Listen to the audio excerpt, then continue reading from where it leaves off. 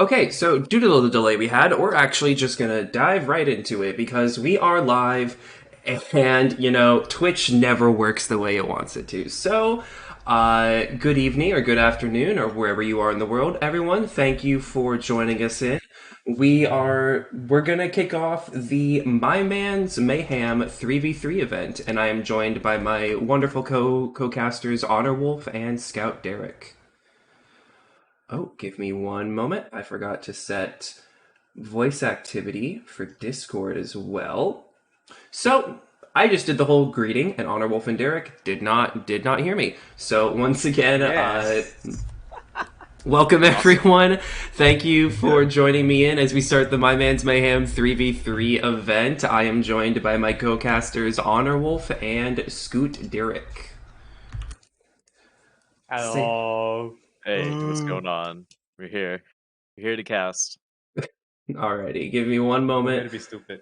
I am pulling up the teams right now. Like I said, sorry for the delay, folks. I had a bit of a Twitch error caused by an invalid stream key. Somebody tried to lock me out, and I will never forget this. Now then, let's get to it. Doo-ba-doo-ba-doo, doo-ba-doo-ba-doo. Team floor, yeah.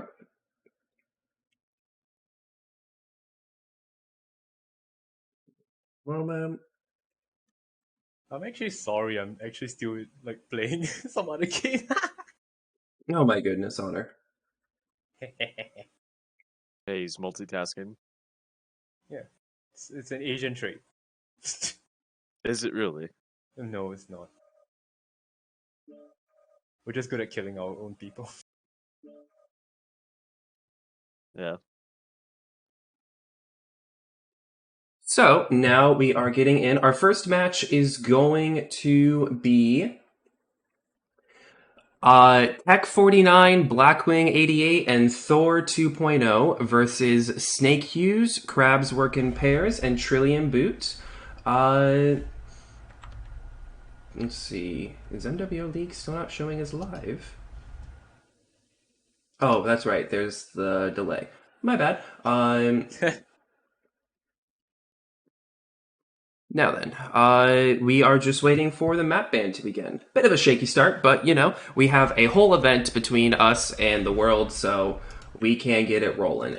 Team 1 has chosen to ban Forest. Alrighty.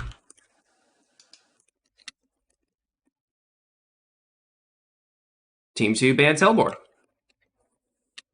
Give the viewers an idea of like what 5 maps are in the pool right now as well. Okay, so the 5 maps in the pool are Test Map A, Test Map B, Frozen Classic Night, Forest Classic Snow, Snow. and Hellbore Outpost. Realistically speaking, as many of us who have played MechWarrior Online before, we know that there aren't a lot of small 3v3 friendly maps compared to a lot of 2v2 events. So these maps bring a bit more dynamic picks to the field. Because they're a lot bigger than the Steiner maps, so I feel like we're going to see a lot more range options here as well. Let me get the bracket link up in Twitch chat as well. And all of these maps are going to be, or all of these matches are going to be best of 3, except for the grand final, which is going to be best of 5. So, we're not going to see anybody get like insta eliminated. Everybody's going to have a chance to fight for what's theirs. And Team 1 has picked Test Map B, Team 2 has picked Test Map A, and that will leave Frozen City Classic as our final. The order is Test Nice. B, Test A, Frozen. Now, doobie-doo. That's not to mention that keep going for steals. Nope, it's fine, it's fine. That's not to mention that most of these maps in the pool right now also shouldn't exactly be bad for fast movers because there are definitely approach vectors for it, except for test map A and test map B because they're pretty wide open unless you go one whole big round.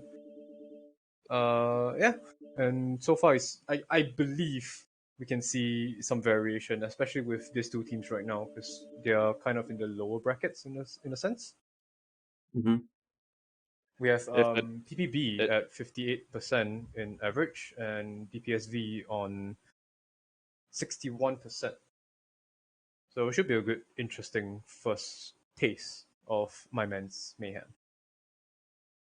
Well, if anything, like you were saying earlier, I think it is going to come down mech picks more so than it does pilot skill, because there's 3 pilots to each team, and there's quite a bit of tonnage to play around with, and the meta has been changing quite a bit.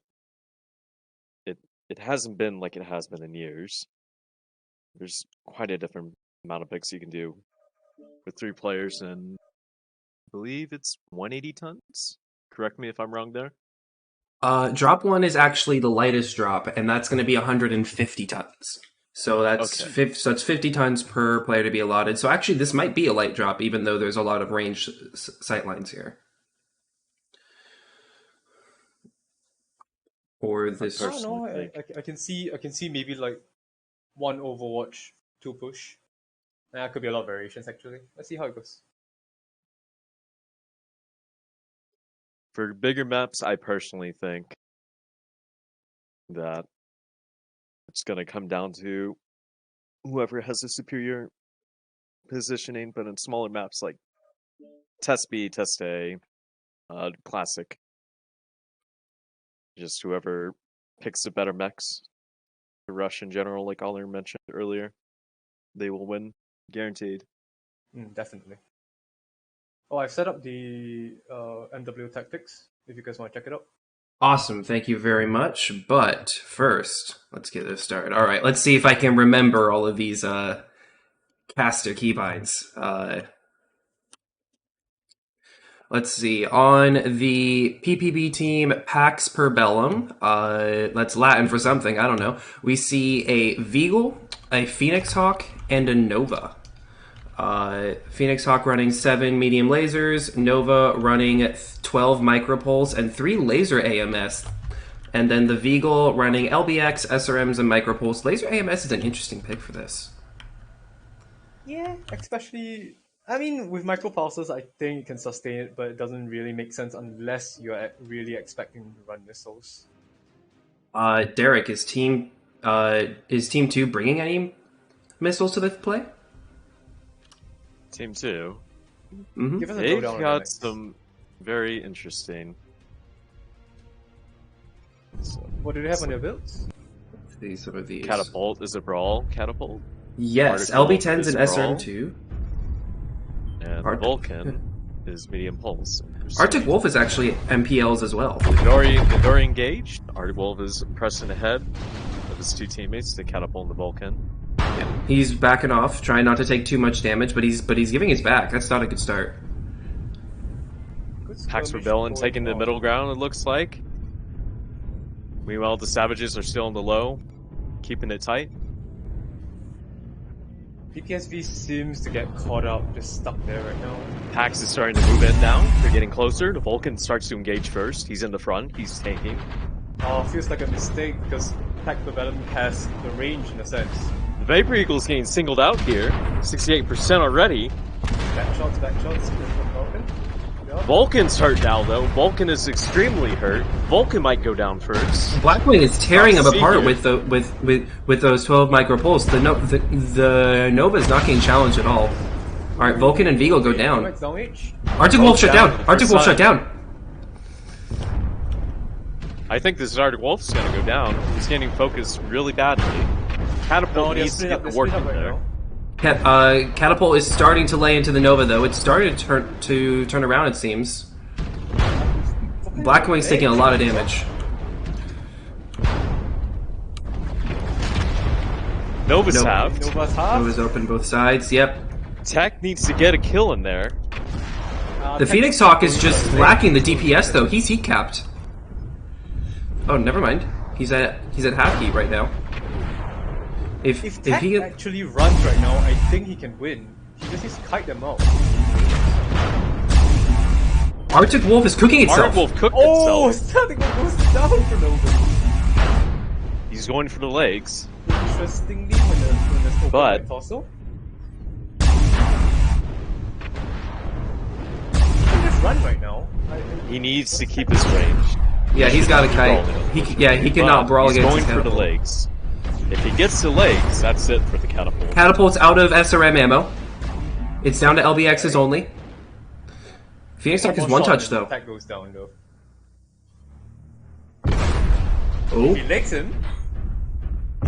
Come on, one more shot attack. Catapult has six salvos left. Tech understands it right now. He's big range. Oh, this is so He's close. tanking very well right now. I wonder if the Phoenix Hawk is XL or not though. Oh, That's bad idea, bad idea! oh it CT for though. him. Wow. He got greedy. That's mega greedy right there. Wow. I think it's a good overall game. Like, I think the mistake right there is, tech right there, medium lasers, and he was going for legs when all these mechs were exposing their backs to him. And those were easy back shots. Could have gotten the Arctic Wolf down very early on, but, waited for the Arctic Wolf to kill himself instead. I don't know. If there's one thing for sure, the catapult farmed extremely well. 847 damage. Holy crap. I forgot Farming the to view the noobs. scores, yeah. Farming indeed. I really think Derek was right, and that builds were the absolute tiebreaker there. Because had the Phoenix Hawk brought small pulls and not meds, something that were a bit more suited to the brawl engagement, I think they would have won that. Also, if the Nova brought small pulse instead of micro pulse, laser AMS, like that match was incredibly close. I think a bit more build optimization would have just. I think that would have sold them the game.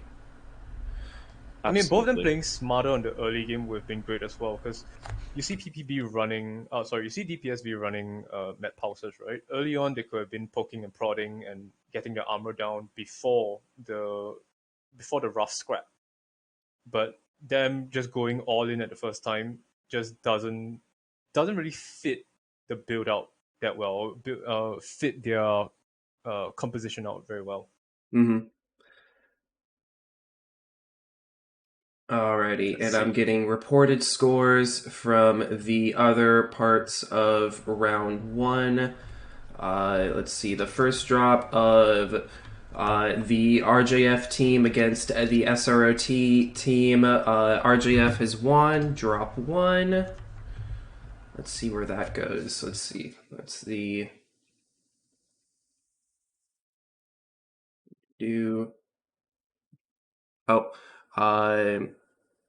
PPB has declared a quick bio break.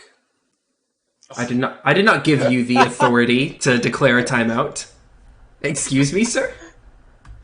Excuse me?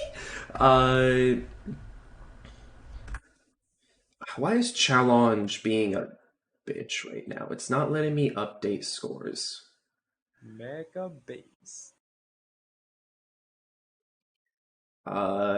It keeps saying you cannot start this tournament, and I'm like, I created the tournament. Why can I not start it?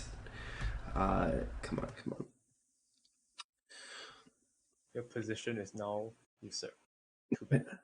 So, what do you all think we'll see for Test A here? Because this is a supremely ranged map. Like, this is... I've never seen anybody play this map in Brawl and win. You can. I don't know. I think you can play Brawl. It's just that what's gonna happen is that you're just gonna lose most of your armor trying to get close if you're playing keep out, and all's gonna happen if you want to play Brawl. You definitely need at least one guy, right? Just chinking away at their armor first. Mm-hmm. But if you're gonna play full Brawl, it's just, hey, you want 50% of your mech gone before the first fight. Maybe maybe if Heat kept them out, and then you just have very efficient weapons. I don't see Brawl going incredibly well. Yeah, and they do have 200 tons, so they're not forced to a light drop here. Yeah. Let's see. Ooh, Marauder. In Feels Ilya pretty- Mormorets. I think Brawl will be strong if you have the speed. If you do not have the speed, then it is not worth taking on this map. So we're getting an AC10 snub cataphract, an ER small SRM Hellfire, and an LRM Tempest on Team 1. Wow. What are we bringing on Team 2?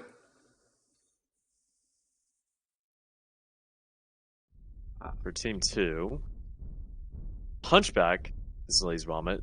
Marauder 2C is Laser Vomit. So, I take it the linebackers also Laser Vomit as well. I guess Team 2 is going to be one playing keep out. If they don't spot Team 1 and where they're going first, then they won't be able to have that keep out going out. The Savages are bringing Laser Vomit, and Pax is bringing what looks like Brawl. Brawl with a single LRM Overwatch. Right. Good approach on Team 1, as you can see. They're just keeping themselves covered up. Yeah, because I mean... Yeah, team 2, I think Team 2 has spotted them, though. Maybe not, actually. They shouldn't close. Yeah, I don't think they know then. They don't know. Krabs is about to breach the corner. Now they know. Okay, now they're reversing. So Team the EM Mermaids, Oh, they need to push in. Trading. They're doing trade now. This is probably the worst move they could have done. Savages are trying to close are to moving pivot. up. They're going to close to try to pivot around the rock. Hold on, what is going on? You guys are all playing it The wrong. rock is going to provide Lerm. The rock is going to provide Lerm cover though. It's going to make the archer obsolete. I don't think the Tempest has that many Lerms either. It's got 6 ER smalls and 2 Lerm 20s. That's clown shoes. Just push them. They are. Now they they're are. going into the full brawl. They're just going to hard push the Lerm bow. They need to focus on the Ilya first. It looks like they're looking at the linebacker. They switched over to the Marauder 2C now, though. Oh no! Pax Ilya's alone. Ilya's alone. Leaving the Mermaids behind. He's just getting coming torn in behind to the linebacker. Linebackers halved. That Mermaid needs to tank a little longer. The Cataphract's doing diving. God's work though. Linebacker goes down. Cataphract's doing God's work. Mermaids needs to keep tanking. Hellfire's just going in for the back shots, and they're just so painful. So painful. Holy shit! There goes the Hunchback. I don't think that Mermaids finally goes down, but the Marauder 2C's too beat up to do anything. Mermaids tanked though. Hellfire? I think Hellfire's overheating. the Cataphract just won the match. The Cataphract just tanked like a pro. He did. The Hellfire came in and cleaned up. I was very surprised to see them try to push in with the hardcore laser vomit mix. Yeah, I mean, I feel like they saw them at the start as well, and then for some reason, instead of just holding that hill that they were on and trying to drill that area at the first start, at the first skirmish. I'm not sure. Like the rest of you two said, I don't understand why they moved up with laser vomit. If anything, you need to keep your range, go for the legs if you have to, and take them out of the fight effectively. However, I mean, this is our first match, and we're going to the tiebreaker. To be fair, it feels like what was it? PPB weren't sorry. Was it DPSV? It was DPS that had the laser vomit. Like DPSV could have probably just took the blue hill and just looked at the area mirror mats. 3 of them drilling CT would have gotten the area down immediately, but instead they closed in. And now we're on the heaviest drop. 250 tons, Frozen Classic Night. This one's definitely gonna be Brawl, right? Like, there's no way this one can't be Brawl. It probably will be because of how small the map is and how compact it is, and tonnage limit being 250. So you're definitely going to see some heavy contenders, likely, in some form. Yeah. And looking over the match right now, like I can see the reasoning behind it, wanting to play around that big rock when you push. It does make the Tempest obsolete in the Lerms. But I'm not sure it's the right trade-off, since you got it's sort of pick your poison. Back off and deal with 2 LRM-20s, or push to eliminate the Lerms, but then deal with 2 fully kitted out brawl mechs. I think it wouldn't have mattered either, because let's say you want the Tempest to fire its LRMs, right? You need 1 mech or your other 2 mechs to actually be in the fight. And then it's almost having 1 mech out of the fight as well. Your Lerms aren't going to do as much as you think that they would. Because especially if it's firing indirect, right? Yeah. The accuracy is not great.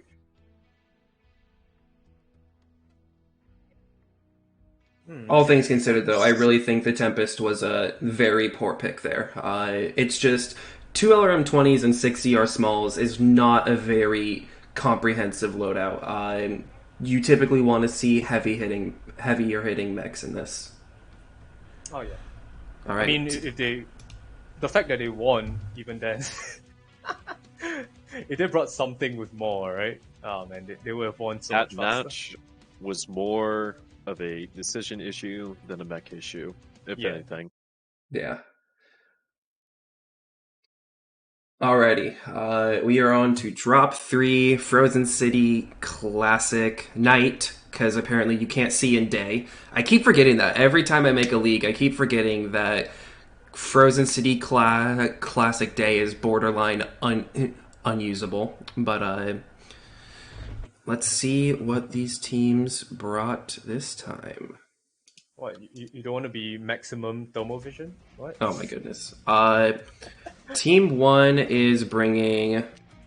let's see. Team 1 is bringing a Timberwolf Charlie, a Death Strike, a Victor 9A1, and yeah, okay. Timberwolf is LB20 ER meds, Victor is AC10s, and Death Strike is UAC 10 medium pulse. What?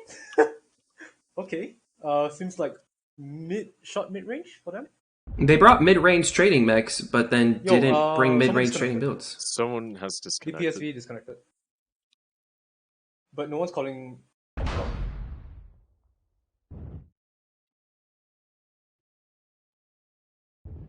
Yep, hold. So looking at the Savages pick, Direwolf, Assault 5s. Have a Nova. Let's see what the Nova has. For some reason, let me see. The Annihilator is also UX.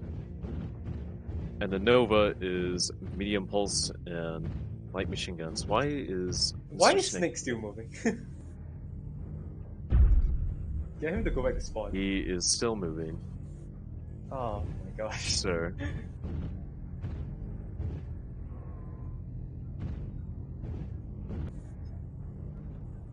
He is... The Annihilator is moving as well. They are both ignoring. Excuse me, sirs. What are you doing? Mr. Sir. Nova is still actively... he's finally... I want to forfeit them at this point. Holy shit. Nope, we're here. We going. Okay. All teams are here. Let's go. Let me see what this Annihilator had, because I totally zoned out trying to get this thing rolling. Annihilator's UAC 10s and 5s. Okay. Yes, the Annihilator, Direwolf are DACA. The Nova is a brawl build with medium pulses and LMGs, I believe. Okay. I still can't see their builds. You gotta press enter, right? Yeah, you have to P to click on it and then enter after they're selected. I'm Okay. hitting enter as well. Okay, now it is. Okay. And It takes a fat minute. It's not the best tool. Not the Okay. best. Okay. Which, describes MWO Spectator tool as a whole, but, Team Team 1 Doesn't is work. taking the lower city ridge. They're doing a very quick play-esque rotation, and Team 2 is just turtling. Direwolf is taking a high position, though, so he should be able to see them if he stays put. Unfortunately, he does not. He moves up. Looks like they're balling up now, finally. The Nova needs to move up more. The Nova has the mobility to figure out where the enemy team is at. Also, the ability to jump scout as well. Like, the Nova has like an 80 jump jet rating. However, both these teams seem intent on turtling, which is strange because neither team has serious range. Correct. Yeah, but I can see that they're just poking and prodding to see where they are going first. Yeah. And it seems like PPB just, good security all around. They're just trying to check their backs as well. But it's passive so far. The Nova's on the saddle. I don't understand how they haven't seen each other yet, though. Hax Nova's is not jump taking jumping. low ground for some reason. Why? It seems like they are NASCARing around. They might Hello, sir? have an idea of where the enemy may be. Meanwhile, the Nascaris? Savages move up towards the That drop was in a ship, upper good ground. position. Okay, Just seems like another form, dare I say it, NASCAR. and we see DPSV continuing to get off the power position to NASCAR as well. No, I think they have an idea of though where they're at, because it seems like the Dire and the Annie were looking towards the left, towards where Pax were earlier. that gives PPP a very good approach to hit them actually, with all the cover going on around.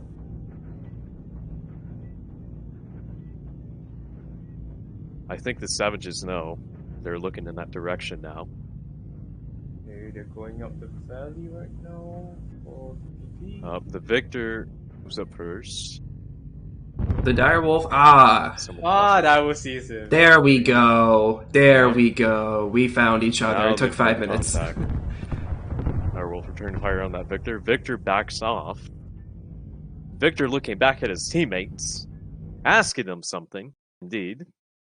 Victor's moving up finally, jump jetting. Timberwolf and follow. Deathstrike struggling to keep up somewhat. And now they're trying to move through the cover of the city. Snake Hughes in the Nova is not going to close, though. He's going to move back to his assaults. Now they need to push. And now the Dire and the Annie are moving up together. Annie's taking the lead perfect. now. Where the Nova going around? Here they go. the That flank as Timberwolf. well? Timberwolf is scared to push around the corner. Victor goes in first, taking a little good bit of shot, damage. Victor Now that cannot Timber's tank gonna this. peek. Nova's engaging as well. Move it on the side. Victor's unsure what to do. He needs his teammates to cover him while he moves up. Oh, that And- Timberwolf is. Oh. Timberwolf has LBX and ER meds. He can't trade. Now the Victor's moving up, but he needs his The teammates to Victor's cover for him. alone. Victor taking too much damage. He's just gonna get focused out. He's about to go down. now. Enfilade fire going on. Now that Goodbye, Nova's Victor. probably gonna move in and clean him up. Nova's I just don't content to think crit there's hunt. Trillion and the That- Annihilator, that- though. that- And now the Annie's getting singled out. Direwolf moving in. The Victor goes down. Victor goes down. Thor is Timberwolf over. getting singled out now. Thor He's is just pushing. rushing in. Thor's giga rushing. Stare. Now the Deathstrike's getting focused out. Annie's about to go down though. The Nova. That was the Nova overheated. The Nova overheated. The Direwolf Nova needs to overheated. get in and clean up.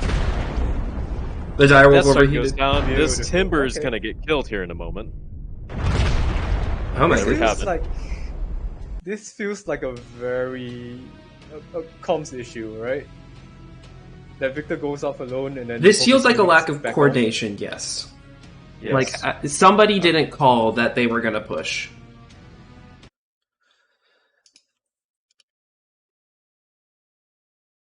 And looks like the Savages win. The Savages win. They do move on to round 2. I have the tactics page up. I kind of drew the overall idea. If you want to take a look at it. If you can give me one moment, actually. I'm getting reports of how of how other drops have gone. Okay.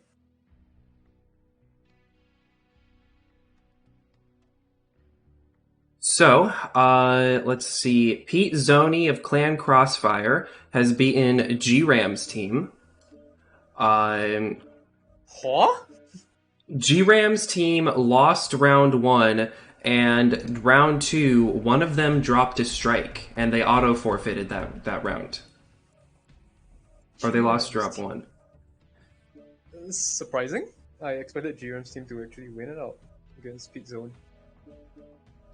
Let me invite Ultimate Ghost, and let me invite Bowser's team. Hey, is professional one trick squishy? Yes. Yes. Right. So let me get the bracket updated here. So just as a quick update to the things we have missed, let's see. So yes, Pete Zoni team beat Weapon Master X team, not G Ram's team, and so that means that the winner goes to Clan Crossfire's team, which means that they are advancing. That was actually a round 2 match, which means that they have solidified themselves to round 3. And then what else? And then let's see, TSLL Sir Epic Poner's team beat the Aces Wild team of Not Bob.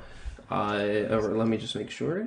Yes, they have, how you say, eliminated the enemy. Let's go. The Sneeds lost Major. The Sneeds Lost League. Is that the actual name? Yes, it is now the actual name. The Sneeds lost leash. Indeed. You're shitting me. No, it's not.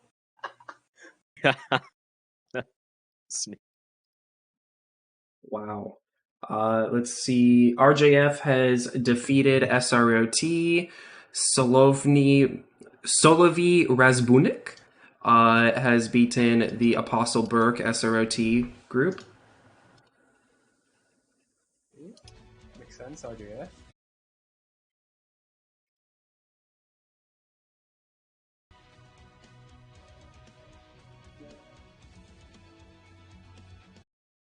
Alrighty, let me get the Dude,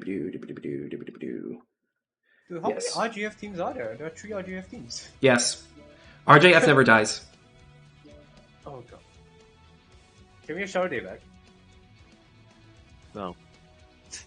Alrighty, so I don't know about y'all, but like I was a little disappointed to see that this round 2 matchup is two very heavy hitting teams. This is an EMP 3 stack against a DPS GNX Black Omen team.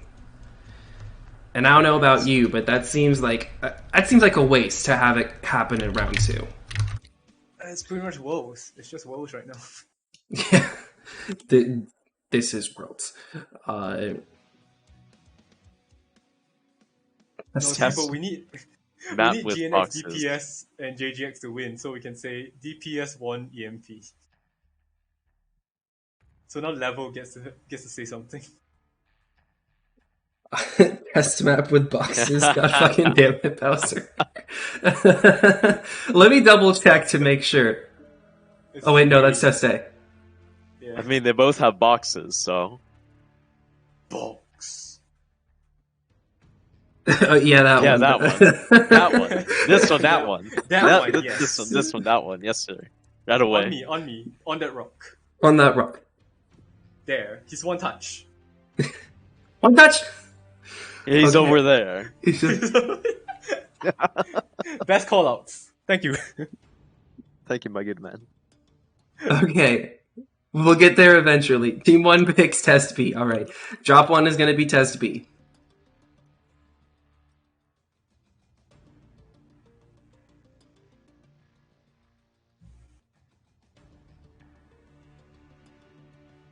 I'm gonna see lots of range in Test B from these two teams, I think. Oh, absolutely. Because the amount of ridge peaking can do actually on this map is quite great. Forest. Ugh. Sorry. And then Frozen. All right, order is Test B, Forest, Frozen.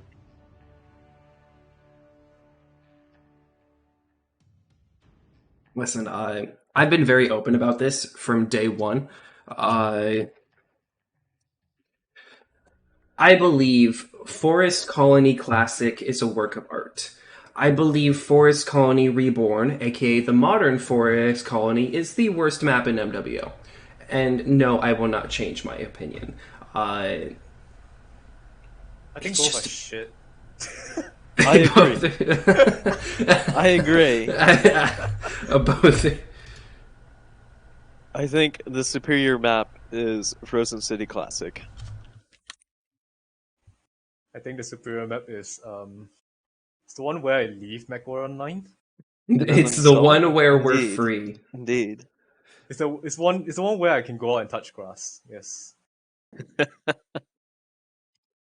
Okay, Team 1 locks. All right, yes. Listen. We do touch grass because there's grass on these maps, and our mechs touch them. So therefore, when our mechs touch them, we touch them. When we Or touch them when we eject. Or you do what I do, and you grow a little plant, or you have a pot on your desk, and it grows grass in it, so that I can just touch grass 24/7. I would, but I'm allergic to grass, so. Does it come with a face? It's a little sunflower face. It's not a chia pet. Just smoke the grass, dude. It's fine. Have you actually ever had a chia No. type of thing? No? Yeah, How much Neopets. time? How much time, Mr. TS, How much time? do they get to pick their mechs? For Team 2. I didn't specify that because I didn't there's think no- people would, wait forever.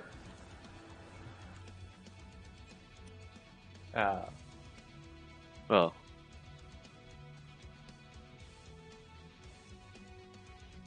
Oh boy. Oh boy. This is gonna be an interesting one. When Kino waited 15 minutes for Pi to get online. Ah, yes, I remember that. Why does he want to know? Why does he want to know how much time? What do you think? It's for optimizing your builds. Yes. Gonna discuss.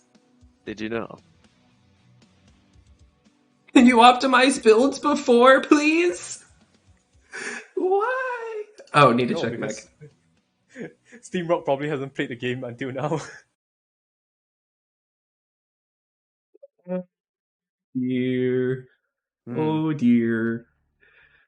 I'm This- sure everything will be fine. Classic EMP moment. Is it really?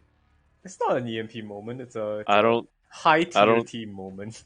I think it's a high tier moment, team, more Yeah. so than an EMP moment. I'm pretty sure every single team has done this before.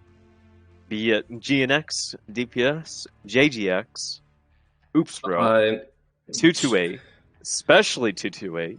I might add. There was a Worlds match this year, GNX, where in between drops, I bought a new Wolfhound variant, built it, and skilled it. I never used it. No, actually, after I built it and skilled it, I realized I bought the wrong Wolfhound variant. So see. then, Nice. because I bought the 1 instead of the 1A, because I needed another one. Hey Tios, have I ever told you when in that Worlds where we were in KCOM? No. And right, okay, when we were in KCOM for that Worlds, Mhm. I asked Seabiscuit, can I use an Ice Ferret, the PPC one? He said, yes, you can. So I bought it, I skilled it, I practiced with it, and on the match itself it says, no, you're in the Shadow Cat. Oh no. I was like, what? Our time in KCOM was an interesting one. Yeah. it was- You know, you never tell me your stories about KCOM. I need to hear more of these while we wait for. Okay, listen, KCOM, halfway through Worlds, they decided they don't want to be a Mech Warrior team anymore. Yeah. Hmm.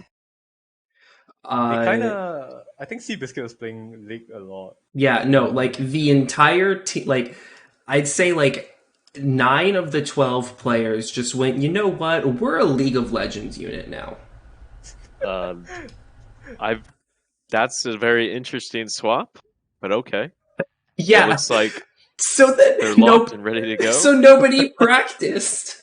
And that's amusing. Yeah, the coordination was really whacked out, so I just went, yeah, I'm just gonna play the Karma. games. Karma. oh, Karma. shut the fuck up, Derek. Shut the fuck up. Karma. Test B! Brother, I am pinned. Brother mans. Brother You. man. Oh my, Mr. Tios, sir. This is why you give me the names. This is why you give me the names. The ones with boxes, Steels. Fuck you. You said it yourself. You said the map list, my They good both man. have boxes. Fuck you. Oh my goodness. Ooh, supernova. I see, we have, favors in this match, I see. Holy shit, both sides have the same builds going on. I mean, same tonnage use going on. Similar picks, but... Same but different. My goal was to not have any hiccups until round 3. It's only round 2. Well, technically it's round 4. No, it's not. Each match is a round. yeah. No, it goes. The rounds are consisted of matches, and the matches are consisted of drops. No. Yeah. Yeah. You don't get it. You are a tournament organizer. You get to say whatever. Sir. Embrace the politician within you.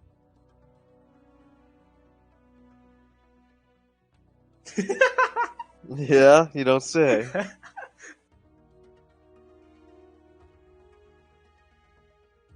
No, it's a faction play feature. You know, you get the radar, so you get to see what enemies bring. Like I said, I see we have favorites here. That is why Mr. Tios hit the launch button immediately.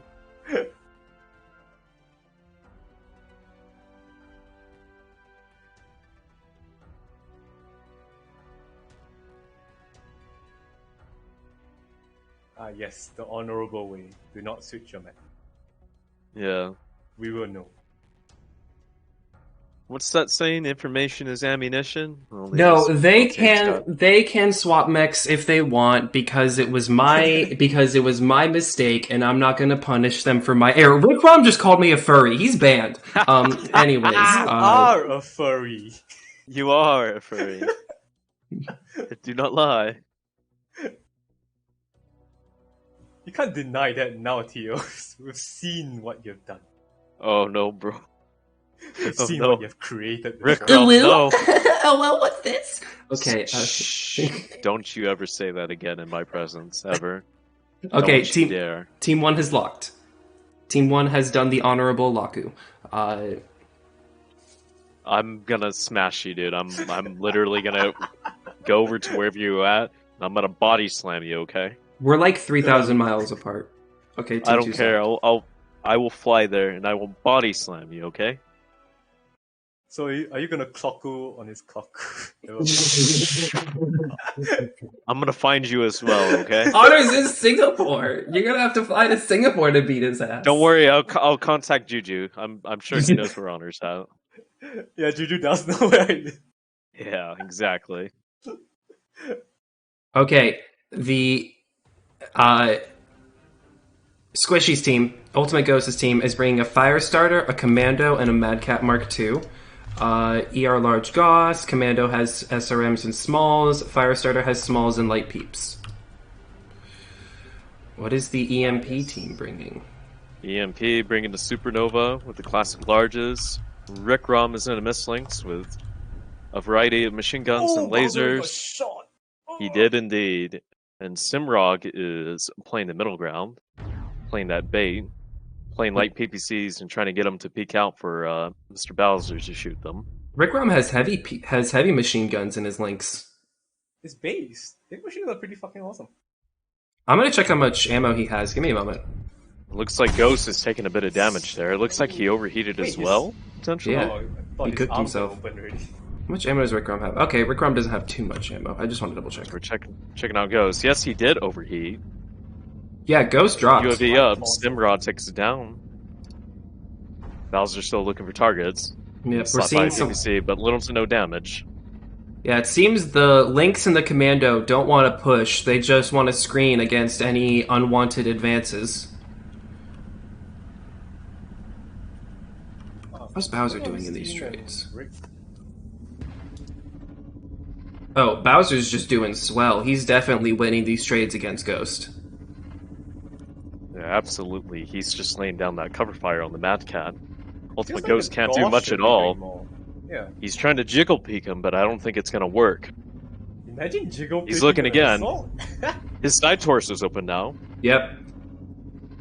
Fire starters are think- trying to hit with light peeps, but they're not getting much connection. I think Squishy and Dawo needs to do something. Yeah, the lights definitely need to make a play Oh. here. The main issue is that the Commando can't close in because Firestarter's not with him. Yeah. Firestarter's doing his own thing. Squishy is off on the left side of the map engaging. They are all spread apart. Meanwhile, if we check out EMP, they're a little bit more clustered up, and they're focusing on either one area or another. Again, the Commando is just by himself, not doing much at all. I think if it like comes they're down having to their it, own goals. a Firestarter and a Mislinks against a Firestarter and a Commando, I think the Firestarter Lynx is the stronger comp for the Yep. for the duelist setup here. Hey, Uh, if you have like less than a second on the back of a fire starter, you crit out his weapons already. It's HMP Right now, it's trickled down to just a Firestarter versus Firestarter fight. Stimler obviously winning it right now. Steam is untouched almost. Oh, okay, never mind. Yep. Ultimate Ghost is just Bowser sitting is- down though. He cannot do anything. He's absolutely waiting until Bowser needs gets to repositioned. reposition. His best bet is to reposition instead of sitting there and Bowser waiting. dropped on accident. Oh. But that's fine. They're going to start moving up. It's Ghost is like still down this guy- though. They haven't called that the Supernova. No, is out I of don't it. think they've even recognized it. Maybe they have somewhat, but again, he's just playing that spot. He needs to reposition, otherwise he's not going to get anything done, unfortunately. He's still looking for Bowser. They don't know he's dropped. They have no clue he has dropped. But he's currently making his way back up. They have no lines of sight on him either, it looks like. It just looks like Rick or Mr. Stimmer got spotted. Yeah. Bowser's back up on the top again. Oh, Mad Cat sees him, but the shot. Mad Cat misses his damage on him, unfortunately. Squishy's Mando going for the spots wide the flank. Supernova, Yep. Squishy's but going it for the looks wide like flank. Ghost is still playing the low ground, and he just gets lasered again. Ghost just Ghost are just getting free hits on. Ghost just every lost an single ER thing. large. Yeah. He is starting He's starting to taking get his way weapons too grid out. much damage. Yeah, look at how obvious it is when you peek out on a Mad Cat. Your cockpit barely sees over it, and you get shot first. Fortunately, I have the highlights on, so you can see a lot better. And Bowser's just sitting there completely fresh for the most part. A little bit damaged, but otherwise completely fine. I mean, he's at 80%, but it's all over the mech. Ultimate Ghost hasn't been able to prioritize components too much. How is Stimrock looking at his Firestarter? Why is he orange? Commando is still completely fresh, has not made a Not single doing play anything. with the Firestarter. The lights are not coordinating, unfortunately. And it seems like they put all their money into the Mad Cat to do the work for them. Yeah, the lights need to make a play here immediately. As soon as the clock hits five minutes, we're sort of in the end game collapse. And if the Alliance lights here do not really make a huge play, I think this is an EMP win. You just call him Alliance? alliance. It's also you know? worth loading the mislinks on Mr. Bowser's team is still fresh as well. But He's just entirely makes waiting for the sense. push that I feel like yes, we know is exactly. coming. That's what I'm saying. Yeah. Right. Yeah, Rick Rom seems to know that they're going to have to press at some point, and I think Rick Rom is just waiting for that opportunity to strike in with his heavy MGs. Which, that's going to be a huge ace in the hole if they do decide to It's like push, the two because the teams heavy MG are links starting to somewhat converge. It looks like the Commando and the Firestarter on Squishy's team have finally moved together, but it seems like they're backing off now for some reason. Ultimate Ghost took a shot. Not sure at what. He shot a UAV. Yeah. The Okay, UAV just got shot down. Stoneraw going a little bit wide here. Seeing if he can get up on this ledge here. And it looks like he does. You can. Holy shit. Very nice. Good to know about this map for future conflicts. How is Ultimate Ghost doing? He's in the red now, according to the damage chats. Okay, just one touch side. Okay, and he's lost 2 of his ER larges. But I mean, Simrock seems to be coming in to get a little more aggro. Bowser's dropped. The lights are actually coming in. Nope, never mind. They changed their mind again. If you notice, Simrog's moving in. They spotted Simrog. They might capitalize on it and go after him potentially, but If time runs out, kills are the first deciding factor. So, going alone here is an incredibly large risk. That I'm yes, not but sure. they got the Overwatch from behind, so I believe Simrog will be perfectly fine. Squishy's still looking for the enemy team. They don't see the Supernova now. Squishy's rotating left now, away from the Commando. And the Mad Cat 2 has still sat there. He has not moved whatsoever. Meanwhile, the EMP team is just running in now at the speed of a supernova. Yeah, they know for sure that Mad Cat's hurt, so now they're just gonna push in and clean up for sure. Absolutely. Their mechs are fresh. What is the Mad Cat doing? The Mad Cat knows, now so he's gonna he's use half. that lower ground there to shoot. But he's half now, so he's firing through the ramp. But yeah, and it looks like the light mech's coming right over there. Direwolf's about to bomb Stimrog, but that's where the Lynx is coming in. Direwolf needs to bail now. He cannot fight the Lynx. And now the Firestar's by himself. Squish is Squishes out. isolated. He's gonna go down fairly Squishy is quickly. screwed. Commando is starting to get in now, but it's too late. How is Squishy Commando looking? needed to be there sooner. Stimrog getting a little singled out there. Rick Ron coming back in. Squishy's open Need to side. focus that Firestarter and take him out. Squishy's one touch side. almost He's about getting to go crit. down. He's getting crit. Lynx MGs are doing the They trick. switch back to the Mad Cat. The Mad Cat's almost fried. The lights just left the Mad Cat to die, though. How they can However- do anything? It's They just a can't do composition much thing at this right now. point. Now the Mad Cat's probably going to go down fairly quickly here. Bowser's slowly closing in. Yeah, on his and the right. lights are just doing light things. Squishy's about to go down. He is one Ghost touch can't in the do side. much. He has to sit there. Oh, Oh no, Bowser looking away. Bowser lakes the Commando. Commando Oh, goes It's down. over. It's over. Mad Cat pushing around the corner now to get it cleaned up and That's over what with. they clean up. And 3, 2, 1. There we go. Okay, then. That was a bit slow of a drop, but I think it was decisively EMPs from the first few minutes. Yep. It's And I the think- early game traits that just screwed Ghost over. 'cause he kept Absolutely. peeking for no reason. And it's also worth noting that in this type of map, capitalizing all your tonnage into a long-range trader, if he's not great, or if he doesn't have the best mounts or weapons for it, he will get out-traded every single time. Yep. And, it's really hard for a Mad Cat Mark II to outtrade a Supernova. Supernova definitely has the advantage there. I mean, we can just take a look at their cockpit positions, and we can see the Supernova is just right at the top. So what he sees is what he can probably start shooting at. Exactly. Or the Mad Cat has to actually crest up, and half his mech's already seen. Right now we're on Forest Classic Snow.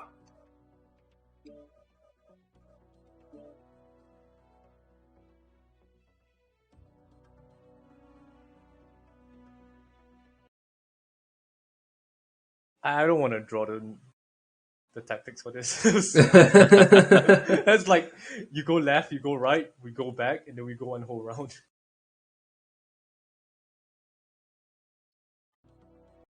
Well, at least this one's 200 tons, so I don't know. Well, in the alliance team, do we see Direwolf as like a light pilot? I only see Squishy, I think. Direwolf doesn't seem Direwolf, to have done. He seems to he just, is somewhat flexible. He has Yeah. been in many positions. but it's kind of like just not doing much when with a commando, especially since commandos have that much survivability. But even then, you don't really want to commit. Yeah. Maybe it's just a wrong pick of a mech. Yeah, I really feel like in a 3v3 scenario like this, where the light duel is so heavy, Commando just isn't the right pick due to the lack of DPS. Yep. Survival is great, but you don't need survivability if the enemy is dead. Mm-hmm. And I mean, Mistlinks is honestly tanky enough for this, and bringing that 8 heavy MG micropulse to the table, it's really hard to fight that. Absolutely. And weren't the arms buffed recently? I think the non-MG arms were buffed. The MG arms still have a fair amount of armor quirks as well. Yeah. So they aren't as fragile as before, and the whole idea that Mistlinks was squishy back then, not really as true anymore.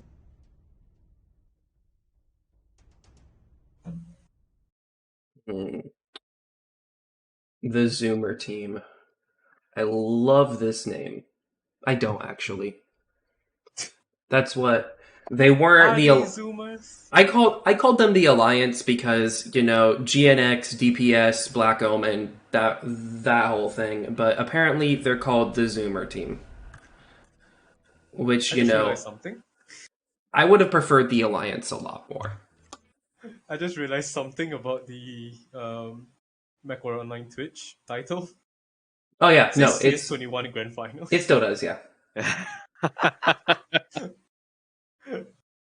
Yes, good job, TS. I can't change that. I can't.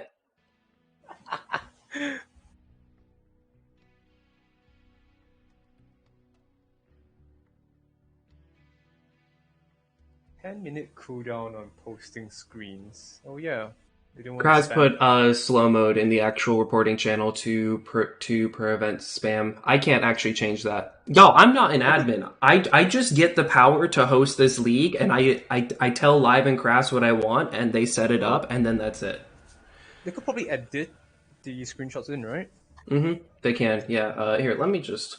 Is Kraz awake right now? Is Live awake right now? Are any of the admins awake right now? No, they're Australians. They're never awake.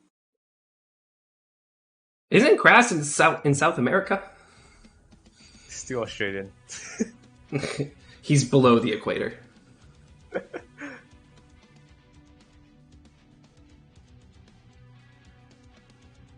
Team 1 lock.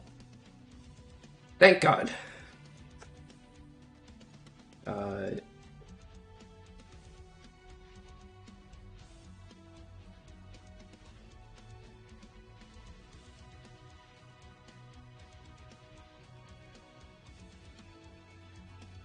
So, who's ready for blue lasers in the water? Man. Did you say smoke in the water? Do you say data? What? Huh?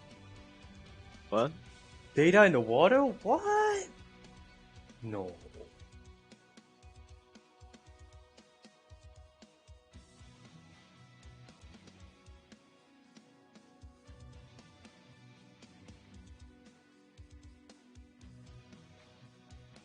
So after this match, or after this round, we have whoever won in round 2 first, right?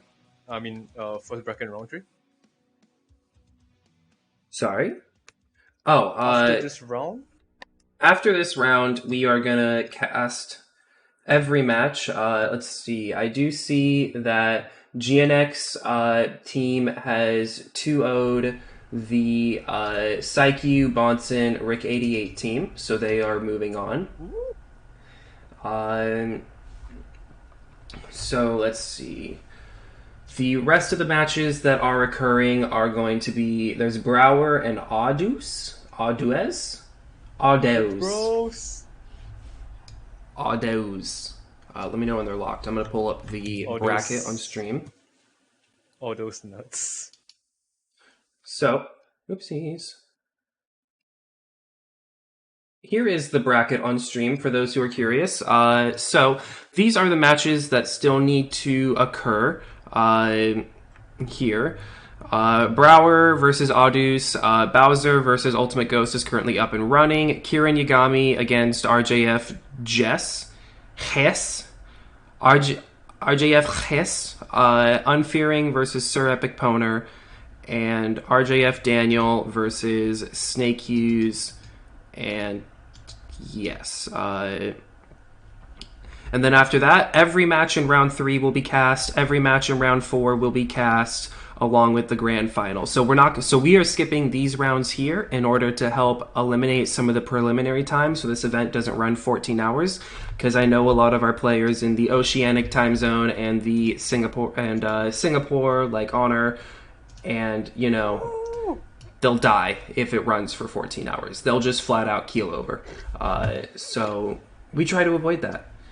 And of course, most people are here for the round 3, 4, and 5 drops that have a bit more grand finale to them. So we can get this rolling, though. Let's see, come on, what's the key for that? There we go. Team 1, the Alliance of the Zoomer Squad, is bringing a Direwolf, a Jade Kite, and a Miss Lynx. Direwolf is the ER Large and Goss. It's the data staple. Jade Kite is ER Large and Goss. The Miss Lynx is shit. It ran away before I could click its build. And for the EMPs, Sim is bringing the Fire Starter again. The Jaegermech, 5 Ultra 2s, and the Annie is 4 ERPPCs. It looks like they're already moving to the water as we speak. The 4 ERP Annie. Water Bros. And it looks like Direwolf is setting up on the satellite dish alongside Ultimate. Looks like they're going to do a double peak there. Let the range Squishy off in the Mistlinks, rotating to the right, looking for Bowser's team. PPCs are flying. I believe Ghost they have takes a found couple Bowser's hits. team. They have indeed. They're Stimrog's looking for him right now. Yep, Stimrog's checking, scouting up at the boat. How much ammo does Rick Rom have? Rick Rom has 570 rounds. Okay, so that may be LFE actually, if he's running slow enough and stripped enough leg armor. Stimrock by the ship, looking for peaks again. Takes a shot, misses. No, he hit. It's just that Did he? range. Holy shit. Is he? Okay. Let's see. Ruddermans, we are setting up. It's a very beautiful fire starter with luscious eyes. Thank God for boobies. It's a very beautiful fire starter. Squishy's actually getting close. Oh, Stimrog spotted him though. The first shot has been fired. Oh, no. Mistlinks looking to engage, but he knows that the other two are on the other side. I dare Pops a you, UAV. Squishy, come in. UAV will go down quickly though. Squishy Got a definitely little bit will of not information. will not commit. Like that is not a fight he can win, and he absolutely knows that. Right? Direwolf taking hits again. Hopefully. Fire starter. He's unsure on what to do. Oh, Ghost looks a stuff. little hurt already. Yes, let's Yeah. check out Mr. Ghost. He's taken side torso hits. Significant amounts, unfortunately, already. This early in the fight may be the deciding factor. Stimrog's coming around to see if he can get a flanking shot. Squishy's just hugging the boat for dear life, though. And for good Squishy's reason. just waiting for somebody to He's advance. looking again. He's looking to peek. He should not be doing that. The Annie is right there waiting. Even that pick on Rick Rom didn't do much, considering that he has Gosses, right? Yeah. Rick Rom probably Right. did more damage to him at that point. Oh, Stimrog gets clipped by Goss. Now the Where did Yanni's trying to peek again. Where did that damage him, though? I would really Trying to like to get be able to click on him. It went into his side torso. Oh, my that's God, big. Ultimate Ghost. Ultimate Ghost getting wrecked absolutely for sure, as we were talking about earlier. He's already That opened. side torso is already that it? open. That is his dead side, though. And I don't Even think then, right? Yeah. it is not a Games good changed idea quite a to lot. lose it this early in the fight, especially when Bowser and Rickrom are still fresh at 98%. Yeah. Ultimate Ghost at 83, Direwolf at 78%. Oof. Ghost, why do you keep peeking? Squishy's got to make a move Direwolf here. trying- Like, I think he wants to, but he knows for sure if he peeks around that corner, they're just gonna gank him. I think Squishy could just take the left side off the boat. Because He Steam's could. getting free map Sim, like that. he's completely ignoring the fire starter. Yes, actually he Bowser's is. open Now head. he notices, but is he? Bowser's Interesting. open head, orange structure. head. Oh boy. Wow. Okay. Hex? Gen-X? G-Nex hacks indeed. Squishy. Oh, he's getting hit in the head again. They're just poking at his head. Alright. Yeah, they are He knows. 100% He trying knows. to ER large the head now. 100% Rick is now trying going to to try and move up and cover for Bowser. Lay down some covering fire. Get that Holy, Jade Direwolf is Kite also off of him. orange, dude. Direwolf Yeah, is Jade- yeah. Now that Jade Kite's going to rotate left, he's open CT. CT. Damn. These trays are not going in the Alliance's It favor. looks like that Direwolf has moved up, but I think it's too late now. That Firestarter is going to look again for a peek. Direwolf rotating upwards. And Bowser's he's gonna also press moved around up. the corner. Jaeger's moving up. It's going to be potentially a mid-range fight now. Bowser I can't got And he- bit. Bowser can't press though. His head is open, and the Alliance knows it. They're It does trying not to matter ER that it. Jade Kite's open. The Jade Kite's rotating back, leaving the Direwolf by himself. Squishy on the ship right now, trying to move in. Firestarter notices him. He drops back down, backs away. If Squishy Direwolf gets a is now on decent that hit, corner. I think the Direwolf will go down. That Jade Kite's about to go down. He's running away. Why? He goes Jade down. Kite goes down. Squishy's over now. running in. Squishy's It's over trying now. to run in. Mega Squishy Gambit, jump let's hitting go. with He's trying to hit Bowser in the head. He's trying to clip that Damn headshot. it. Oh no. He's about to poke. He's about to Time poke. for Ghost to do it. Is Steamrock going for Ghost right now? Yeah, Simrog's he going for is. Ghost. He's going for him. Direwolf Ghost is is hit. halved. Yeah. Mistlinks is likely cored. Oh, the Mistlinks got hit in the head as well. Interesting. Actually, it's probably beneficial for the Lynx. Bowser But tanking. Rickron moving Squishy's in. down. Oh, Rickron! Rickron takes him out. Direwolf about to go down. Simrog taken easily. The Direwolf is unfortunately getting bullied. Simrog just dancing around him, looking at him. Direwolf twisting. and Stimrog managed to crit out his last Goss. That's it for him. That's it. That's Goodbye. GG's. Wow. Rickron moving in, firing the UX2s. They're farming him. They're going They for are legs. bullying him. They are bullying. He goes down finally. BM. Wow. Okay. That could have been a deciding factor, though. If Bowser didn't put head armor, he could have died right then and there. Unless he didn't have head armor. We will have to figure that out later on. I think it's pretty good on EMP side going for burst trade. But even then, you can probably say that Alliance was going for burst trade as well. But ER large lasers require them to show a little bit more, and those crucial few seconds that PPCs and UX don't have to deal with just completely screw them over. All right. Another update on the bracket. Kirin Yagami's team has 2-0'd RJF's team.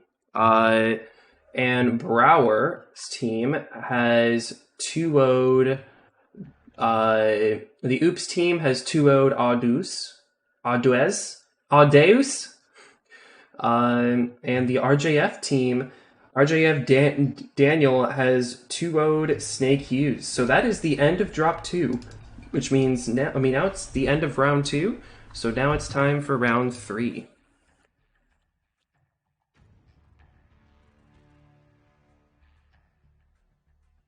Julio. So, next on deck, we are going to see Brower's team versus Pete Zoni's. Oops, bros! Hey, Teos, do you update on Fearing versus Sir Epic Pona? Unfearing versus Sir Epic Poner. Oh, that's the only match we haven't gotten of this round. Okay. Yep. Still waiting on that. I have Brower on my list. I know that. Brower's bottom seed because he's top in the he had top seed in the tournament. Do I have Pete Zoni on my friends list? I do not. It's a Clan Crossfire, bro, right? Yes. Could probably get Nikoro, I guess. Nah, it's cool. I can invite by name, but and yes, to those in chat, I am sorry about cockpit view. I typically am. Okay, listen. I'm trying to only go in cockpit view now if I want to see specifics of the build, like say how much ammo they have or something like that. Because I'm very curious about a lot of these ammo-based 1v1 builds. Like Rick Rom only bringing 2.5 tons of ammo for his Jägermech and his Lynx. And there's the Clan Crossfire team. Mega Base, Texan John and Brower. Texan John and Brower actually had the highest Jarl's List seed in the entire tournament. For real? Yeah. Well, that's because they still play consistently. It's true. All right, they banned Forest Snow. Wow. Okay. Yeah, Brower and John do play duos quite a lot. All right, Forest and Hellbore.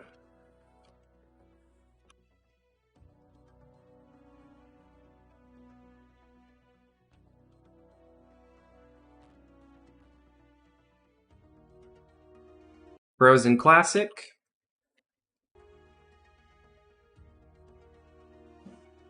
Woo! Bowser going for the GG close. GG no re. GG shake my hand. GG Peppo clap. Keck W. Alrighty, so first map is going to be Frozen Classic. Second map will be Test B. Bruh. And third map will be Test A.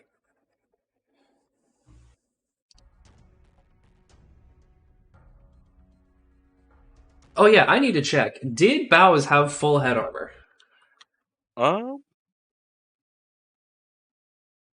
I'm betting he did, considering that Annies often get headshotted actually. I'm just waiting.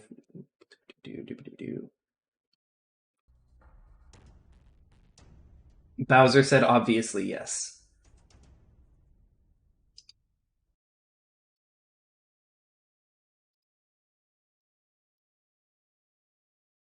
I don't know, man. When have you seen an Annie that wouldn't run full head armor? Because you can always That shave is the true. legs off, right? The legs aren't that important on That is true, yeah. It goes...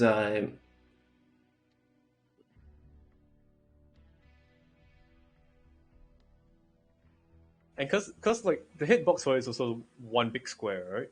So Well, the Annihilator is a Stalker torso with a little cockpit mounted topside as opposed to in the nose. That's how I see the mech.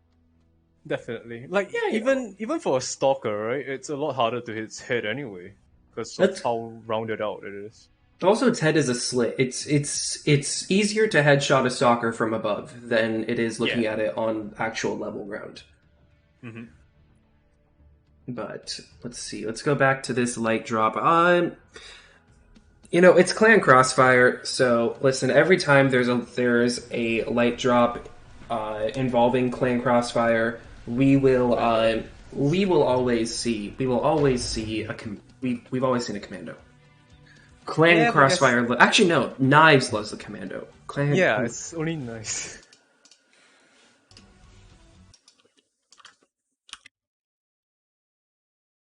Besides, I don't think like if they're watching the stream, I think they'll realize that the commando isn't great for the 3v3 fights. Yeah, I don't know what you think, Derek, but I think the commando just lacks too much DPS. I don't think it's a very effective killing machine. Well, if you also noticed, the commandos they are taking do not have flamers. Yeah, if it's flamers, it will be much more obvious choice. You also notice in those last couple of drops that commando isn't able to do anything because they have to put all their stock into their bigger mech. I see the commando more of a pack mech, more so than a individual mech in a 3v3 fight like this. Alriady, both It's teams are a locked. debuffer, right? You don't use you don't use a commando as a mainstay. You use it as like it's a debuffer to the whole pack. Debuffer stun lock mech essentially. You use it Yeah. to stun lock one target, so the other two or the rest of your team can do their work. Alrighty. Is that a Revenant? Is that a Mad Dog Revenant? It is.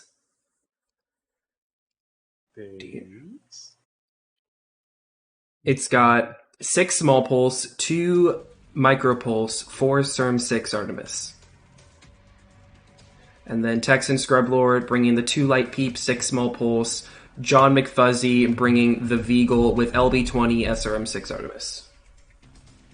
Looks like they got a bit of a wolf pack going potentially. Time to Mega Brawl.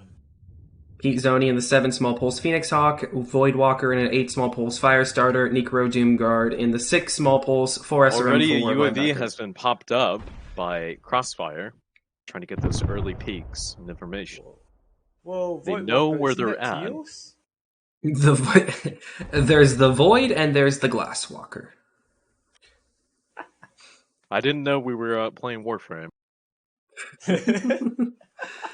You know, one thing I'm going to highlight right now is that I'm not sure how well LBX SRM spam is going to be against a Wolfpack drop. Like, it can kill the Phoenix Hawk and linebacker, but I'm not sure how well it'll fare against the Firestarter. I Well, think that's if where they, the other they just team is. focus on one, they can just screw it. Right. As long as you kill one and you get the advantage for 3v2. Phoenix I Hawk think that's running good enough. across, using its mask. It looks like they are rotating onto the oppressors of potatoes. They're going straight at them. I'm not sure if this is the optimal choice, but it looks like they're going to focus the They're Mad going Dog for first. Revenant first? Holy shit. Oh, licked already? Indeed, and That it is a looks lick. like Phoenix Hawk. that Phoenix Hawk is going to go Goodbye, down fairly my man. quickly. He's gone. Mad Dog gets legged. Mad Dog about to go down. I think it's But it looks like the fine. Oops Bros come in, trying to save him. Brower's leg, Brower's leg, Redline gets Necro's legged. leg. Redline's about to go down. That Veagle is completely fresh. They've ignored it.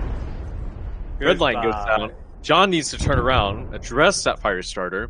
Texan going in to cover him. The Voidwalker's is gonna backing have off to to back kite. off. Yep, he's trying to kite out the speed difference. It is the smart play. However, Oops has the range advantage, so But unfortunately, his back It's is small pops. open, Yeah. so he's not going to have much of a choice to back away.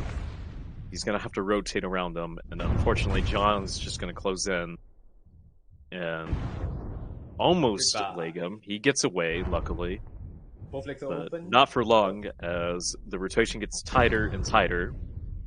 no, he's still not Slowly but legged. surely. There we He go. goes down. Oh my god. Texan, his back was open. John's back was open, I believe, too. John almost got legged, but it looks like they switched away from him. Yeah, I think this is more typical of the whole 3v3 brawl setting. Exactly. We I are in don't a small think pulse meta. Crossfire made the right choice pushing in, though. I feel like they could have kited a little bit more based on the builds that the Oops team brought. They brought massive brawl, like spread brawl, you know, like SRMs, LBXs, and the Firestarter was the only one that could effectively trade mid-range. Yeah.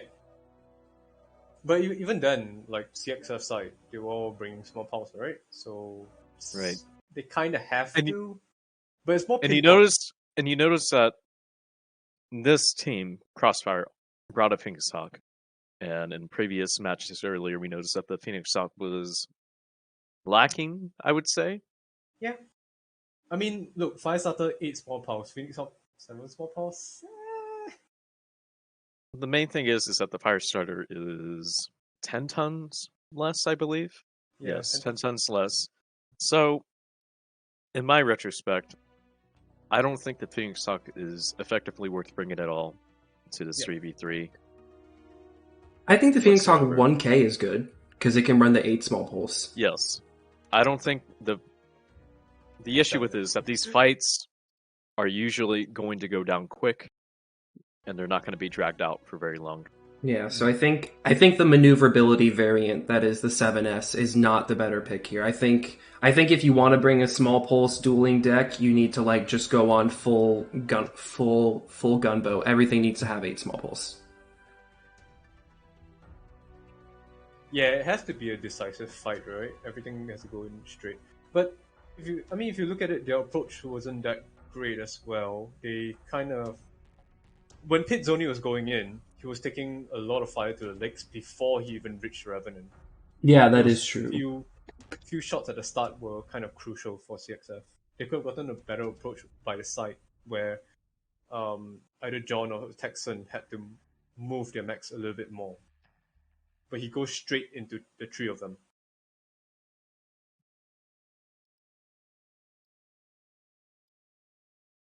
Personally, I see the Phoenix Hawk like the Vulcan. You shouldn't try to rush in first head. You should allow a more tankier mech, per se. They had a linebacker. The linebacker should have gone in first, attracted the first alpha from the enemy, and then the Phoenix Hawk gets to move in. Mm-hmm.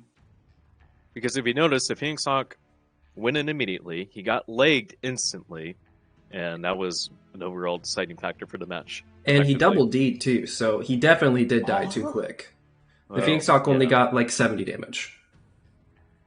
Yeah, not to mention the Phoenix Hawk legs are gigantic compared to the rest of the match. So, if you're ever curious, trying out competitive, just know that fact.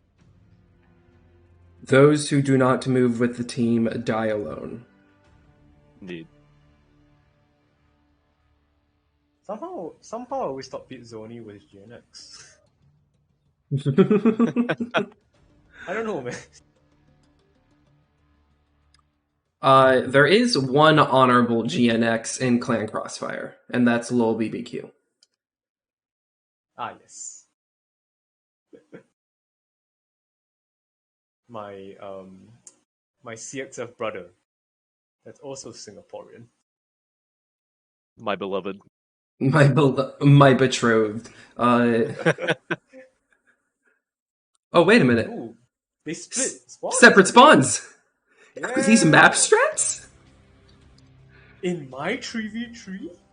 Alrighty, Clan Crossfire is bringing a Nightgear C, that's the ER Large Goss variant, an Annihilator 1P, and a Mislinks G. So very similar to what we saw on the EMP Alliance drop of 2 range mechs and then a skirting light. And for the Oops, bro, they have a Battlemaster, a Stalker, and a Saber. Incubus hero. ER Large bros. ER Larges, all the way. The Incubus has 2 larges and 3 light machine guns. Now, what's Crossfire going to do about this? How are they going to counter this? As we can see, the Voidwalker is already making a mistake that Ultimate Ghost made. He is effectively trying to peek again against the entire team. From 2 mechs, dude. 3 mechs. 3 mechs. There's the ER Large He's Saber. Trying his best. There's the ER Large Stalker and the ER Large Battlemaster. It is a triple ER Large deck that will one day destroy us all. As you can see, that Annie can't do nothing about it. He's just getting peeked, double peeked. How is Voidwalker doing right now? Oh boy, his Nightgear trying to help out, but he can't do much. That Annie's just losing so much armor right now. That Mislinks needs to do something. They see the light mech running ER Large. He needs to push in somewhere. How is the Annie Right, doing? as we can see, the Mislinks is just waiting patiently for his Yeah, but teammates there's, to I open feel up. like there's no point waiting. They know that the Incubus is in play and he has ER launch. He needs to do something. Like push him from the side. Unfortunately, Texan has taken a little bit too much damage early on. Voidwalker's making a critical mistake. He's trying to trade against the Incubus and not shoot back against the Stalker, as he should be attempting to shoot the bigger mech that's much easier to hit. Well, But- unfortunately, Texan is staying still, taking, again, too much damage for his own good. The Mislinks is starting to move up. John McFuzzy just accidentally fired 6 ER large. Give him a moment. Uh-oh. He needs Is a he second. okay? Yeah, he's He fine. burned his foot off. It looked like he got a Yeah. little toasty there. He just needs a second to bring his heat back down. Nikoro Doomguard, he really needs to make a play. He cannot let his because hand- John is isolated there, and I don't think Texan can help him whatsoever. Texan has shaved off too much armor from fighting the Annihilator. He can't. Yeah, he can't let his team fight Uh-oh. 2v3. Rar's actually hurt. I'm I did not even notice that. surprised. I'm surprised that He's Rufus has taken actually so much more losing damage. the fight against the Annie. Annie's taking damage though. Meanwhile, Yeah, Pete's Brower's over here. open I think CT. Pete, I don't think I've shown it, but Pete has been probably putting in some good work. John's coming in. Rar whenever he John, gets I mean, these. Whoa. John's Nico's getting there. died by- He's there. He knows now. Good job, Nikoro. Yeah, let's go. Texan's Texan- coming in to help, he's- but I mean, Texan's an Yeah. ER large LMG saber. He cannot fight the Lynx. And John's open He can CT. help though. He can help indeed. But now John's open. Also, Texan Necro can't does jump. his job. Evacuating right now. He's backing away a little bit, backed into a corner, Incubus can't waiting jump up though. patiently. And now the Incubus is getting shot at. This is a dire spot. John is open The CT oppressor of though. potatoes right The now. Lynx should be able to eat that up. Mislinks knows what he's doing though. He is eating up their armor effectively while mitigating damage to himself. He's got an They're open stuck in leg the though. corner right now. Texan though. Texan's unable to do anything because he can't jump up at all. I don't Yep. think that's even a problem, right? They have so much map control right now. Like they're raiding mech Meanwhile, can just Brar- do whatever. Unsure on what to do. He's completely cored out. Nikoro's just enjoying himself right here. He's allowed to move with free, like just absolute impunity right now. Oops is absolutely pinned, wall against the back. They cannot move. Now the Annie's moved up a little bit. The Nightjare's moved up. They're ready to clean up. I mean, Nikoro has single-handedly stopped the Oops trade line. I think He if has the one Saber damage goes to down, pound. the Saber goes down, he will jump on that Battlemaster immediately. Oh, He's taking a little bit too much damage right now. Oh nope, he's He died. he's just gonna he tank. Just took He's just- massive damage. He took he's just gonna massive tank and damage take out the to him. Battlemaster though. He does not care. He is willing to trade. Does not Oh, he's matter. legged. He got too cocky. He Cocky. got way too cocky. Unfortunately, Boy. he is now legged, and now Open there leg, might be a open chance. CT. Troll incoming, bros? But Texan getting shot at again. Nihilator looking directly at him. Texan looking at the Annie, unsure of what to do. Annie shoots, misses.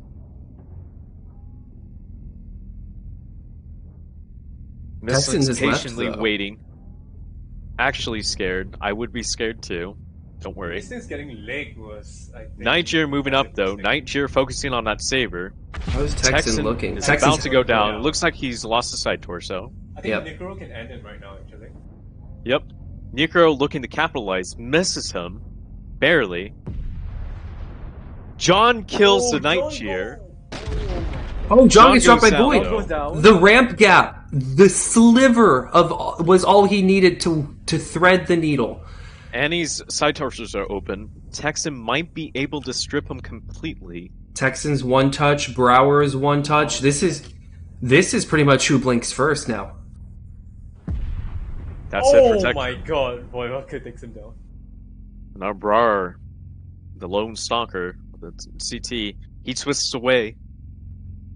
Wow. What is he gonna do? Mistlink slowly walking over. Yeah,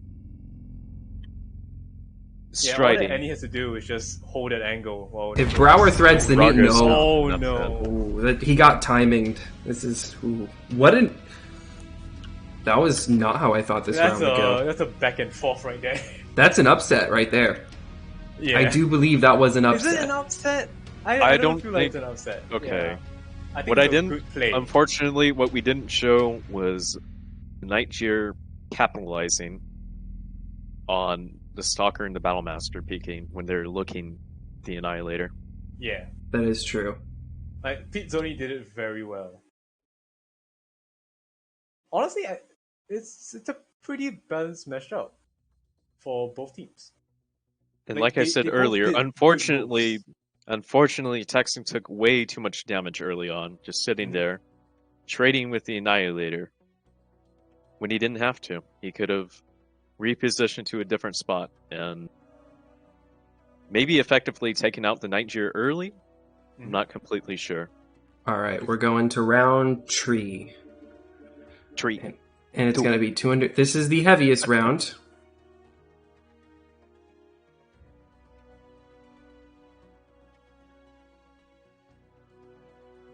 I mean, while these are great plays, I would hope for the Oops Bros to win. Let's go. I don't know. I think Crossfire's the underdog here. Yeah. Of So, course. in light of my love for Oops Bros, I will root for Crossfire.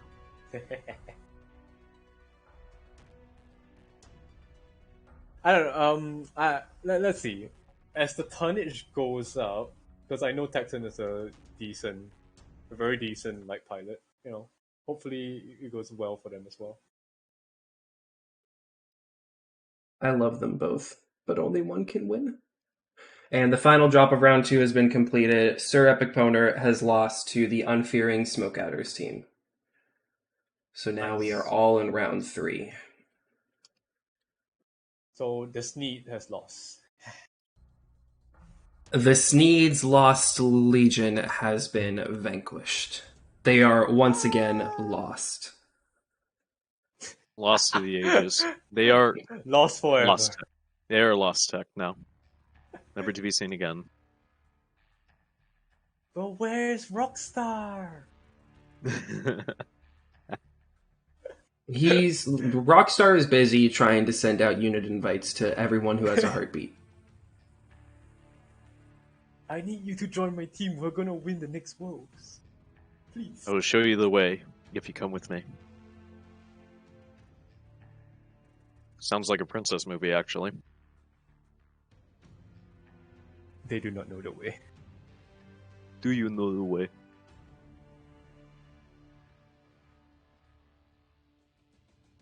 Ooh.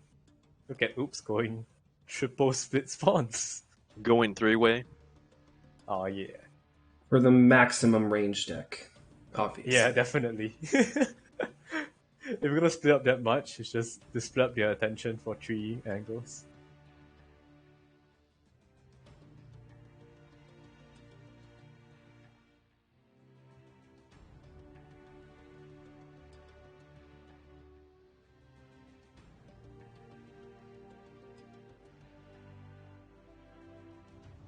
Theos, Y'all you should put a timer next time.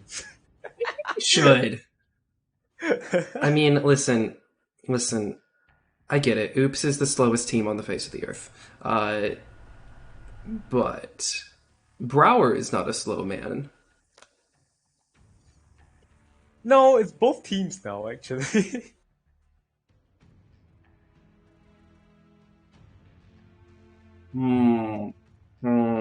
This is obviously going to be a huge range trading deck. I'm expecting, let's see, 250 tons. Let's just say Direwolf, Battlemaster, Pellbringer, something. I don't know, but I'm expecting pure ER large. Probably. AKA Snooze.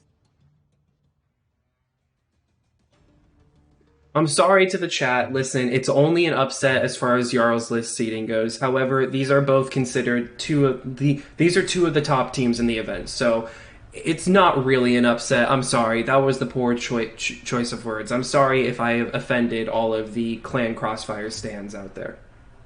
I'm not sorry. Fuck you guys. You're wrong. I'm right. Deal with it.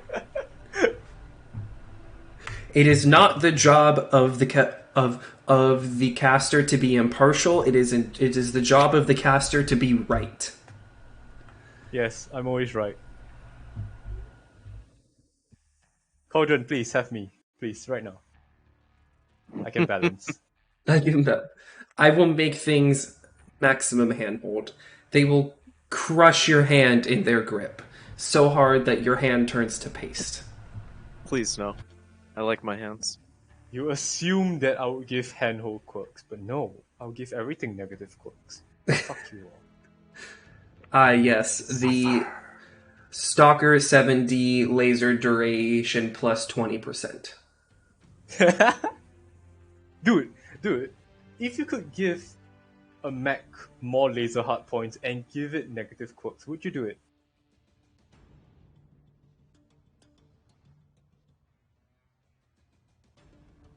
No, and that's only because hard points are limited to 16. Okay, wait, hold on. Let's give another hypothetical. If I could give a mech plus 2 or plus 3 ER large laser HSL and give it positive laser duration, so it takes longer for it to fire, would you do it? It's like it's a lot of flavor bullshit, but whatever. Okay. If you gave it, if you gave Clan ER large plus 2 HSL and Clan ER large duration plus 50%, the damage per tick is the same. Yes.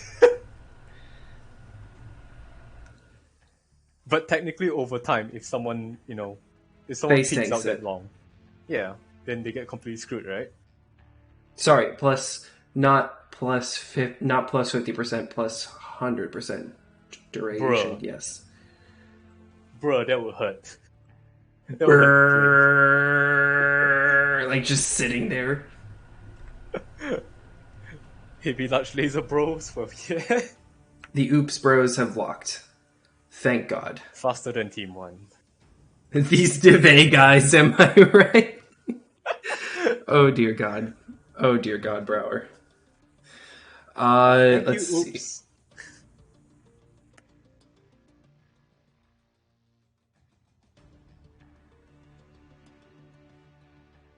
Please, guys, please. There we go. Both teams are locked. We're going. Go. GG no re.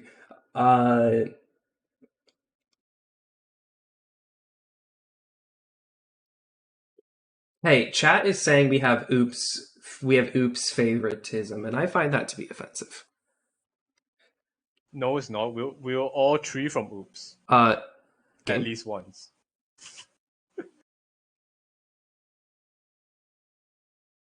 Okay, let's see what Team 1 is bringing. Team 1 is bringing Annihilator Stalker for... I fucking called it. I fucking called this shit. You called it. Okay. I don't even have to look at your builds. I know what you all have. What the fuck? Oops. Summoner. Sexton bringing in Belial with 4 PPC. He's going to be using that just high put ground Belial? likely with the jump jets. A bludgeon. What is it? The bludgeon. I'm sorry. Not the Belial is Apologies for the that. Uziel. They both use PPCs, so. Oops is running the full ER-PPC jump jet deck. I'm not sure if it's going to be enough, though, but we'll see. Kino. I think Oops is going to be very aggressive here with their pop tarting, though, early on. They want to get as much damage as they can and before they set up. Crossfire is still having the time to set up. Yeah. Ragu is still trying to set up, unfortunately, leaving the other 2 in the front to fend for themselves. Oh my god, Voidwalker taking But they're taking damage. so much damage right now. And they're in slow mechs too. They might have to be aggressive and just focus one target at a time. If they don't, it's going to be over for Crossfire. And the Oops team is just going to rip them apart effectively with Pop Tardy nonstop from every other angle. I feel like they have to jump up on like this big center platform. Like they need to get some elevation in order to negate their ability to hill hump. They need another mech to go in from the side, but all three of them are taking that hill. Well, unfortunately, Nakuro was trying to reposition. Maybe it would have been better if he had ran off to the right to flank. It seems like Nakuro And now, on his way there, though. Unfortunately, Annihilator's already taken too much damage. I think Oops is going to capitalize on that in a bit here. It looks like Crossfire is now rotating right, getting the hints that they need to move up. Yes. Good job from Nakuro. As long as the Stalker and the Virago stay fresh for the time being, they might have a chance at winning. But right now, it looks like Oops is in the lead.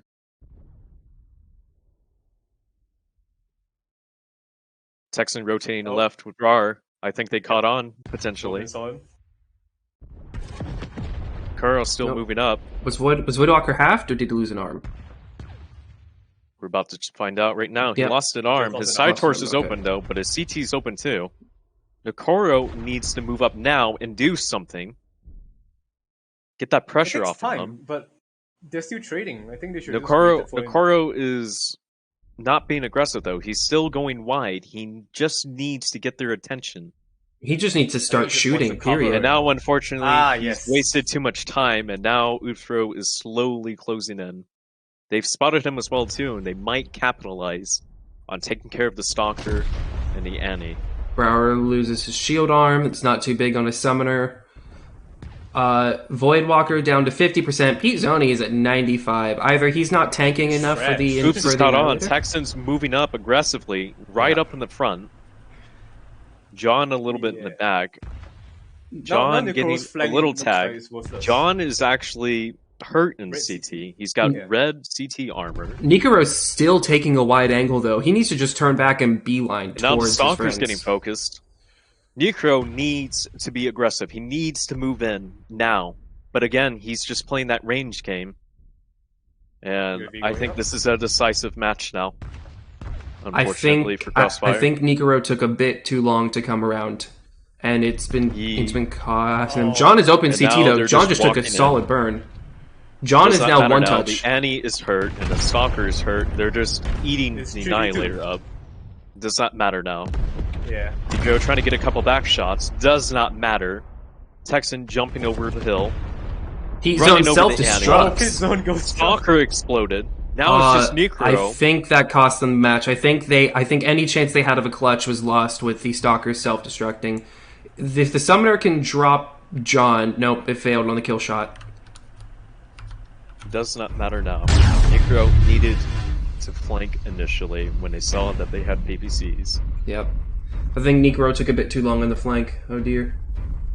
I mean, even then, the flank, right? He was still taking a really long position when he could just cross through the center. Exactly. I think it's the mentality of the playstyle too, right?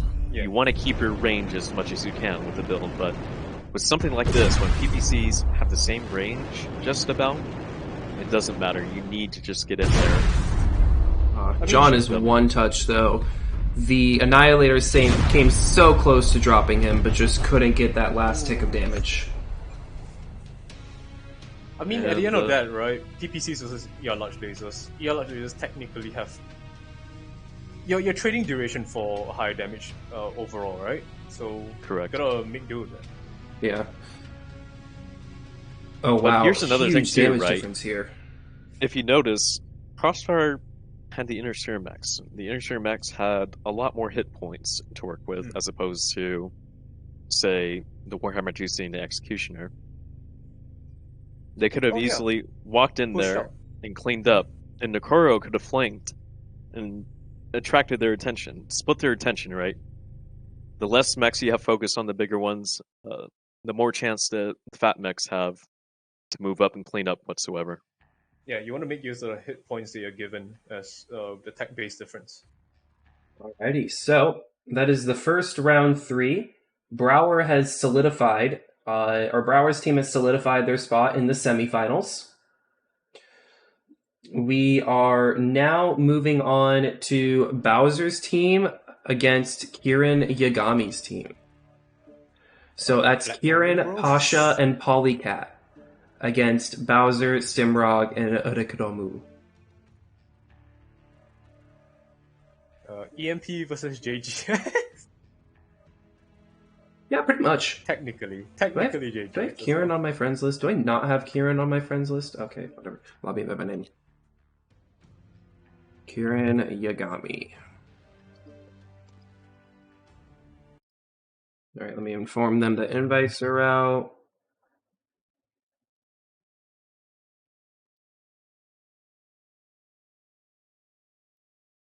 Bowser's name on Discord is still #1 Mech Warrior World. Base.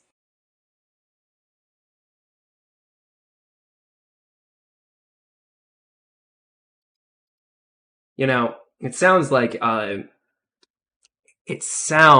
he's pretty confident that he's going to win this event with the name #1 Mech Warrior World. You know, not going to lie. But let's see if he can go to the test. Oh my god! Wow. Nice, Geos. Nice. Wow. Do not Might as well call you the snooze walker at this point. Oh my god! Do not do an all-nighter to play the entirety of the Halo Reach campaign in one sitting. That is Geos, my life I'm the advice. one. I'm the one that should be yawning. It's fucking 5 a.m. here. What, The 6 sun a.m.? will rise on Honor Wolf eventually. Come on, guys, join the lobby. Por favor. Alright, timer starts. Fuck you all. The timer starts. Oh, there we go. Didn't know we were in the Olympics now, but alright. We're in a type of Olympic, is what I'd call the Mech Warrior League. Yeah, Special Olympics. I don't want to say special needs Olympics, more like Oh dear. Oh dear. Alright, time to get MechWarrior Online Leagues banned, guys. Oh dear. Oh dear. Can we get EMP to start picking their mechs now?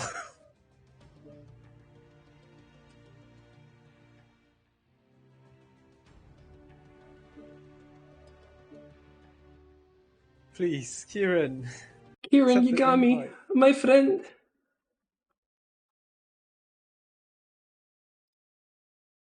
Please, Samir, accept the invite.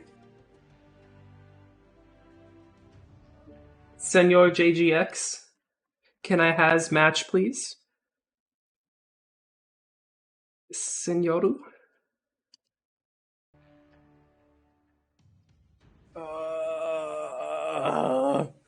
Yes. Oh my god, Yes, finally. they're here. They're here. Team 1 banned. Team 1 banned from the game. Team 1 banned.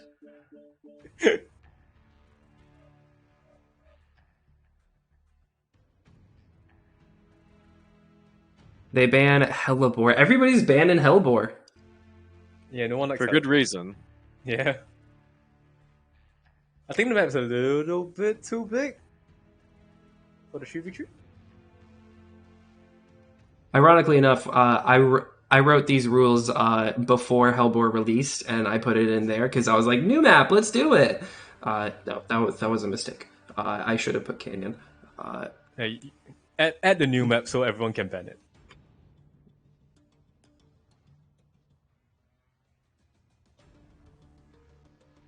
Hellball, test A ban.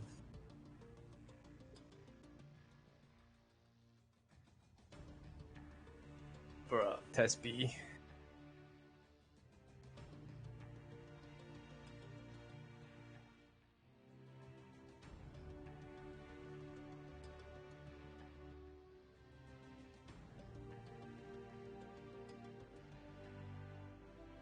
It's been a day. It's been a day. Yes. Yes.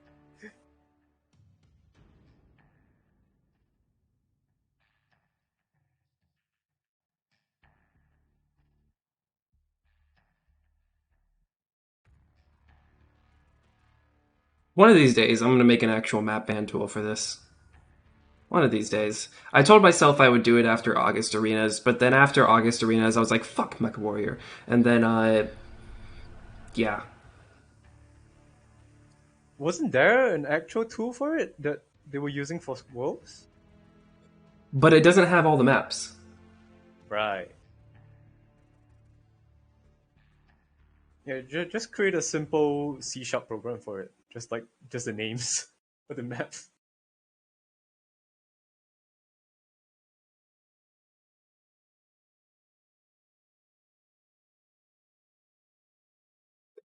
They are higher seed. Jesus Christ.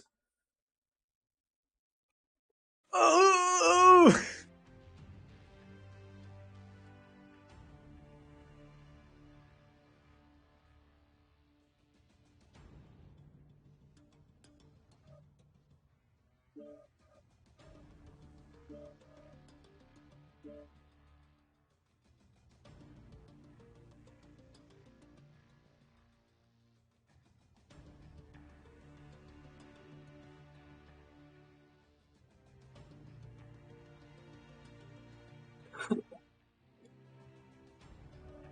Please, just pick the maps. Just pick the fucking maps, bitch. Just pick the fucking maps. Pick the fucking maps, please. It's been a day. It doesn't matter.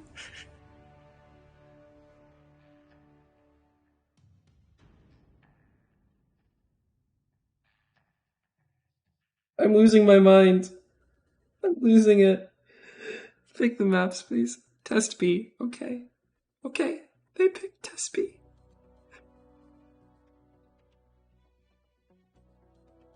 Then what is your pick? Okay, they picked Forest. It's going B. Forest. Frozen.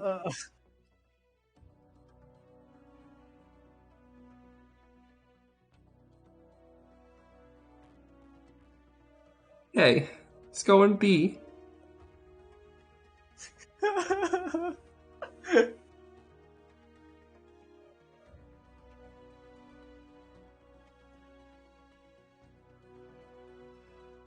I need a fucking drink.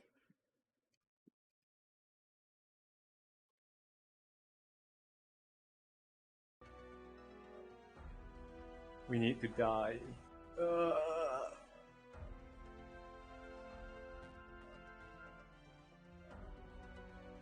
Ready up.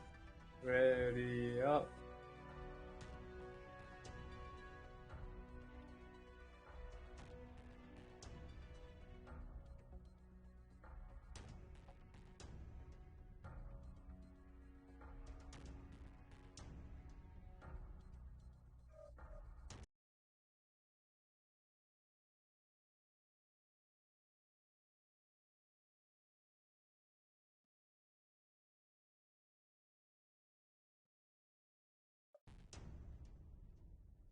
He's kind of right. Team 2 locks first. Yep.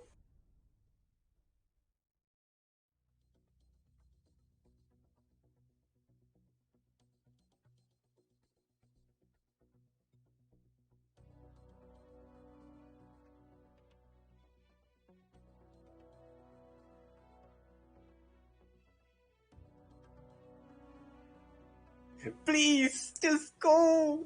Go. So,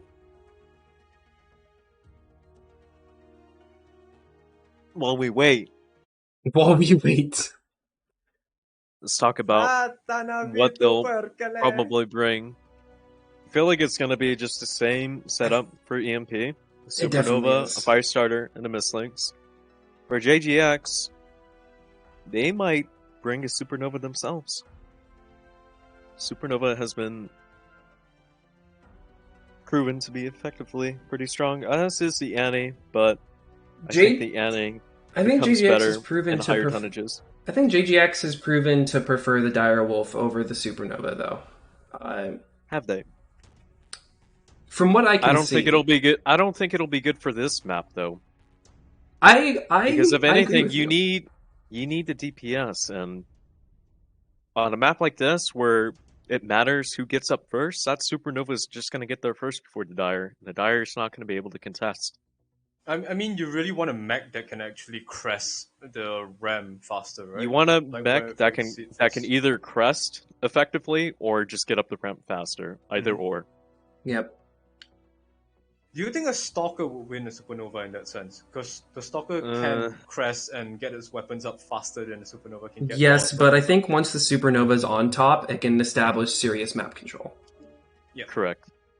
So It I think just the has better damage output overall in the long run. I think the supernova will lose the first trade and then win every trade after that. Consistently, Mhm. yep. So Surprise, let's see. JGX. It took us a long time to get here, folks, but the match has begun. A Marauder 2C, a Mistlynx, and a Viper. Interesting. Okay. They switched it up this time around. And Nova Kieran Cat. and Nova Cat, a Vapor Eagle, and the Mistlynx. Well, at least we got one thing right. The Mistlynx Yeah. is. What's on the Viper? But for JGX, triple ERPPC Vapor Eagle, ER Large Laser Nova Cat, they're taking more mobile mechs this time around. Simrock yes, has a 12 heavy got that machine part gun right. Viper. He's Now coming the for Marauder blood. 2Cs. Bowser, What's the- they're actually... I think I know what Mr. Bowser's team is going to plan on doing. They're going to rush the enemy. Yeah, Because I they mean, know they're going to take range. But what I don't think they knew was how squishy of the mechs could be. I did not think JGX would take a Nova Cat. Stimrog running the 12 heavy machine gun Viper, though. That's a heavy hitter pick right there. Yes, it is. And that Mistlynx Polycat is looking for them. She may have seen them, unsure. I think Pasha knows what's going on, though. Pasha trying to get some early shots in. Stemgrog taking a little bit of damage already. Is it significant? more No, it's committed, spread right? across the mech.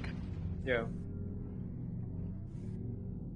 Polycat just sneaking around the back here on the left. Polycat Backing is up now. very Leaving that- is leaving that- very wisely Leaving that backing off. UAV. Leaving that UAV there to be spotted. EMP likely spotted by that UAV now. Stimbrog's just taking Pasha so and much Kieran- damage on approach. Kieran is not in the best spot right now. He should be cornering on the right, trying to get Stimrog's some jumping peeks up. in. Ooh. Simrog is somewhat by Oh, himself. Steamrock is up on the platform right now. He's Yes, isolated. Rick, He drops. Rick he drops. needs to help Stim right now. He needs to help him. They are split up. and Simrog's already Stimrog's doing somewhat hurt, Holly. engaging the Mistlings. Simrog taking too much damage, and Rick I don't think this taking is a on fight that Stimrog can win. 1v2 fight. Bowser is Bowser's- waiting for the shot, yeah. shooting at the Vapor Eagle. Vapor Eagle takes a hit. Vapor Eagle is legged. Novacat looking at the Free Viper. shots Viper for is about to go down. Viper's getting way too aggro here. He needs to pull You're back wrong. to Bowser to help. Rick Rom is screwing Pasha over right now. Yes, he is. Viper's halved. Vapor Eagle is about to go down. Vapor Eagle is dead. Kieran needs to get in the fight. Here he needs to drop. He needs to But- duel. He needs to fight, yes. But right now, they're playing passively. They have to. The Viper cannot do much. Rick Rom's getting isolated. a little bit singled out here. Bowser waiting for the shot. Oh, Bowser Viper takes the getting arm off shot out. Holly. Viper goes down. Steamrock goes down. Bowser takes the arm off the Lynx, though. That's a huge hit to his firepower. Kieran is still completely fresh, though. However, if the Mistlynx goes down, Kieran will as well. So these two need to be careful. Very, very careful. Rick going for the left flank here, trying to fit through that crack. Unfortunately, did not make it. I don't think any mech can fit through that. Yes, they can. Do you not Oh. remember the fire Yeah, the starter? fire starter did fit Oh. crack just now. I saw the Kieran shot taking go shots through. at Bowser. Bowser looking for that hit. Oh, Bowser gets Polycat Holly. goes down. That's Back it. shot. That Bowser is got the deciding back factor. shot on it. That's Now the win right Rick there. can go in and clean up. Kieran probably going to lose his arm soon, or just get CT'd. Either or. Does not matter now. Rick is going in. Yeah, large laser isn't going to do much. Kieran having trouble trying to leg him. He's just getting cored out. That's it for him.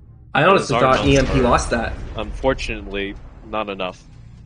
I think the deciding factor there was that Kieran was not in the proper position to engage when Mr. Bowser's team was moving up. I believe that was the deciding factor for this map. Had It's just Kieran early- been in a early better on, spot, right?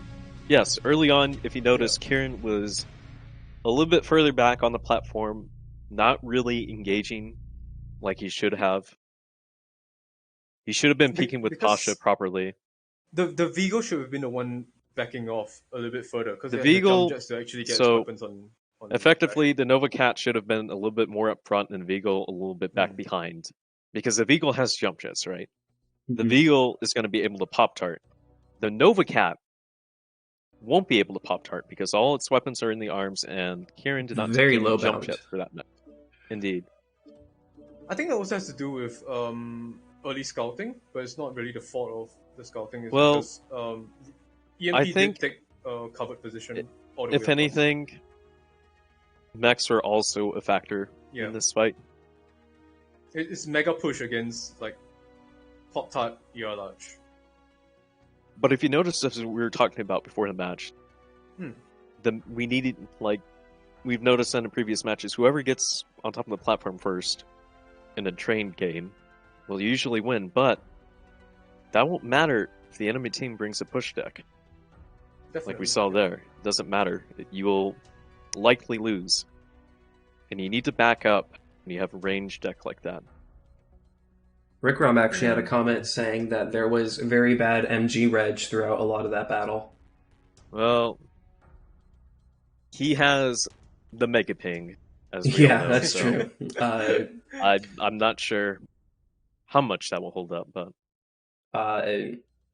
yeah, going over the VOD now, entirely off camera, was just Rick Rom destroying Pasha, punching way above his weight, and Kieran was just unable to really assist. Kieran was putting all of his firepower into the Marauder, rather than helping Pasha drop the mislinks that was in their backlines. well, it goes back again to position, right? Kieran wasn't entirely in the fight at the beginning, so he was looking towards the middle underneath as opposed to peeking out on the right side where Mr. Bowser's team was all set up at. For the most part, they're on the very edge of the platform underneath where Kieran could have gotten some very good hits on the enemy, but and also Polycat was not open CT front when she got dropped in the links. She turned her back for a second, and Bow's just got a perfect shot on her, like an absolute perfect burn on her rear. Well, unfortunately, you turn away for a second, the hammer drops down. That is the end of it. Yep. I'm trying to think about what's the play there, because even if they saw the early push from below and they kept moving for a long NASCAR, eventually they'll just catch up to them. But maybe the play was to not allow Bowser to even get close. Because once Bowser is up close, his combined laser vomit would pretty much win either Pasha or Kieran. Well, the other issue too I noticed that I don't think we discussed was that Stimrog engaged first, and I watched. I think it was maybe Kieran, I believe. He again wasn't in the fight entirely. He was backed up, not properly engaging as he should have been. But you live, you learn. You know. I think The more you know. Maybe Steamrock's play right there was to make enough pressure so they would stop moving and rotating far enough for Bowser to get close. And that's what he did, pretty much. Yeah. He attracted the attention of the Mistlinks while Bowser and Rick Rom moved up and effectively neutered the Vapor Eagle. Yeah. I would say it's a pretty good gambit, yeah. And also, I mean, Stimrog, like, he had the perfect timing of, you can't ignore a 12 HMG Viper. Like, that is the mech you have to prioritize. So I think that did by... To some extent, but Stim was already hurt at that point. Yeah, that's fair. At the beginning of the engagement. Like, within the first 10 seconds, his side torso was already open versus the Mistlinks. So at that point, you don't need to look at the Viper too much because he was on the verge of already being dead. And if you recall, later during that fight, he had to stay back a little bit because he was effectively one shot all over the place. Effectively out of the fight.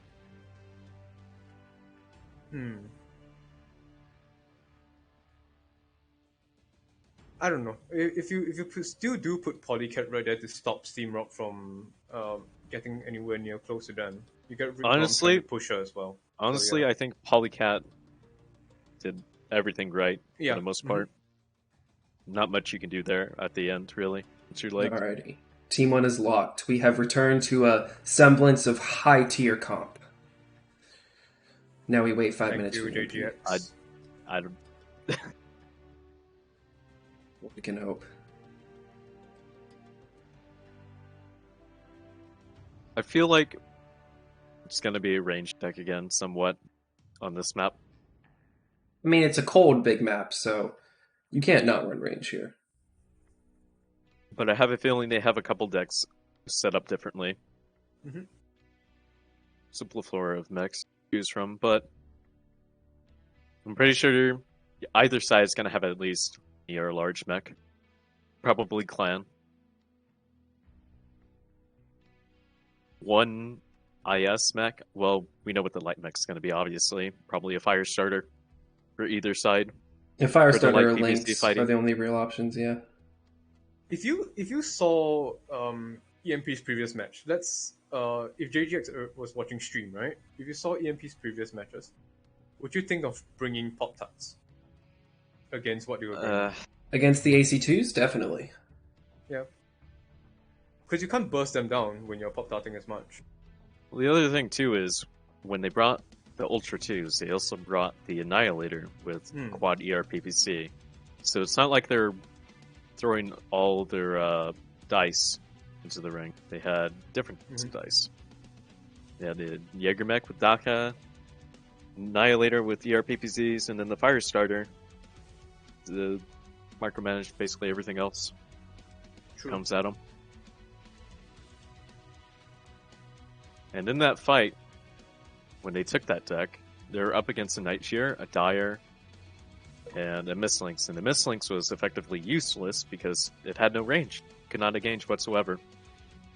I don't know. I think Squishy on the Mistlynx was not a bad pick. It was more of a mistake because realistically, he held right side. Realistically, I think it's a bad pick because it did not go with the drop deck they had. They had a Nightshear with Goss. Larges, I think, or was it PPC? It had 2 large, 2 Goss. Yeah. Yeah, so Goss large, and then you take a Mistlynx. It'd probably be a better idea to just realistically take a mech that also Pop-Tarts somewhat. Because again, who was it really that was peeking? It was mostly Bowser, right? Bowser making the peaks, and Stimrog taking the peaks. Bowser and Sim with Bowser and Sim taking PPCs. That's what won them that fight against the Goss Large. You just slowly whittled them down, and we saw a similar result too, with Oops and Crossfire, right? PPCs versus Larges. Guess who won? The PPCs. Oops. Why? Because it only takes a single click to shoot the PPC. Yep. It takes roughly a second to burn your large laser off effectively. And then you also have to consider the Goss charge that you have to deal with nonstop. Essentially, and if you're doing like largest and peak and Gosses against fucking that Firestarter when it's pressuring you, then you're just wasting your time, it's really hard to counter. Like So does Stimrod plan on fighting especially them all especially at the range that they're engaging at? It's just annoying to fight against. I mean, Sim got an unlucky Goss hit at the beginning, but in the end it didn't really matter because they couldn't counter him. He just peeked properly and annoyed the hell out of the Nightshear.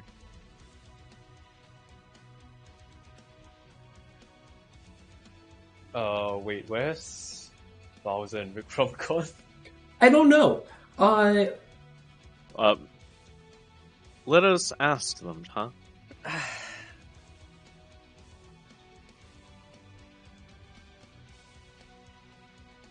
I hope the next matches will be a lot faster. Building mechs. Oh, of course. Understandable. Have a nice day. So, why don't we bring up the brackets again? On Yeah, the, I'm gonna do that. who's up next, shall we?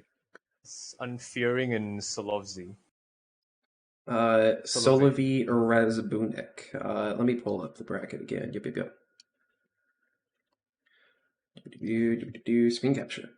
Alrighty. So, after this, it's going to be Unfearing versus Solovi Razbunik.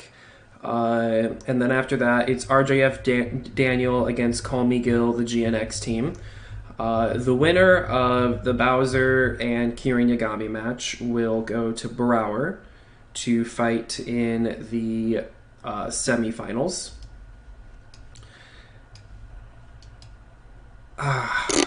I'm not really sure who I think is going to make it to the semifinals. I don't know enough about this Solovi Razbunik team.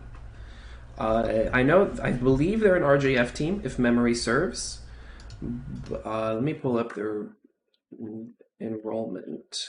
Dubix and Anitius are RJF. I'm not too sure about Solove. Solove is RJF. Yeah, it's a full RJF team. And then the Unfearing team is, if memory served, it's Unfearing, Swarm, he's the underscore, and Good Try. So that's a triple RJF against a triple SA. I'm not sure which way that's going to swing, actually. Do y'all have any predictions? SA has the more experienced players, if I'm not wrong. Dubix is experienced, not sure about Solove or... Solove and Anitis, I think they are pretty new. Mm-hmm. To the scene, at least. I agree. But I don't... At that point, I don't think it matters. 3v3s seems like it's gone either way, if I'm not wrong. Yeah. Alright, here we go. Now we're getting somewhere, huh? Alright, let's see what they brought. So, a Nightjeer, Direwolf, and a Mistlynx. Okay. So, same setup, looks like. But the as, EMP deck. Squishy's team. The EMP deck is a little different, though. Revenant. Timber and Mad Dog. What are the builds? Let's see. Laser Vomit. Giga Alpha. Laser Vomit. Laser. That is an interesting Mad Dog. So That's they brought Laser Vomit and a Brawling Mad Dog. That's an interesting. So it looks like they're Timberwolf. probably going to be very aggressive here. Yeah, Mega Inden. Timberwolf is running 2 heavy large, 1 ER large. Already shooting 40 larges. minutes. Direwolf already sees them coming in. Are they going cave? Kieran's sitting near the satellite. Tino Snakes. Oh no! Don't tell me they're about to just sit. They're going to try and brawl it, but I'm not sure how effective it's going to be. Didn't considering Oops try this that- against GNX in a Blood League? I believe so, but I On do this not very recall Yeah, the map. but you result weren't right playing seriously, right? That's fair. Okay, so JGX gonna have plenty of time to set up here. They're just gonna simply rotate away, Yep, they're just But going to turtle in the EMP water at the is- back of the map. making their way through the caves. What's on the... Right How many now. ER large? Okay, 5 ER large, 2 Goss, 2 ER large, 2 Goss. Polycat, I know what Polycat has. I'm not worried about that. Mr. Bowser's team has finally made it out. They are going in a steady line. Well, not so steady anymore. Rick letting Mr. Bowser take the lead. They're taking high road, it seems. So it looks like Polycat's scouting, trying to figure out where they're coming from. Believe she spotted them. Yep, spotted them indeed. Taking a couple shots at them. JGX is already far in the water. The approach would just whittle them Yes, down but, pretty easily. I'm not sure JGX has enough space to contend with this. Bowser taking a heavy Bowser's hit already though, yellow. unfortunately. Polycat's isolated against Stim Stim's going though, for a but Stim can't fight Poly without taking serious back shots. Stim's It's too late. completely isolated. Stim taking too much damage there. Stim's halved. Stim looked like it's going to go down. Stim is unfortunately going to go down early. Bowser's taking too much damage as well. Ooh. Pasha Bowser's is got dead Pasha. though. Pasha is gone. They completely drilled him out. Holy he shit. completely got cored out. Stimrog's still alive. Stimrog, the tank master, obviously. I didn't even realize that the Direwolf went down. That was so fucking quick. Yeah. Yes, it was. Sim taking perfectly. Polycat realizing that she's taking too much time. And Kieran's just getting drilled out as well. Rick Rom moving in. Bowser trying to cover Rick Rom's back. But now Rick Rom is forced in the corner. Bowser moving up. Polly Trying to is take that isolated perfect now. shot. Oh, Bowser's Bowser dead. goes down. Kieran countered him completely. Now it's just Rick. What is he going to do? He is completely hurt all over the place, unfortunately. Red armor in the side torso, red armor in the CT. He knows there's UAVs, but there's not much he can do about it. Polycat just ripping him. Polly's legged. And now Kieran's moving in.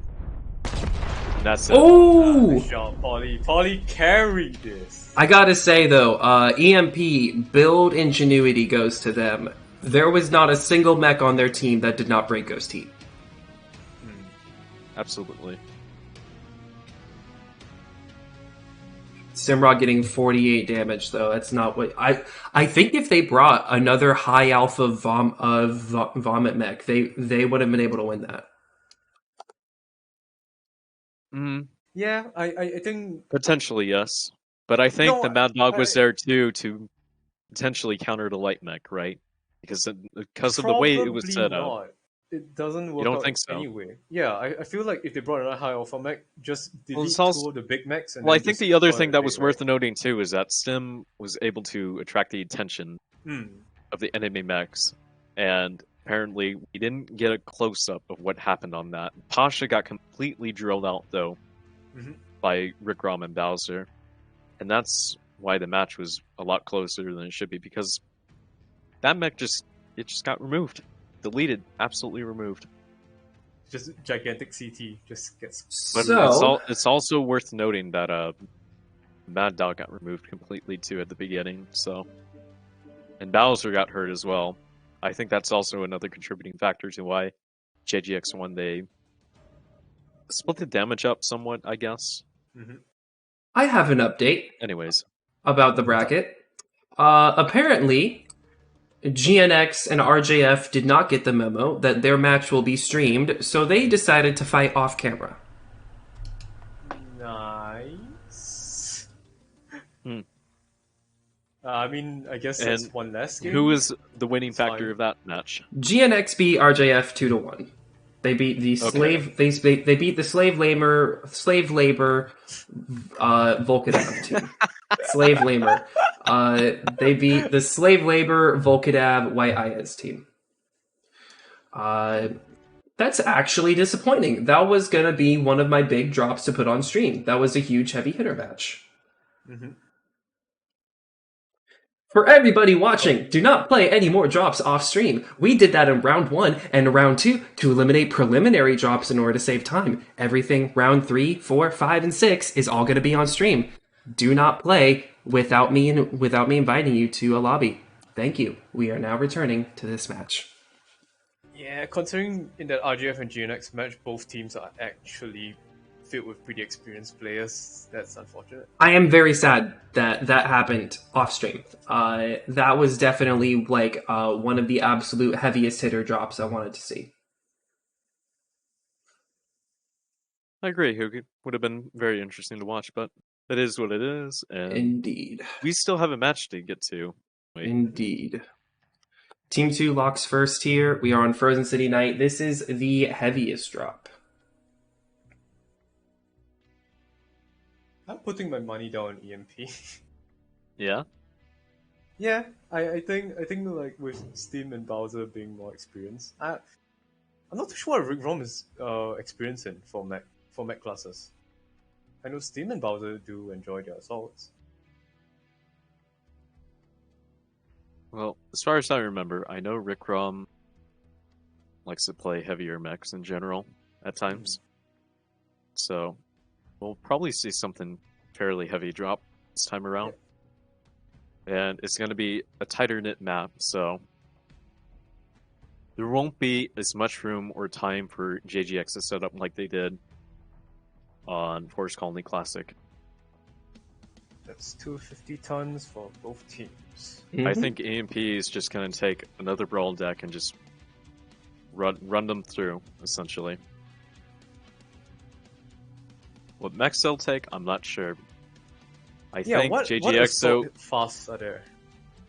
Gargoyle, Mm-hmm. we have the Victor, Mm-hmm. we Executioner. also have the Executioner, yes. I guess Zeus, maybe. Just go Komish. Maybe, I don't think the Zeus will be a very Squishy, good though, pick, yeah. though. Yeah. Well, it just doesn't have the hitting power it needs like other fast assault Yeah. mechs can do. Like the Gargoyle. The Gargoyle can take a plethora of brawling builds that effectively rip and tear in smaller engagements. So I think JGX is probably going to have to play defensively, I would say. I don't think they can take on Mr. Bowser's group because Bowser, Stim, and Rick Rom are pretty experienced pilots. They're used to being aggressive, and I think JGX needs to find a way to temper that aggression, Great like in the they did, scrap and great at range.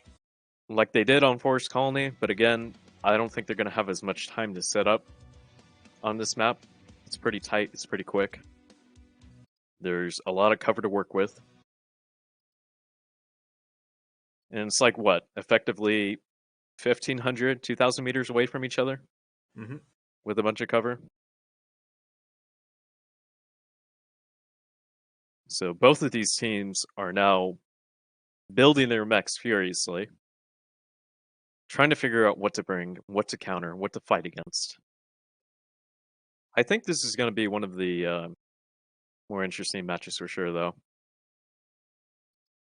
Especially for these two groups, yeah. Absolutely. The only issue is us waiting, and all the other teams that are waiting for their own matches.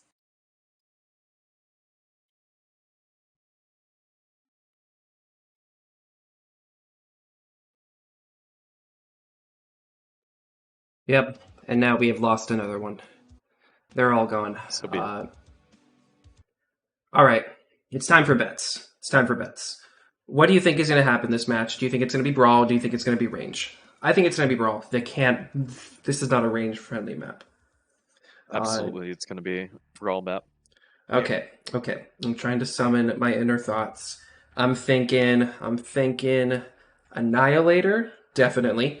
I'm thinking the For which side? For which JGX side. JGX side. I think we're gonna see an Annihilator. Obviously not a fire starter because then that would put them under tonnage. What's a medium mech that JGX loves? Or no, a heavy mech that JGX loves. Something 50 tons or higher. 50 tons or higher is a heavy. I mean, I guess Nigeria. I mean, yeah, but Yeah, the Niger's not I really know. brawl centric though. Right. I mean, how strong is how strong is an archer in a brawl right now? it's Without got a tanking, lot of armor exactly quirks, strong. but not a lot of firepower. It's not taking enough. The hitboxes are fortunately Not bad, yeah. pretty bad. Let's see, what else is there? You could just do 200 tonners and a 50 tonner, like say, let's see, Annihilator, Atlas, and then some 50-ton brawler. Annihilator. I think it's gonna. I Nova think would be it's. nice. I think it's gonna have to be faster than that. Faster Sure. than an Atlas or Annihilator. I don't think those are gonna be the best picks for brawl because you want to capitalize on speed, right? Mhm. You want to be able to rush them before they can get into the position, right? You also want to have enough mobility to circumvent the buildings that are always all in the way for the city. Right. For Mr. Bowser's team, I'm gonna roll on a bet that they're gonna take a gargoyle. They're gonna take maybe a Victor. I'm not exactly sure how good a Victor would be, or if they're even experienced in it. Mad Dog, maybe the Mad Dog. You know, we didn't get to see Yeah. much of the Mad Dog on Forest Colony Classic because it got focused first, but I think it'll be a pretty solid pick. It looks like, I don't know. It's gonna be I don't know. unusual. I'm really not sold about the Mad Dog because, yeah, that mech has 114 point alpha, something like that. Stimrod Here's the still, thing too, right? but Not the Mad Dog doesn't always have to be in the front, right? yeah, The only reason why it was the front on Forest Colony was because it was short range, and Bowser and Rick needed time to take out the direwolf, which they did get. They did get it indeed. But the Mad Dog can be a pretty good supportive mech in a brawl, especially when it's not being focused on. Yeah. I'm curious as to what the Gargoyle can carry now, as far as small pulse, micro pulse. Gargoyle, 11 Kin micropulse and an LB20, or you can do a Kin Wolf with 6 SRM. That's 6 right. with That's Artemis. right. And then if I was to rebuild Stimrog's Mad Dog Revenant, because I was just curious, I didn't know it could fit that much. I had to have somebody send me the build, because it was. I mean, even the close range small pulse, micro pulse on Gargoyle is also pretty scary still. Yeah, that's true. I'm betting on a Gargoyle being in this drop, though. Absolutely. Yeah, let's see. I see it coming. I want a Black Lantern in this drop. Black Lantern, haven't seen that yet. Talk about a mech that's become obscure after all the Cauldron buffs, because it hasn't really gotten a lot of Cauldron love. Like, it benefited heavily from the small pulse buff, but that was it. I mean, it's also worth still noting good. that there's a lot of other mechs to play too, right? It's not the go-to mech anymore if you want to do other things, right? Okay, seems like both they're teams splitting are up their lances.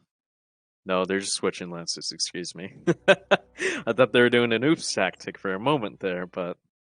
On Frozen City? I'm joking. But yeah, both teams are full tonnage, though. So this Alright, let's get to it. Both teams are locked. We going. They were not.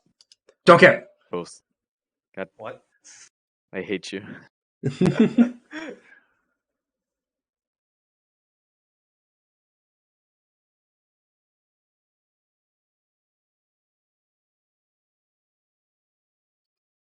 Alright, so Kieran, Annihilator, Polycat, a linebacker, Pasha, and Stalker. Stalker is Laser Vomit. The linebacker is SRMs, and the Annihilator is LB10s and the snub. I forgot, linebacker got giga buffed. Mr. Bowser's team, another Annie, ERPPC Annie. Okay. A PPC and Laser Vomit, small Laser Vomit Executioner, and a PPC Vapor. Well, it looks like EMP has decided to take a more ranged deck this time around. Why do they have to build these mechs? Do they not have these mechs built already? Don't ask. Maybe they had to take out the consumables? I don't know, man. You could do that in the lobby. Yeah. It looks like just Polly's give them the benefit of the doubt. Polly putting a UAV up in the back tunnel for the ice. Watch out for that flank, potentially. Meanwhile, Bowser sitting back on a perch, waiting for the enemy to peek. Rick Rum being a secondary PPC mech. But I can see where it's going for him. Right now, Stimrock's still getting in position. Derek, I think you may have been right about the Annihilator being too slow to close in a brawl deck, though. Exactly. As soon as they crest, that's going to be a huge It's not going to be good. Kieran, I think they know Kieran is going to try and maybe take a peek. I know Mr. Bowser is going to shoot him immediately as soon as he peeks. We are watching close breath. They will close eventually. I think the moment they see the first shots coming out, or the first 3 shots Stim coming out. looking across. Stim trying to jump up. Doesn't see anything, though. Stim is actually in a very good spot, if you notice. He's got a wide view of the left and the dropship, as well as a view into the ice tunnel, too, if you've noticed. So he basically has all the angles and information to give to Mr. Bowser and Mr. Rickrom over here. And JGX unsure of what to do. Yep. EMP knows they exactly they want to move up, but JGX also knows too that they probably have a line set up waiting for him. Pasha trying to rotate right, but I think Sim is going to notice that. Sim looking across. What are the lines of sight here? What exactly is he sees him? He sees the stalker. Yep. Does maybe no from the exit? He does not see Stalker. Stalker gets the first shot off, unfortunately. That was a huge burn on Stim CT as well. Stim oh has nope, to never drop mind. down though. Never mind. A lot of it hit his side. But now they know Pasha is in that spot. Meanwhile, Polycat and Kieran's still sitting there waiting for the opportunity to move up. Start moving though. But the main issue is that I think Polycat needs to move up and get some aggro so the Annie can move up too. Otherwise, it's just going to be a one-sided fight. And Mr. Bowser's team is going to sit there, farm the laser vomit mechs that are unable to trade because they do not have the range. Pasha pops a UAV. Interesting. And the UAV goes down. Long live the UAV. Pasha peeking again. Moving on. Pasha is moving up. Yep, here we go. Linebackers. Polycat's coming up. Polycat's diving in. Kieran's coming Annie's over. trying to move up, but the Annie is going to get picked apart a little bit here. Mega focused. They know. Oh my goodness! Oh, Polycat's gotta get in there God. and make the sacrifice worth something. Now, Everybody else needs to push. Pasha's moving up too now. Kieran Sim getting shot at Yagami again. got an LBX crit out Rick from a Rom back is shot. ready for it though. He has the proper weapons for this. Rick Polycat pretty has much to wins this fight. actually. Polycat's almost open open CT. already. Polycat's open. Rick's getting hit though. That Annie is closing in though. Rick Annie is closing one in touch very rear. quickly. Does that matter now? Kieran is still getting light up though. Kieran with a weak side torso. He actually lost an LP10. Stimrod gets behind Keep Poly. getting a flank. Polycat's one touch CT. Stimrog getting in though. Polycat goes down. Stimrog is very hurt though. Stimrog may be going down. He's still Nope. alive. He still He has manages his side to dive torso. back into He's cover. still going. Yeah. If you notice, Stimrog and Rick have popped some UAVs just to get that information coverage to see if the Annie's going to push. Right now, they're focusing on a stalker.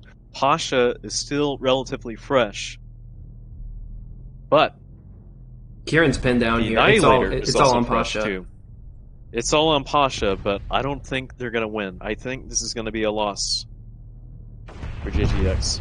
Annihilator's starting to move up, but it's too late. It is out of way line too of sight badly. for out of line of sight for Bows though. Those He can UAVs trigger a becoming brawl. handy now, knowing where the Annihilator's at. The UAVs drop. Rick's gonna peek. Kieran misses. Sorry, Rick. Kieran's half now. Only 2 LB10s. Pasha is moving up. Pasha needs to help Kieran take care of the Executioner, but Stim's got that angle on him. Now Stim's gonna shoot. Pasha not paying attention. Stim is Pasha waiting not to shoot noticing. until he's behind. And now Pasha turns around, tries to finish Now it they off got a Stim, back shot on Pasha is as well. unable to finish off Stim. Oh, Stim gets the Pasha kill goes shot. down. Wow. Rick is moving in now to maybe clean up, but Bowser Is fresh. Bowser Is still fresh. has health. He's actually halved, but it does not matter now. It's all over. Now Bowser moving in for the kill.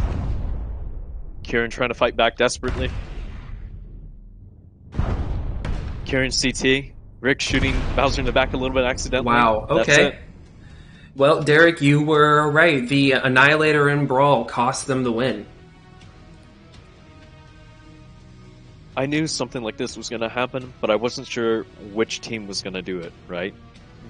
Because both of these teams are very skilled playing the range game, and both teams are fairly decent at being aggressive. Okay, see, here's the conundrum right here, right? It's if you get an early pick off, you get an early scout off, you see 3 PPC mechs, you're playing a brawl deck, and your biggest brawl mech is slow. Technically, you don't even want to push that, but one team has to push. What is the deciding factor there if both teams don't push? One team wants to turtle, the Well, other team has to push. The other thing is positioning too, correct? You Mhm. notice that Kieran tried pushing through that choke point, which was probably the worst decision he could have it's ever a made. death knell. Instead of doing that, he could have pushed between the dropship and that choke point, and he probably would have been a lot fresher, and that's for sure. Mm. Yeah, I really think they should have gone cave. I think if they wanted to get the Annihilator in, it would have taken a very long time. I disagree about them pushing cave. Really. Because remember, Stim had a line of sight on the cave. That's true. So immediately, as soon as they see a mech in the cave, they can just rotate back and look at it. Not have a single problem. I mean, Just they only completely clean needed them a up. fast mech to go through cave to show that it's going cave, and that's one thing for them Potentially to pick. offset them, yeah. Yeah. Absolutely.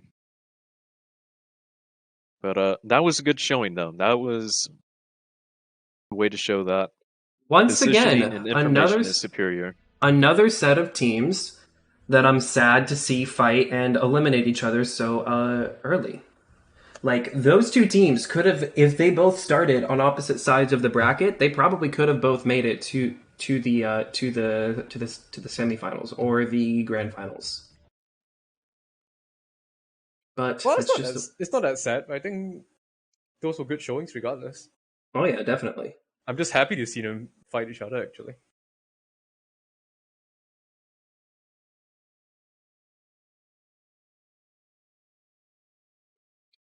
Alrighty, invites because like out to the as RJF and SA teams, waiting on Unfearing now. Then we can get this map ban rolling. I mean, as the tournament games get played, I'm wondering if most of these teams going on will take into account what I guess the meta would be, and we'll see a lot more interesting ways for teams to build their compositions out.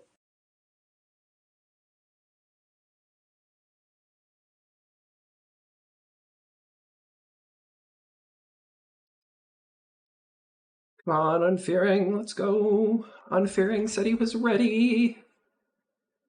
There we go. No, that's not Sunny. Unfearing. Damn it. I guess all of that time building generic PPC mechs paid off for EMP.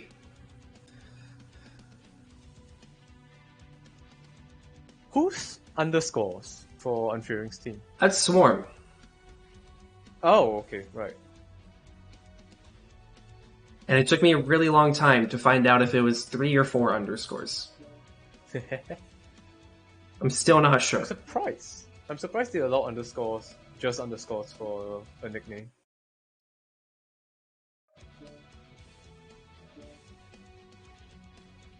However, they do not allow the name Tear Up Was Framed, as I discovered. They do not allow that name. Surprising. It was a little disappointing, you know. That would have been my best alt account. To think about it, right? If Kieran brought UX instead, would that have been a slightly closer match? I think so. I mean, Derek's point still rings true that it's still an Annihilator. It's still slow. Yeah. It doesn't benefit the long distance or travel time.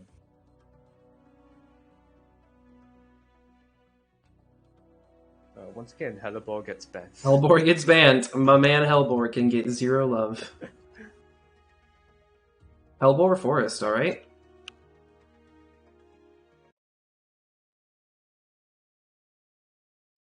What is it? On the bright side, drops 4 and 5 for grand finals. We get to see Hellebore. Mm-hmm. Unless they 3-0. Yeah.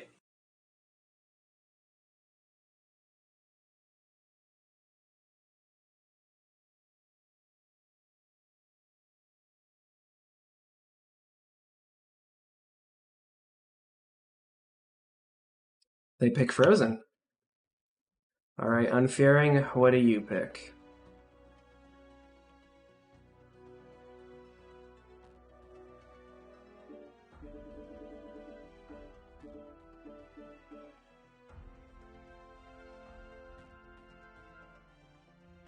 Oh damn! I never knew Swarms in SA. Mm-hmm.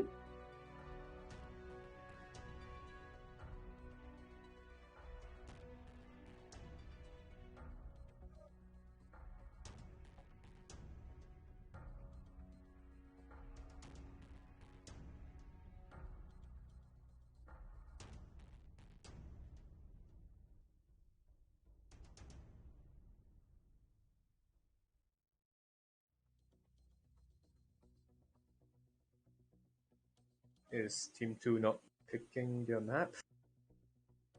I don't know. Yes, Level, it is Smoke Adders versus RJF.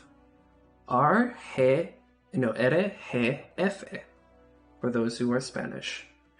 Yes, Chimera. JGX already got eliminated, yes.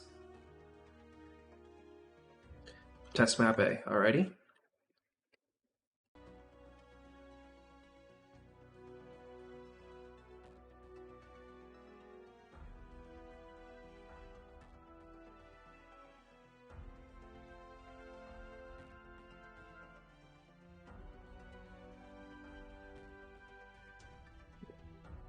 Twitch chat. Oh, Did did EMP already defeat JGX? It was a foregone conclusion.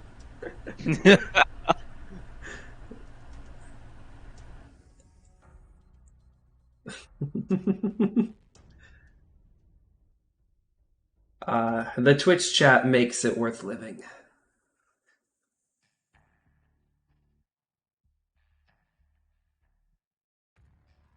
And then after this, we go to the semifinals. And the semifinal match will be Brower against Bowser's team. So Oops against EMP.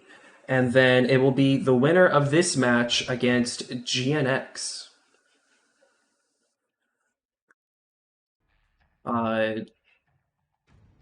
Oops v EMP, though. That's going to be a fun one. Not fun in the sense of how long it'll take both teams to get ready, but fun in the sense of, I don't know. Oops and EMP just always bring something new. They always bring something weird. Never, Yeah. they never bring something established. Really? I feel like Oops team comp is very established in the sense that they either go full range or kind of tradey, or like kind of mid-range-ish.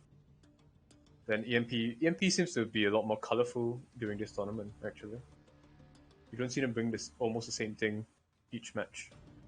Ready. Team 2 is ready to go. And they split up their drop zones, all three of them. The ultimate split up.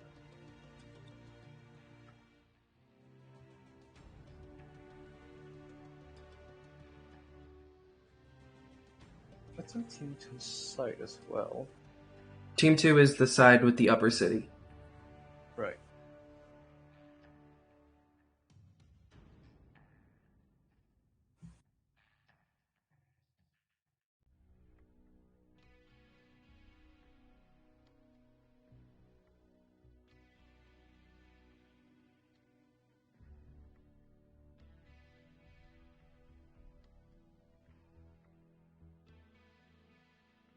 So now we wait.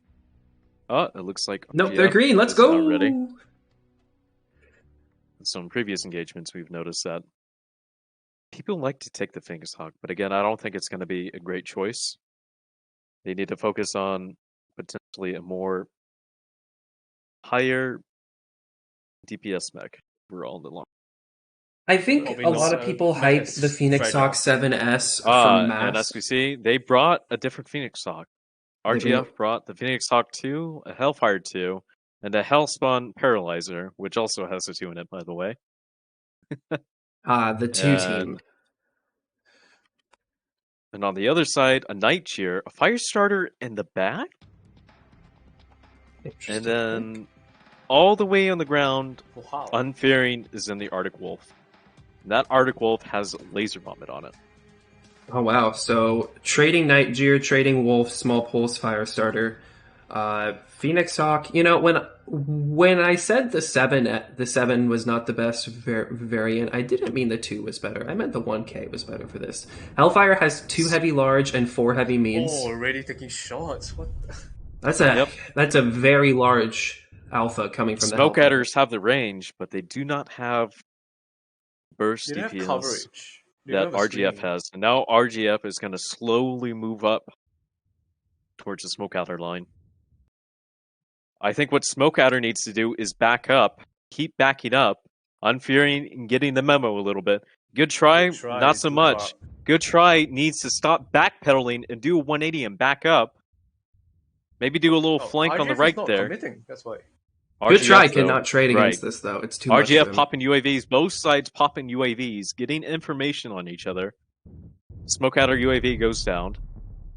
Unfearing taking that position and flanking with the laser vomit. Backing up again. RGF just needs to commit. They need to move in, leg that fire starter, and then move on the Arctic Wolf or the Night Jeer. Yeah, and now they're potentially capitalizing. Right? They're capitalizing now. Good try, he's out of position. Good try. And now he's going to get laid. Good try. He's dead. Back A back shot takes him out. I couldn't even lock onto him. Not looking good for the Smoke Adders as they turn their attention now to the Arctic Wolf. Unfearing, out of position. He's just out turning of and burning. Overwatch range for the Night Jeer. Night he's Jeer just getting trying out of to there. help desperately. Unfearing is just burning out of there. He's got to leave. Wolf. He needs to run, yes indeed. And now they're just hunting him down. But he's doing a bit of a good job kiting them. Hellfire jumped down. Hellfire having problems trying to navigate. But it doesn't matter. They're looking at the Night Jeer now. Night Jeer has to back up. Unfearing trying to kite again. Already.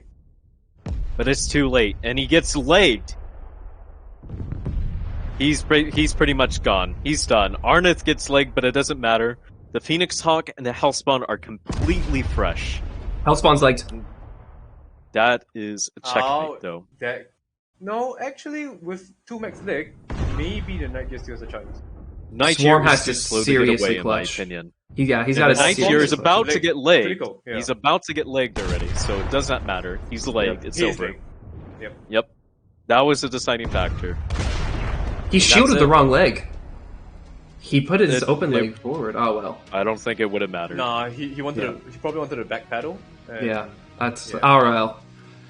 So RGF Decisive a little win slow from on the RGF. start there, but yeah, absolutely. They capitalized properly and they won it cleanly. Good job, RGF. That's the brawl we need to see.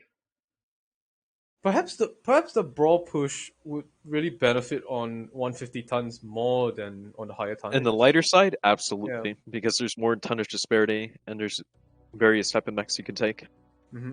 You don't have to focus on the tonnage as much as you do the mobility and the DPS that you can output.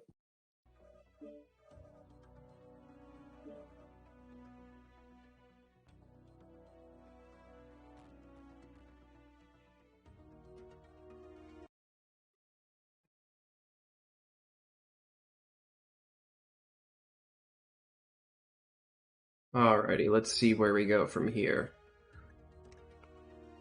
I hope we see another brawl deck on here.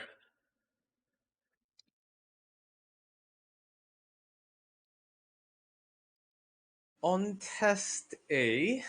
On test A, I realistically think PPCs are somewhat of a good choice, but you can also brawl, but you need fast brawl, right? You need to be able to close the distance. I think Laser Bomb. You know what EMP brought for Laser Bomb? Yeah, I think that could work here. Okay, yeah, so but remember, were fast enough. Remember again that. Sorry. When Oops went up against Crossfire, Crossfire brought Laser Vomit, but PPCs just countered them completely, and they're unable to do anything. I don't think Laser Vomit's good on this map. I think PPCs or Brawl is going to be better. They brought ER Large Trade, which definitely would have gotten wrecked by PPCs. But if you're bringing Laser Vom and you start pushing towards the center, I see what those, you mean. Vectors, through those approach vectors, through the cover. You're talking about kind of like with Forest Colony. Yeah. Right, Definitely. With the Ebon Jaguar and the Timberwolf. Yeah, correct. If you delete one mag, right, PPCs don't really have the DPS to deal with the rest. Exactly. Yep. Absolutely. So I'm being told that this is not Smoke Outers. This is the Scott Atkins Society. Okay.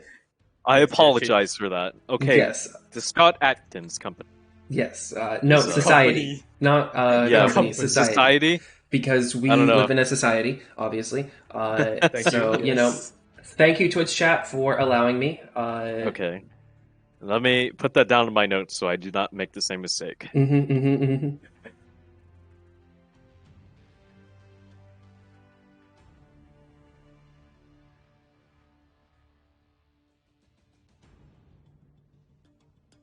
RJF fast on the lock. Thank you, RJF. Thank you, RJF, for being RJF.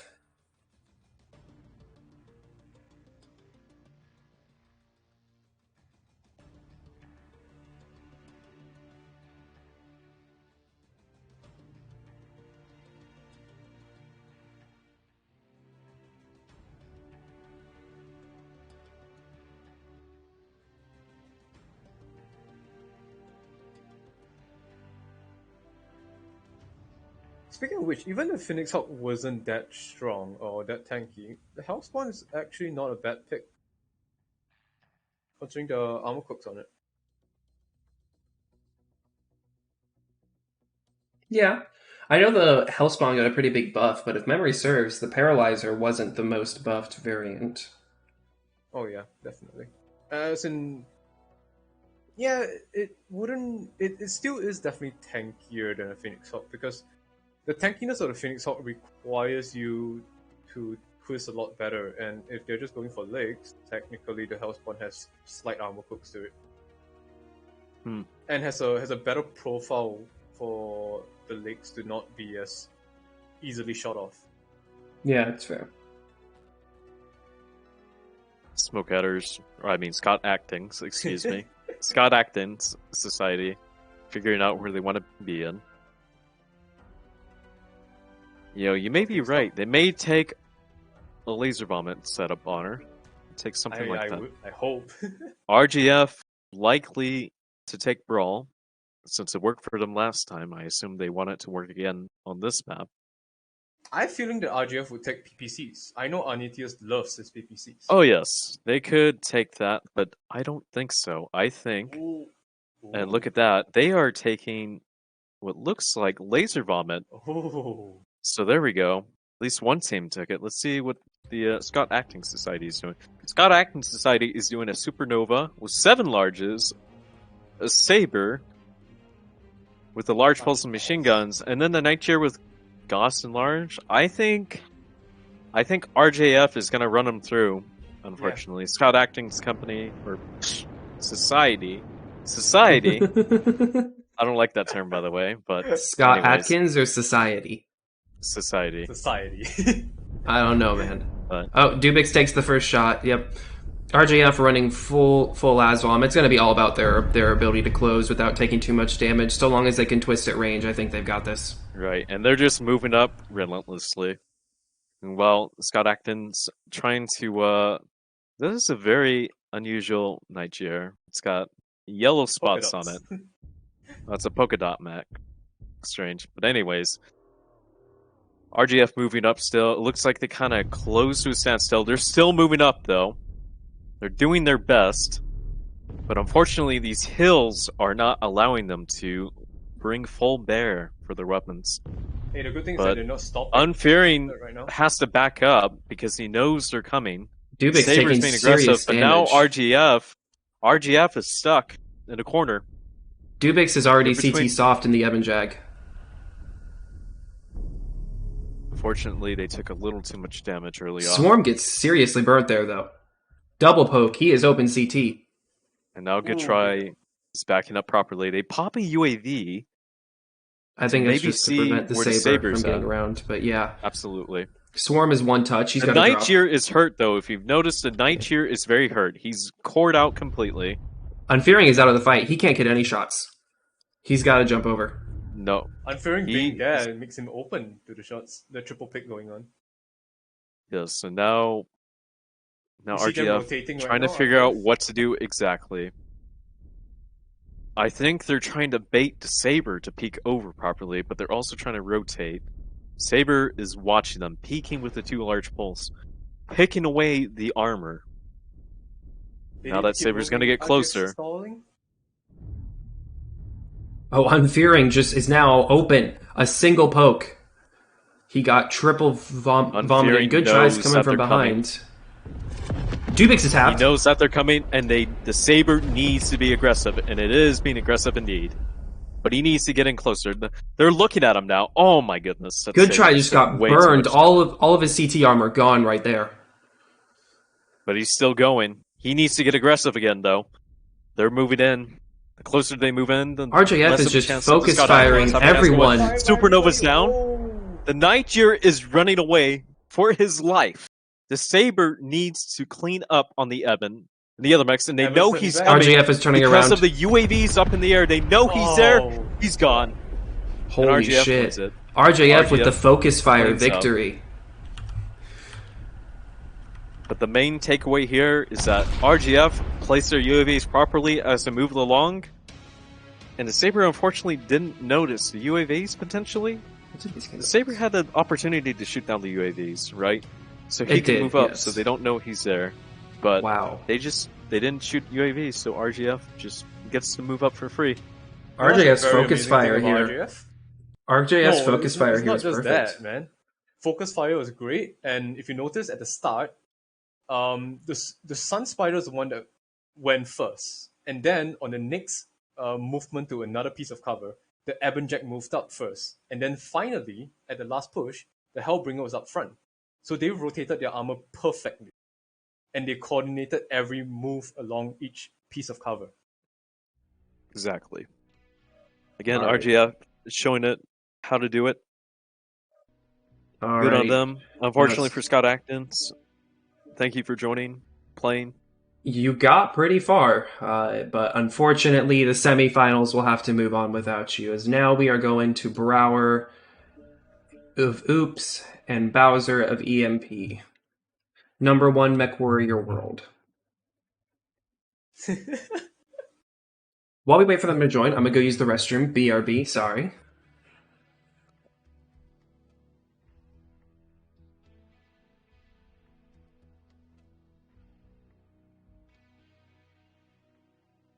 Oh, funnily enough, the Hellbringer is running heavy largest.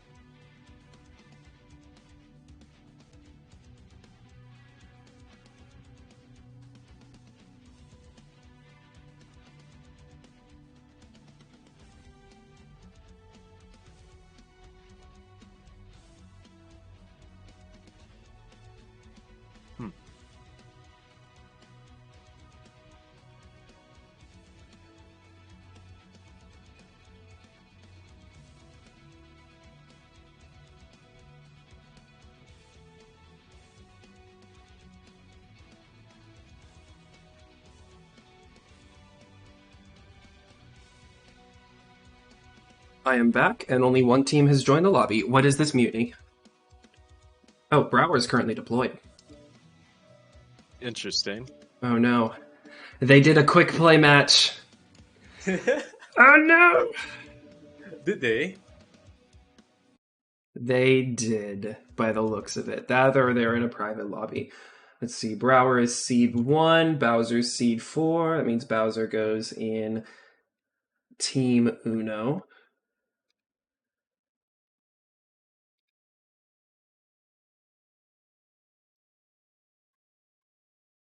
I gotta say, I didn't expect RJF v Smoke Adders, Scott Atkins Society, to go 2-0, though. I thought that would have been a 2-1 match for sure.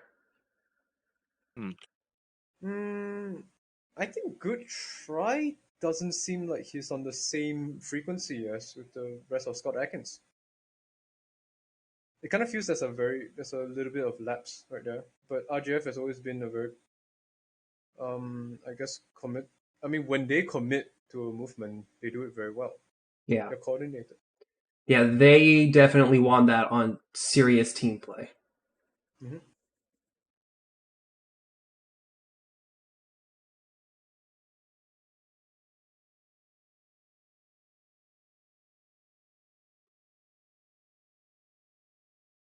Come on, where is the Mymanz? Where are the oppressors of potatoes?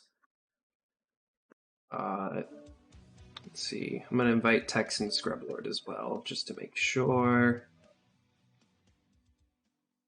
He hasn't changed his name. He's still Texan, right? Yeah. Okay. So they're all Yes. deployed. Sirs, can you please not be deployed while we are running a tournament?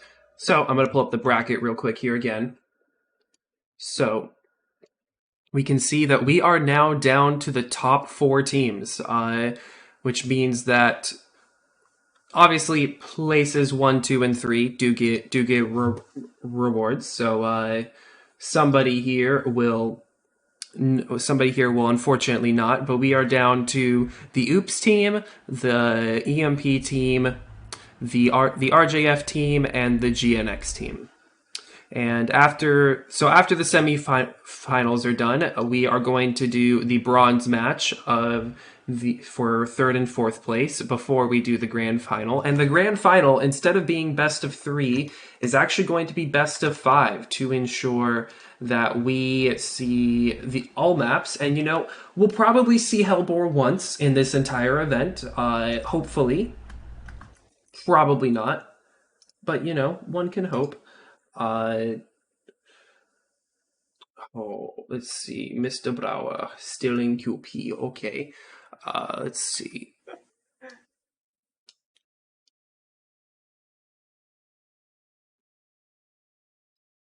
Did he DM you that? He put it in the comp server. Right.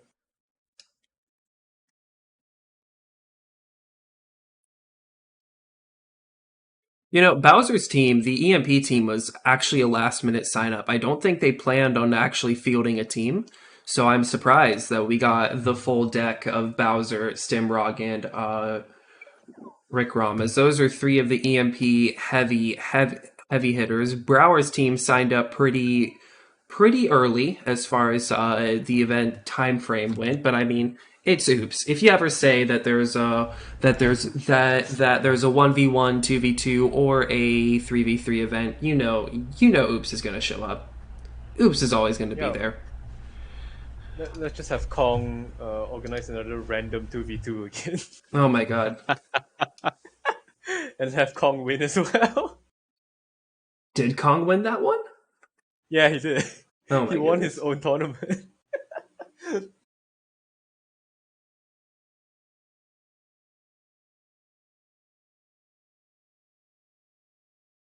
There we go.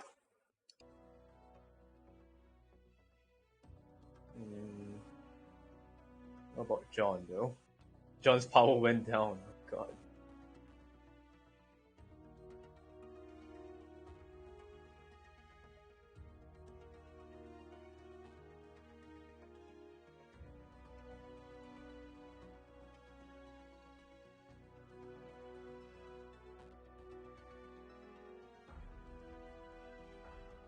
Imagine if Derek went into sub. I don't know about that. Hang on a minute. No, he just asked. Oh my god. Are you kidding me? I don't want to play. What? Bet. Hang on. Wait. I don't want to play. Why are you doing this? Base brawler?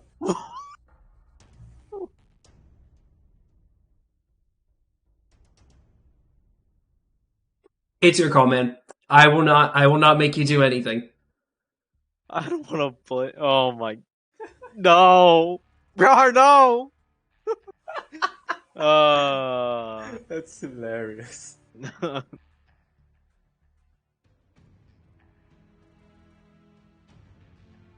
We'll ban Hellbore either way. Oh my god. How did... Stop.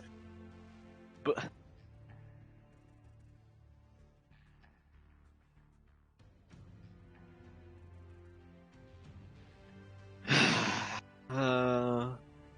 Are you actually gonna go in?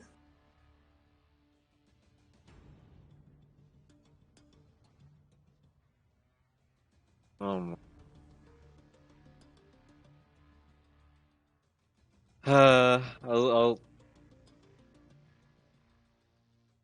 Okay, you know what? I'll summon. I'll see you guys in a bit. Alright. Honor I'll boot up be back. NWO. Derek, I will drag you down once you come back. I'm so sorry. Where are these fuckers?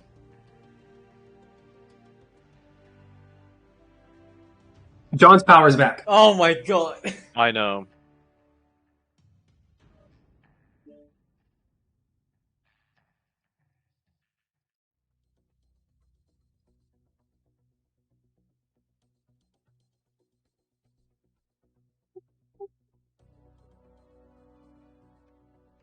Derek already left the Discord? Yeah, what happened? Oh my god! He's waiting for it. I put the bracket in chat like 6 times. Come on, folks. You can drag him in again, I think. Yeah, I can. I can. Yeah, he's back, by the way, apparently. All right. Okay, I'm Time to close my quota again. I'm really Bowser picks test B.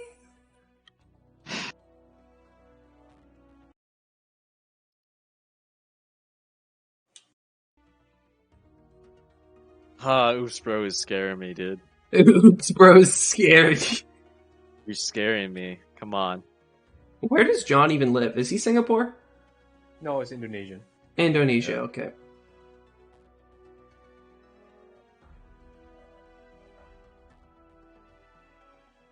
I'm hungry. It is dinner time for you guys. I already ate, so. Damn.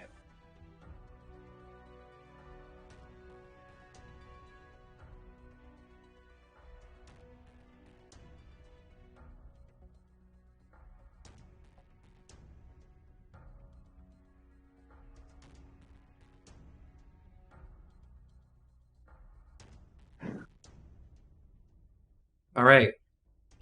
SB Frozen. What was the last map? Tessie? Oh, okay, Border. Forest. Forest.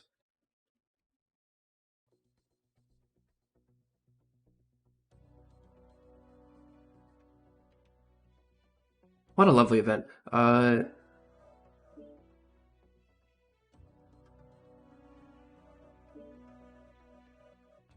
I opened FP chat, and the first thing I saw was "Good luck, brother." I was like, "Nope, nope, we done with that. We done with that." Oh no. Die with honor.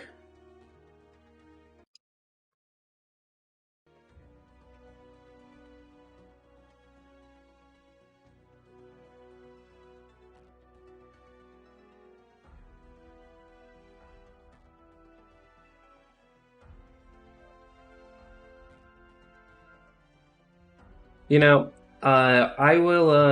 I'm willing to give Oops a little more time, as you know, John lost power, and he's, you know, coming back to the world. I'm gonna set a timer for 10 minutes.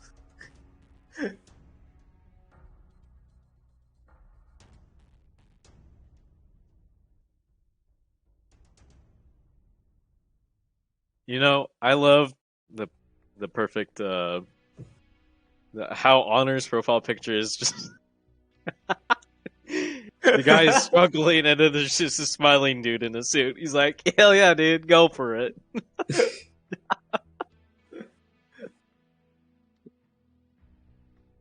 Alright, the 10 minutes starts now.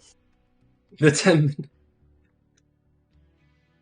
Uh, Next event, I'm definitely including a timer in the rules. I mean, I would hope so. Yeah.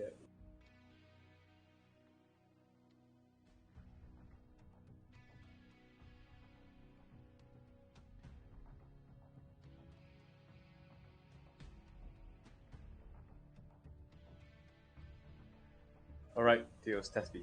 Yes. Please.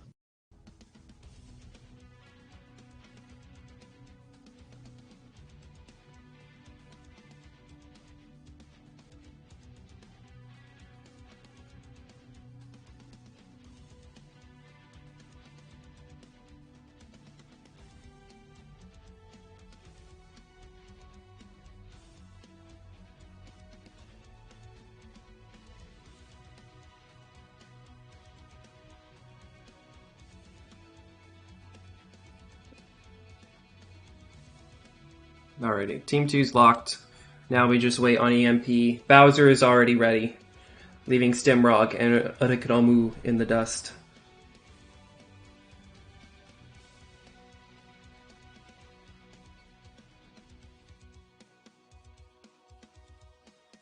I like what they brought the last time they played Test B actually. Yes. The Viper Mistlink's Marauder? Mm-hmm. That was a very good deck, very aggressive. Countered the range deck that JGX brought. I wonder what Maybe more aggressive decks they have. maybe Oops Bro will bring something just as aggressive, if that makes any sense. But we'll have to see. They are spreading out the drop zones. I feel like Naveed they're also says gonna he rotate They knew- might out the- just be playing range again. Yeah, Yeah. probably Or- so. Yeah, or they're just putting Texan further out to the side in the light.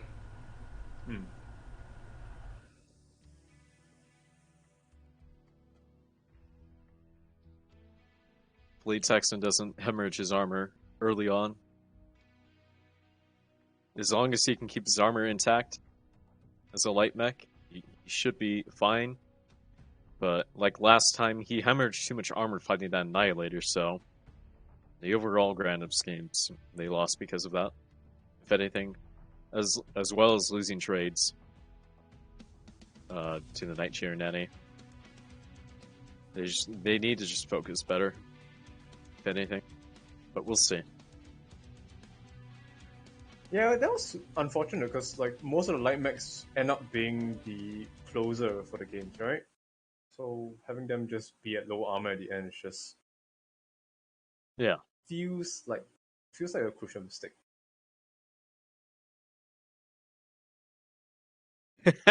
David. I know. All right. Let's see what we got. Beagle, Nigeria, Piranha. Firestarter, Supernova, Mistlinks. EMP has not changed, but Alright. they do not need to. They are going towards a more long-range fighting tactic this time around. Meanwhile, Oops team is gonna Piranha. maybe try to close with Piranha. I'm not sure if that was the best pick, but we'll see. Vigal and Gia are AC-10 peeps. I'm not sure if this was the right choice to make, considering how long range the map can be. I Yeah, think if they're bringing Vigo, I feel like they wanted to do a push. the They main have a thing Night is Cheer. exactly you need to be aggressive with this deck. You cannot peek with it, and it seems like they're kind of getting the idea. John making a mistake of going that way, losing 10%. Hopefully, not Stimrog's too moving much up to in the long scout, sense. but he's backing off. Stem knows they're coming, I believe. They know they're coming, so now they're going to set up. Bowser's rotating properly. Not wanting to make the same mistake as Kieran did. Getting right up there, making sure that his light mechs are in good condition before they get there. Now it's just going to be a rotation game. The Night Cheer and the Beagle are probably really slow. Probably not speed tweaked at all in any way or form. Yep, Brar's going a steady 75 kph. John leading behind them. They pop a UAV up. Unsure why. May have been a Ooh. scary poop UAV. John! Bowser just getting John free gives his shot. rear. John gives his rear. That gives Bowser a huge back shot onto him. He's critically Oopsro. damaged. Now a little bit confused. Bowser just steadily Texan sitting there not farming. Yep, and that Texan is still fresh, but I've never seen John such and Brar are farmage just in my taking life. so much damage. Texan needs to do something, but it's too late John now. goes down. It's too late. I've never seen such farmage. John goes down, and now Brar is going to get farmed. Recron hops on Texan, ready to clean him up. Sim right behind him. And that's game for that. Wow. The issue there was that they wanted to trade, but unfortunately they did not have the range to trade against the Supernova. The plan there was just to be aggressive at the start, but they wasted too much time. They wasted 20 seconds. That gave them time to set up, back away, farm. I think they just went like full muscle memory because when you're playing this map and you see that ram, overlooking the Right. it's like kind of want to peek it, but should Right, but definitely that's overtake why you play this tourney too, right? To learn Mhm. how to play. different scenarios, different set of rules. I think this tournament reflects heavily on the current meta right now, where mid range has a bit of a niche, but it's almost always long range or small pulse. Right, going back to mech choice Yep. matters the most.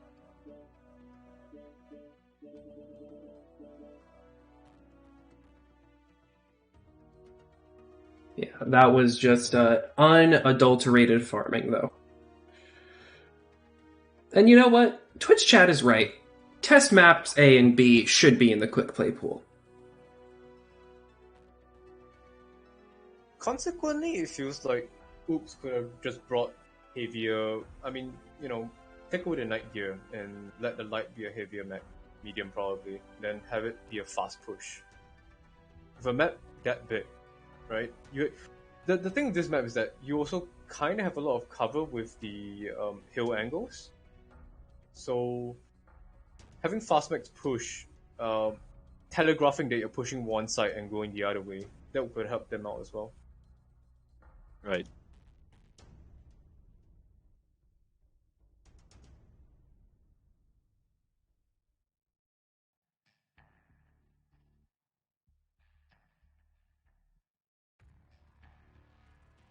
All right. EMP locks first. Wake me up when it's time. I think EMP is going to bring the same range stuff, though. Potentially. I mean, EMP is on low ground here. Oops spawns in High City. So, Oops definitely has the capacity to just turtle in their spawn and call it a day. Yeah. I think in every Frozen City drop we've seen, it's always been Team 1 being forced to make the aggro play.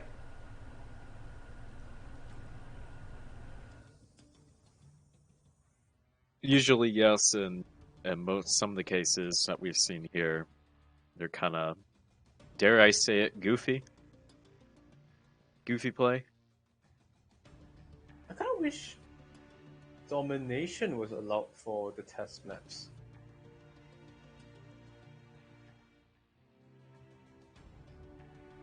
Because otherwise, teams would. I mean, team spawns do have an inherent advantage. Personally, those test maps are too small. I think those were Solaris maps more than anything. Yeah. Yeah. Well, wasn't test map the circular one supposed to be a free for all map? Yes. Mm-hmm. Supposed to be more mechs on it, but they could not do it. So we only just got 1v1 and 2v2. That's fair. Hard coded teams. Same with the other map. That's why it's so circular. That happened in Apex as well. They wanted to do a team deathmatch mode, and then it turns out it was hard coded to only 3 players per team. Oh damn. Oh wait, no, but they're getting a 9v9 soon, isn't it? Yeah, after like years of overhaul. Yeah, that happens for coding. All right. What is EMP cooking up in their brain right now? I wish we could hop in their comms. But that would be, how you say, unfair. No, it equalizes the advantage. Equalizes the advantage. Drop 2 with the team that won drop 1 has to tell the world their mechs. Oh nope, EMP just all locked at once. Nice. Go them.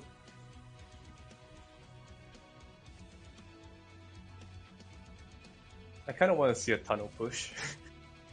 Tunnel snakes. Tunnel snakes. Tunnel snakes rule. Show you real tunnel snake. No, please, there. I don't want to see a tunnel snake. That's not the tunnel snake I'm talking about. The big bat. Big bat. This is snake. It's a tunnel snake. The big throbbing one, yes. You just had to say it, didn't you? Yes.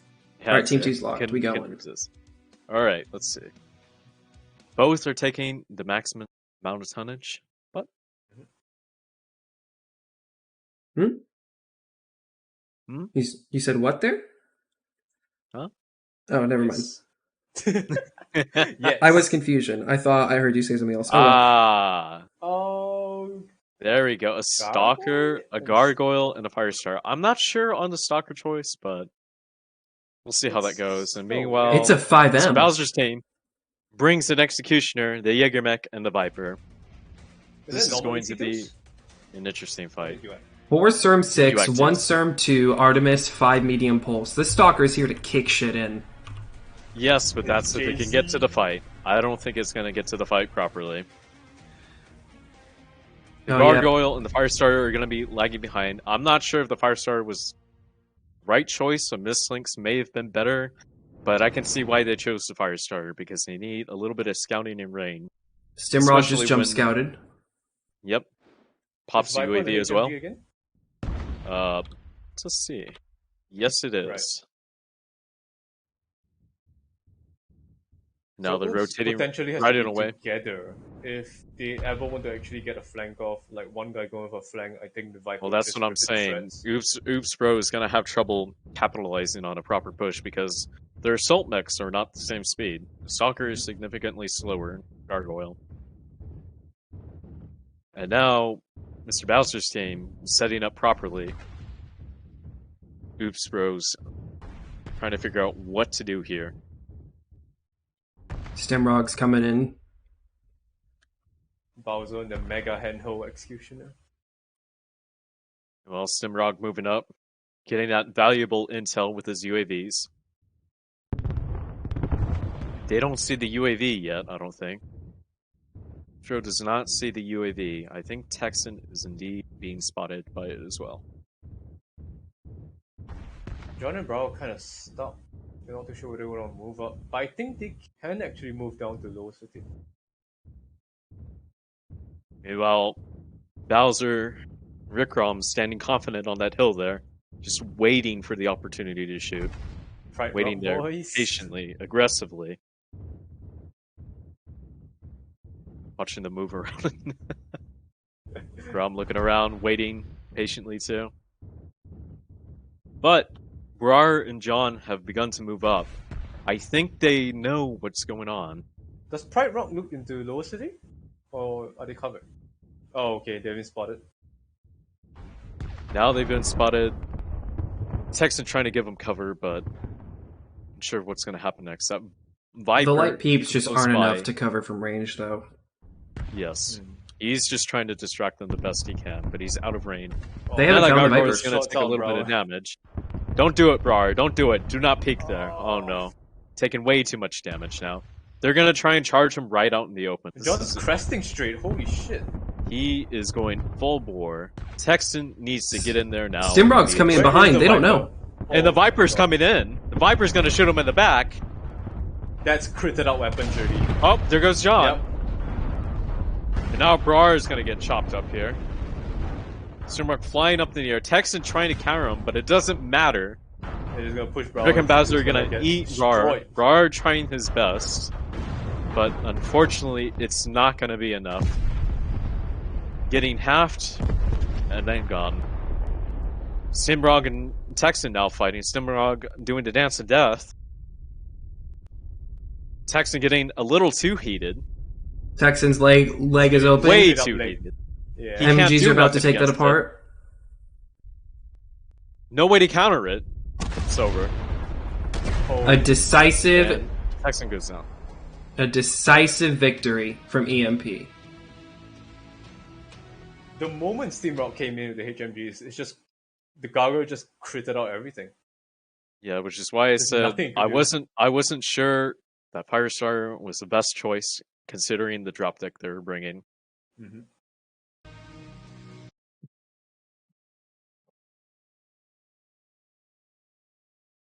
It feels like, push on Frozen City. It really feels like on Frozen City, regardless of which side you are, I would say Well, trade works a lot more. You know, another thing too is that some people want to take all the tonnage they can, but I think you don't have to take all the tonnage. Just focus on the mechs that work focus best. on the doctrine that you're going with, right? If you're going to Yes, push, exactly. then be fast. Like you notice how they tried to take the Stalker the Gargoyle. They were not the same speed. They needed to max the same speed. I guess you could have substituted it for a very faster mech, if anything. I think a Victor would have been better, honestly, than the Stalker. Because the Victor has better mobility, is a lot more probably tankier, tanky as well. Yeah. and has better DPS in the long run. Hmm. Maybe if the Oops 3-man was playing defensively, that Stalker might have been useful, but in the overall grand of schemes, they had to be aggressive. That was not the mech to take, fortunately. In fact, I feel like, no, that wouldn't be what they were going for. But if both of them, if Brower and John were running PPCs, and you have Texan and something like a DPS mech to screen for them, probably easy win for them. And of course, Stimrog in the Viper was definitely the absolute heaviest hitter, coming in behind, just getting that super crit on the Gargoyle and Stalker before getting pushed away. How much DPS is that? That's 18 DPS right there for 12 HMGs. Mm-hmm. God damn.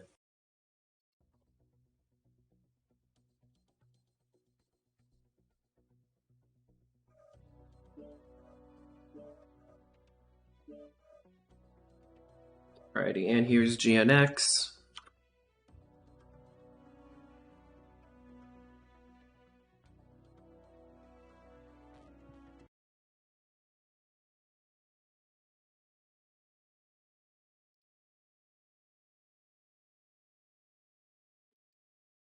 Hey, the sun's up on my side.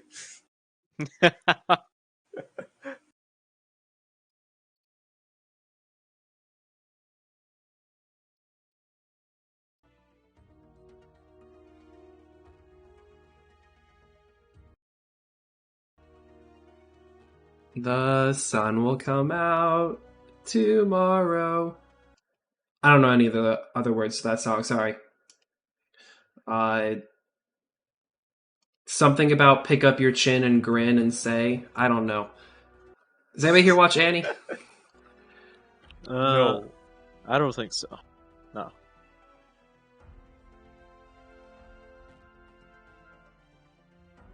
Alrighty. Oh my god, no one's banning Hellebore. Come on, Team 1. Big Hellbore. Big Hellbore.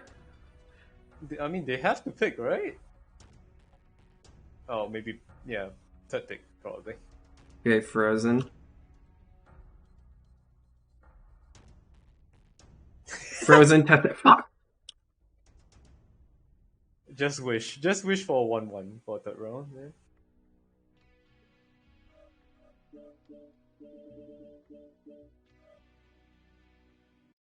I mean, I believe these two teams, it will be decent enough. They will hit around third round. It shouldn't be a run over.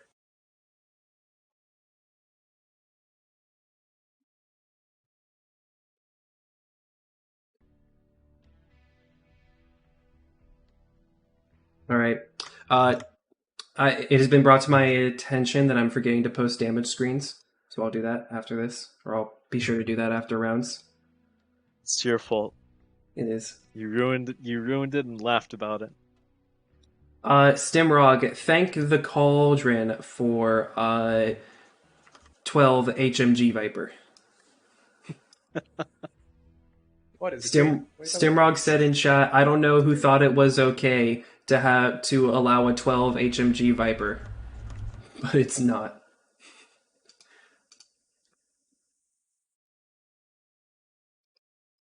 PGI, can I have a 12 HMG Black Liner, please? All right. Thank you very much. Team 2 is locked. And we have the GNX team of Call Me Gil, James Bombed 00420, and Yamate Kudesai Onesama, other known as Inosuke Hashibara, other known as Simple Ukyo.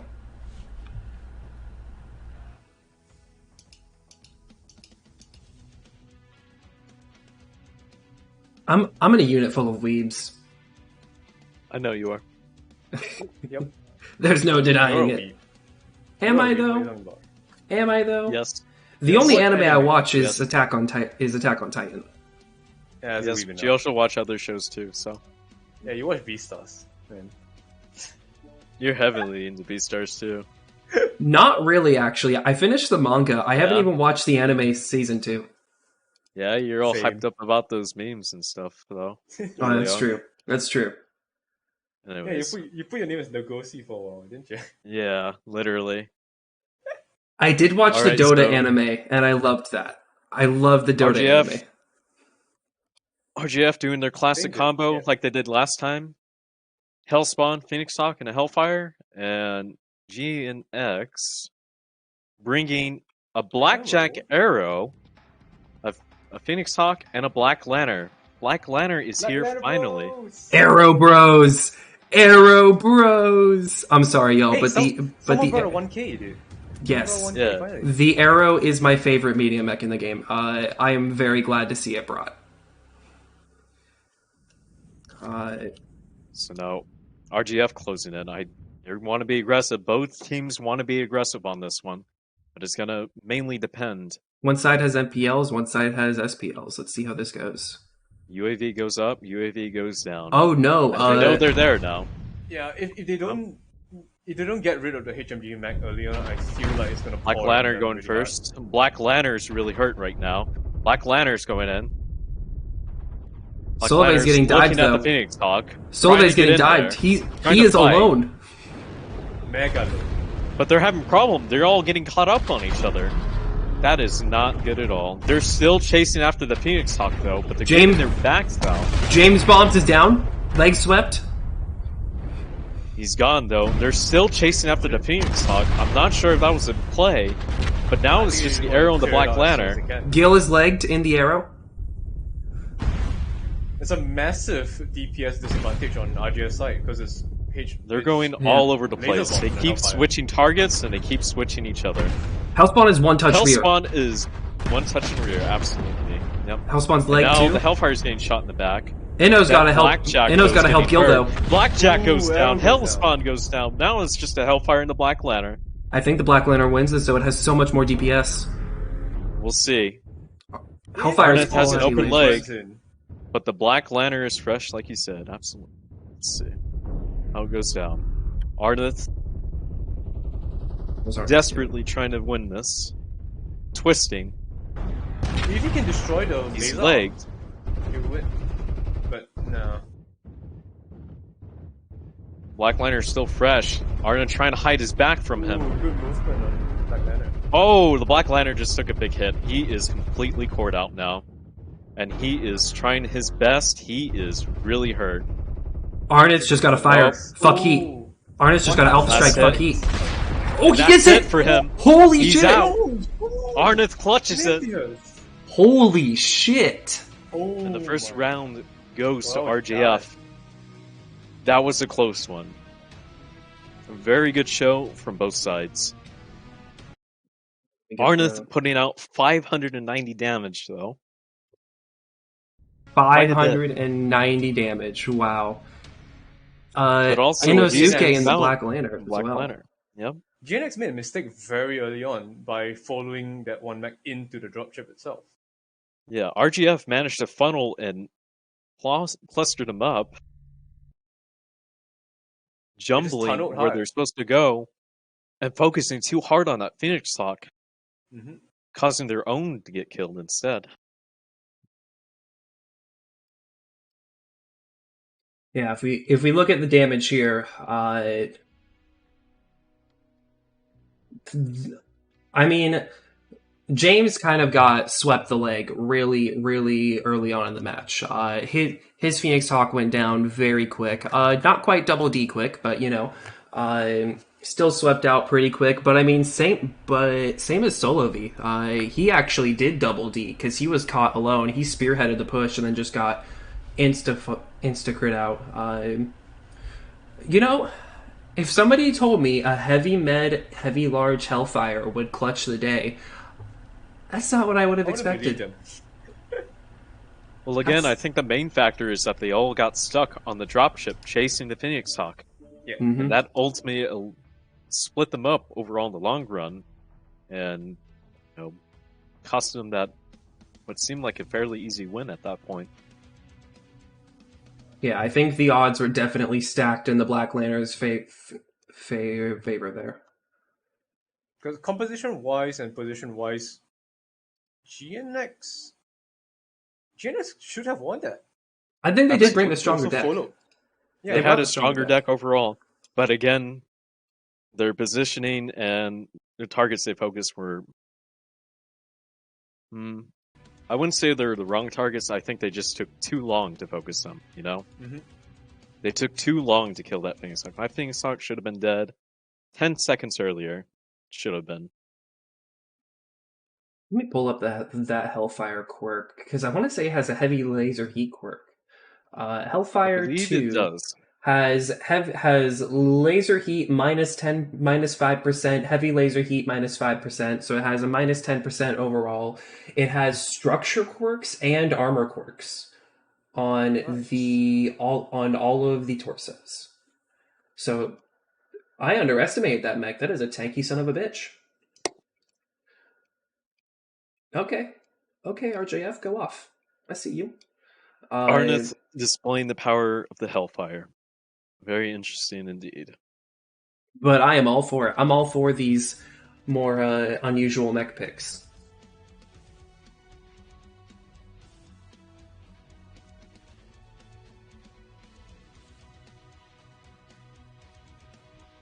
Let me get this back over to the lobby.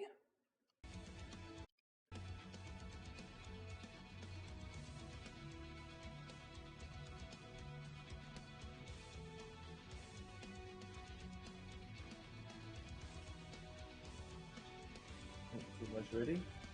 Yep, Team 1 is locked.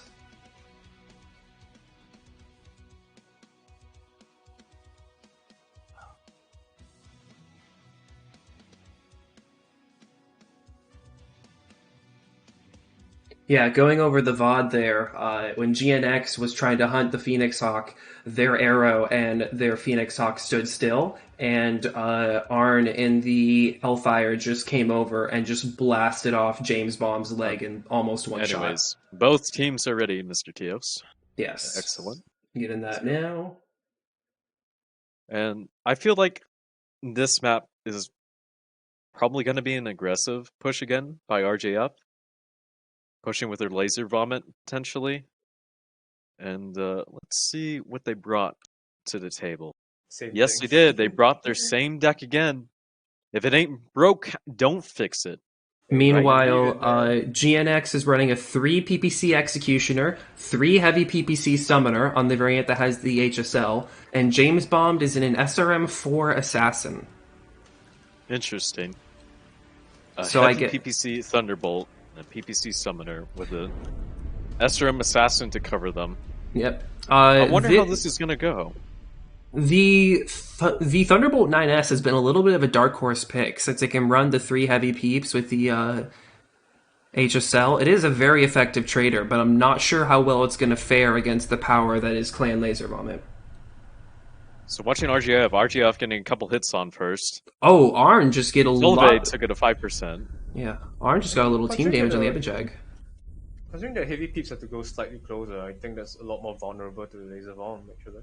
Definitely. RGF peeking around that corner, running across. I think making if their it goes move down, again as per usual. I think if it goes down to a brawl, James Bond is going to have to make or break the drop here. Executioner looking for him, not seeing them yet. That Assassin's looking for him, though. Assassin knows they're there. RGF also picking up as well, too. Thunderbolt is rather unusually close. Far up. Way too far up. Unsure why. Maybe that Overwatch from the Execution will help, but I think that it might end up messy. That's for sure. Thunderbolt not sure what to do. RGF just taking peeks. I don't think they can. They could take this opportunity now and push. Executioner's not looking, but got a bunch of UAVs up.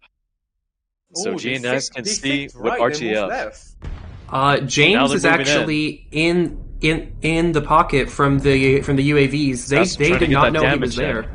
Solveig's getting farmed out though. Holy shit. Indeed. But again, RGF being smart.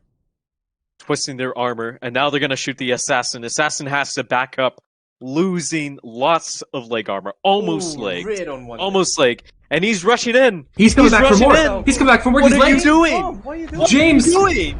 James, no. And so the assassin's taken out. Thunderbolt trying to Gonna make a move. Ooh. Dubex turns around, sees him. Executioner also rotating in the back, trying to get a pick GNX on is him. at such a disadvantage now. It's time for them to be aggressive, RJ. And now RJF needs to push up. Holy shit, Hellbringer Executioner tanking. getting Hellbringer just standing there aggressively shooting. Executioner's getting nonstop. shredded. This is not a good day to be an Executioner. And Gil now coming around for they're the making flank. their move, doing the flank again. Gil cannot go Now solo they're going though. to catch this Thunderbolt out in the open. He's by himself. Gil cannot go Executioner solo trying though. to catch up.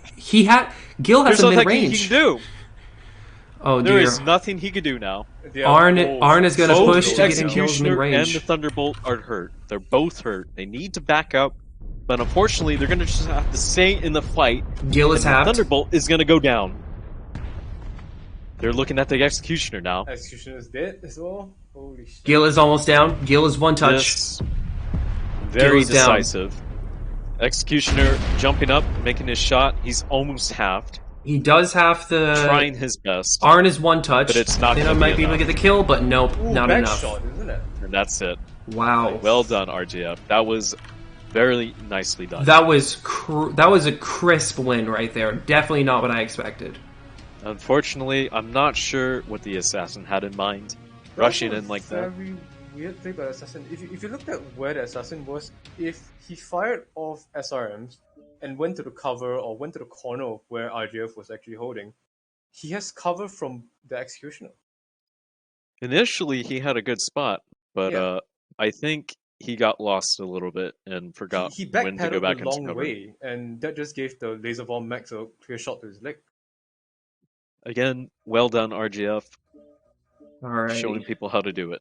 We are now at the bronze final, though. Oh shit, I shouldn't have kicked GNX. Of GNX against...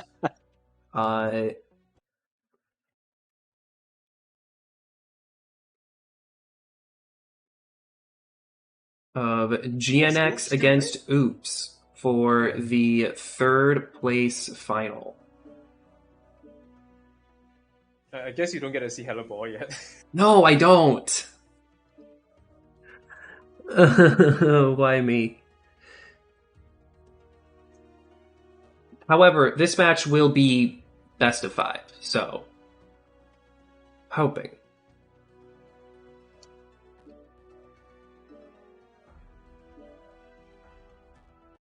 Hoping or coping, one of the two. Maximum copium. Copium Copium. indeed. Megacopium. Power was on this time. I would hope so. Alrighty, let's just look back in the damage here while we wait for people to come. Yeah, James Bomb getting that 90 damage. I don't know why he dived. I think that might have cost them.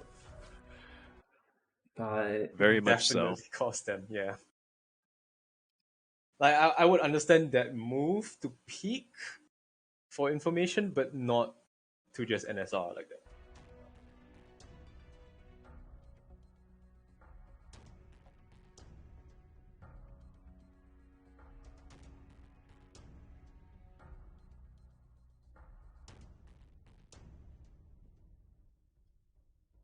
Best of 5. We'll see Hellbore. We might see Hellbore. Oh boy. I hope we see Hellbore. At least once. I hope we see at least once. Maybe so. How about no?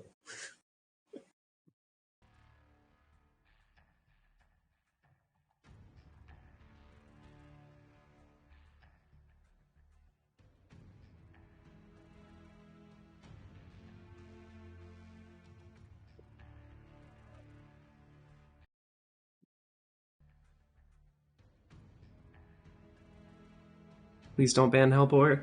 Please don't ban him. No! It's gone. It's gone. It's all Okay. gone. I'm sorry, Teos. Damn It's not meant it. to be. It's not meant to be. Frozen. Alright. So drop 1 is frozen.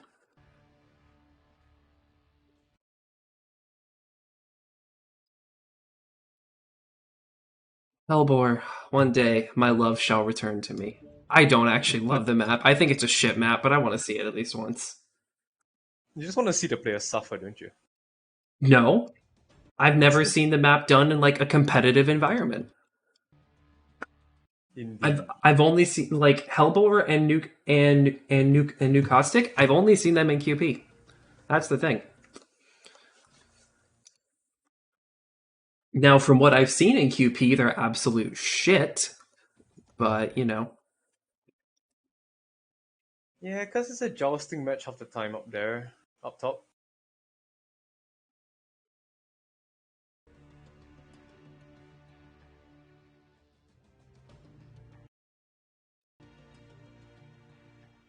unfortunately, Hellbore is drop 5. As expected. Don't worry So about it. I hope we get there.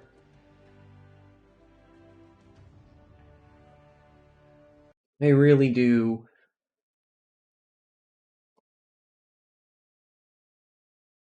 And I really do like the three heavy peep Thunderbolt. It's honestly a very fun mech. But you know, it's I don't think it's good in an isolated scenario like this because if I was trying to push like RJF did, I really would have gotten into the Thunderbolt's grill there. I really would have gotten into that minimum range. And perhaps that's what James Bomb's assassin was for, in order to like fight the minimum range, but I don't know. I mean, HPs would require more max. I don't even think 2 max are enough to tie up the rest of the max fighting. Because you still have your cooldown to manage, you have your heat to manage, and that burst that burst requires you to really have the accuracy to screw up for your other guys to finish, right? I don't think that was a good pick overall.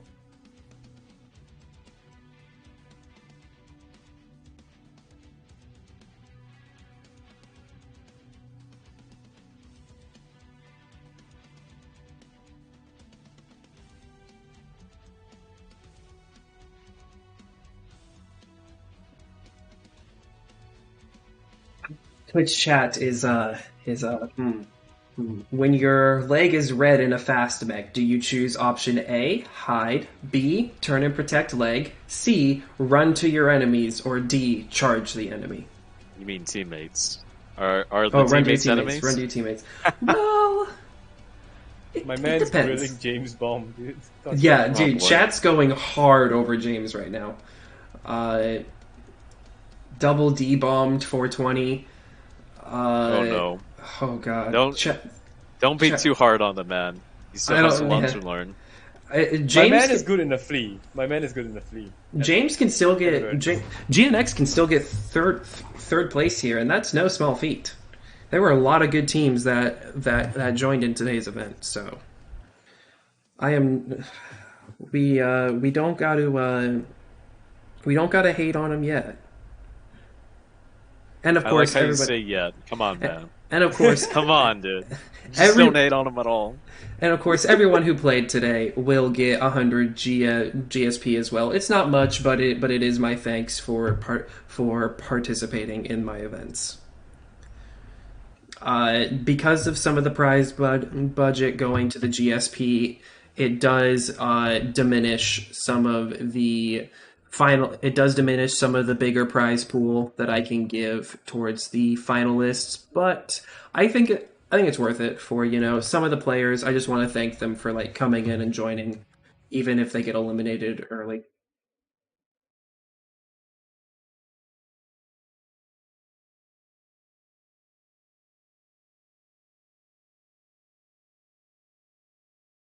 Is this still Team 2 to lock first? Yes. Okay.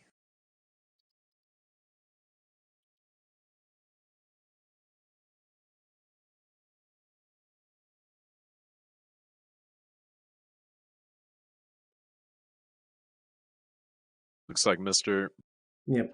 Brar's team is locked. Now waiting on GNX.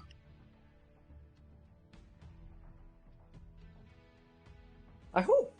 Yeah, I hope Oops can actually do their brawl push this time with that 150.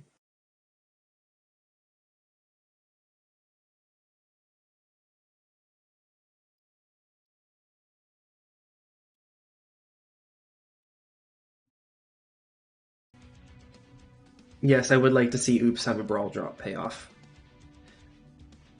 Both teams are locked. Ready to go. GNX is not locked. Now GNX is locked. There we go.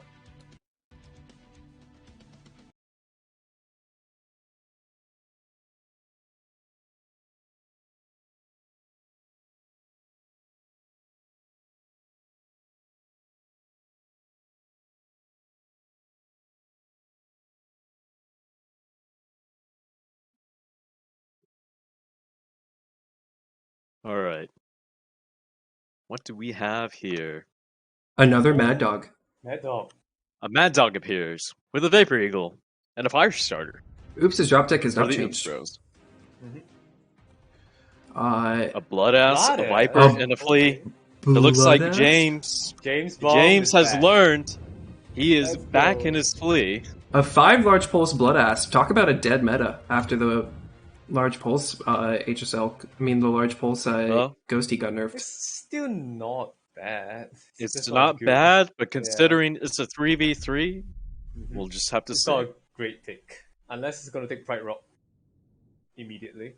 James Bond running around, John coming in, flying up high, trying to figure out what to do, what to see. Is Gil running the 12 HMGs? He's not. He's running 8 HMGs and 3 small pulse. Texan trying to get some light PPC shots in, jumping up high, jumping around. The Blood Ass taking that high spot again. That common high spot. Trying to get his large pulse in. Oh, I just saw John firing LBs on the Bloodess. No point. It looks Didn't like get close. GNX is putting all the eggs into their basket with the Blood Ass. Kind of a similar scene from the test map, where you have the large mech, the 2 smaller ones protecting it. Texan trying to wear down the smaller mechs. Brar and John waiting patiently to move in. I think the plan here would be to maybe clean up Texan, but Texan's rotating back now, so it's probably not an option to get to him. They mostly trying to heat up the Bloodess before going in, but now Maybe they're just so. giving it time. Yes. Like Brow and John needs to take the positions fast. I think Brar, John, and Texan all need to move at the same time. Texan making a move on the left, and Brar and John just hopping right in there and cleaned up that Blood Ass. If they can take care of the Blood Ass, It's good damage going off though. 90% on the Bloodess right now. It's not enough, I would say. Most of that damage has gone into the arms, mostly. And it's heating if itself anything. up. Yep, He he's now shutting down. He's shut down. Let's actually take a look on how hot this actually is. Ban soon for UAVs. Okay. Looking for any more. Yeah, I want to see how hot this build is too. Let's find out. Looking around. That's why it's so bad. hot. He's firing 3 and 2. Not 2 2 1. Triggering the ghost gate. Texan running around, sees the UAV Texan's up there. badly hurt. Shit. Mad Dog is a similar build to what Sim was taking on Boris Colony. It seems like a stalemate at this point, realistically. Viper and Flea just taking their time, and the Blood Ass trying to get as much damage off as it can. I don't think they want to push in either, because once the Viper gets into the back of I don't think either team Big should push Viper. in unless... Texan is a bit hurt, though. Let's check him out. He's been hit in the side torso, the arm, and the head. Actually, might be detrimental to this build, because I think there is a PPC in the arm, unless he's running... No, he's just No, running no. the 2 light PPC. Yeah, he's got the 2 in small pulse. I don't know. Losing that arm Oh! could be really bad in the long run. Seems Blood like Ass they're fell. starting to move Blood Ass up fell. now. Bloodhouse is moving up. It fell on accident. That was not They're intentional. gonna jump on that. They are jumping in on that. But they gotta kill the Bloodhouse quick. If they don't, that Viper and the Flea could do a lot of work. Not sure what the Flea is doing. He should be getting into their backs and shooting them. Brower's tearing apart John the Blood running Ass in. though. That Bloodhouse is more or less done. He's gone. He's out of there. And now it's the Viper and the Flea. I don't think they're gonna have enough damage to take out the rest They're of going for the Flea first. That's not the smart pick. Oh, James is legged. No, Never it's mind. not. Smart pick. That's it. That's That it for Viper's G-Next. not doing enough. Decided Not we nearly lost. enough to win. Nope, absolutely not. John might go down though. They gotta save John. Save John. Save the man. They did not save him. He's gone. I think Viper gets the kill. that match was lost the moment the Blood Ass fell. Yep. Correct. Was Bloodhouse that should a have mistake stayed up or high. was that a It looked like a mistake because I was in his cockpit and he tried to correctively jump jet to get back up. Right. So it looked like it was a miscalculation of how much more room he had to walk because he was zoomed in when he fell. That's unfortunate. So yeah, it looked like an error. But I'm really wondering what happened because the moment that scrap happened and they were just all focusing on the Bloodhouse, the Viper could have probably critted out The most of the Viper- Revenants. The Viper Weapons. and the Flea could have gone into their backs, but instead, Yeah, I'll they're be up front for uploading- some reason. I'll be uploading all these matches onto YouTube, some of them Nice. for the most part. But at one point, the Flea is just sitting there shooting. He's not going around behind them to shoot them at all whatsoever. He's shooting their frontal armor. Mm-hmm. And Yeah. I think the same was happening with the Viper, too. It's just shooting frontal armor instead of just going for the backs. Yep, James, 99 damage in the Flea. The Blood Asp, 202 damage. I expected more since it was Overwatch trading the entire match. I was Overwatch trading against the Firestarter half the time. Yeah. So you don't really get a full burns off. Then Call Me Gil and the I Viper expect- getting 298. Not surprising he got that, seeing as, you know, he was up there in the fight for a lot of it, and those HMGs do farm some serious damage. John McFuzzy in the Veagle, 265 damage. Brower in the Revenant, 331. Texan Scrublord in the Firestarter, 305. Nice. Yeah, I really think if you want to put all of your marbles into a 90-ton mech in a 150-ton drop, you really gotta bring something that can just one-shot lights.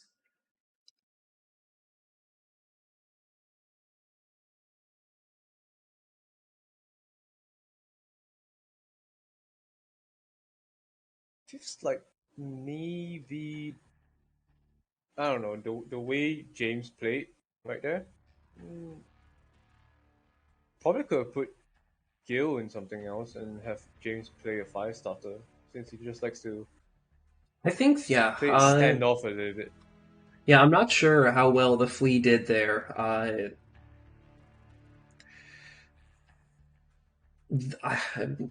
Stimrock has proven that the HMG Viper is an incredibly solid pick, and that it just wipes the floor with things if it is left unchallenged.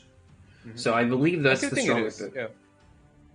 Yeah. But I think we're right about it because looking through the VOD, you see the Viper and the Flea. Once the push started, they were both kind of almost stationary, firing at them coming in from the front. Yeah. When the right move was just get behind them, crit out their weapons. Possibly at that point you have saved the Bloodhouse. Yeah, and for these for these lighter brawl decks, I don't know, but in my experience, like it seems that bringing the Flea, the Commando, anything smaller than a Firestarter has pretty much yielded a loss. Like a lot of these brawl decks, the ones that won were the ones that were two mediums and a heavy or something of that sort. What would be a good mech that is 5 tons lighter than a Bloodhouse? Because the Mistlings and the Viper right there probably would have wiped the floor. Yeah. 5 tons lighter than a Blood Asp, 85 tons. In a Brawl deck? Stalker, I mean, Gargoyle. if they wanted, yeah, I think if they still wanted to play standoff like that by screening for that heavier mech, maybe the Stalker would work. Yeah. Actually, Derek, what do you think of an AC-20 snub misery for this? Just Absolutely obliterate not. lights. It's Really? too slow. It's too slow. That's fair. Yeah, I agree. It's too slow. Just like the Stalker that Oops Bros took, way too slow for what they want to do. Like, if they wanted to get a slow mech, it should be a standoff mech. It should not try to get close to the enemy.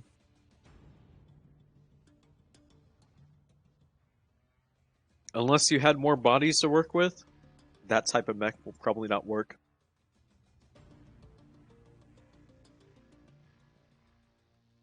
Team 1's locked. Yep, waiting for Team 2. I'm trying to think then.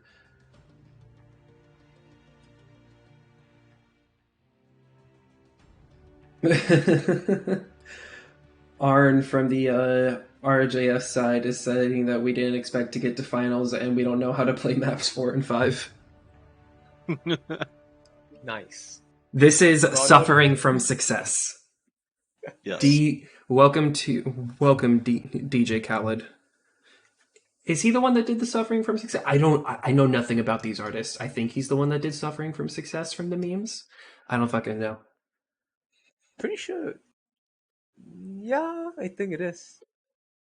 GNX bring a Kodiak, an IV4, and a Vulcan. MRM 60. Kodiak only has 410s. It has no backup weapons. And Vulcan is 5 MPLs. Not even a Yelp. I guess No. it's a big TC then. Or big speed. Bringing a mixed deck, Oops Bro, as is G. This is going to be an awkward fight, I would think. How fast is What's this in it, game? Night Gear? Night Gear is AC-10 peeps. it's just AC-10 Oh, and okay. peeps. Just I don't. push laser bomb, yeah. So the Well, Kodiak does it's- not have a TC, it's just fast. Well, the issue is that the Jier's going to have trouble keeping up. So, if they do a push, right now Bar is waiting for the Night Jier to move up with them. They collide. They have collided. Meanwhile, GNX just setting up lines. The Kodiak's just gonna get its CT farmed from range, I Actually- think. That's a perfect counter to the Kodiak. That Jier is a perfect counter, fortunately. I don't think the Kodiak's going to be able to do much. To be honest, I'm more concerned about the MRMs. They're Yeah. focusing the Kodiak. I don't think the quick draw is going to do much either, considering the pilot that's in it. They need to push. They do need to push. They are They do wasting time. And now Oops Rose gets to set up and do their thing. James And now the starts to Kodiak's sand going to paper. be out in the open. Yep. Kodiak, how's your paper at all Oh, looking? my Oh my god, he's already open side. And he's already lost an AC-10. Trying to twist his best. Oh, he's still exposing. That's it for James, him. James is rushing up. If they gotta kill the Marauder in time. If they don't kill the Marauder in time, they lose. Oh, Texan's Marauder's going to behind. survive. Oh, James is now too getting farmed. cooked there. Eating. Brower explodes. Brower's He's half probably going to exploded. pass out. Oh, Brower, no. I think John's in- covering for him, though.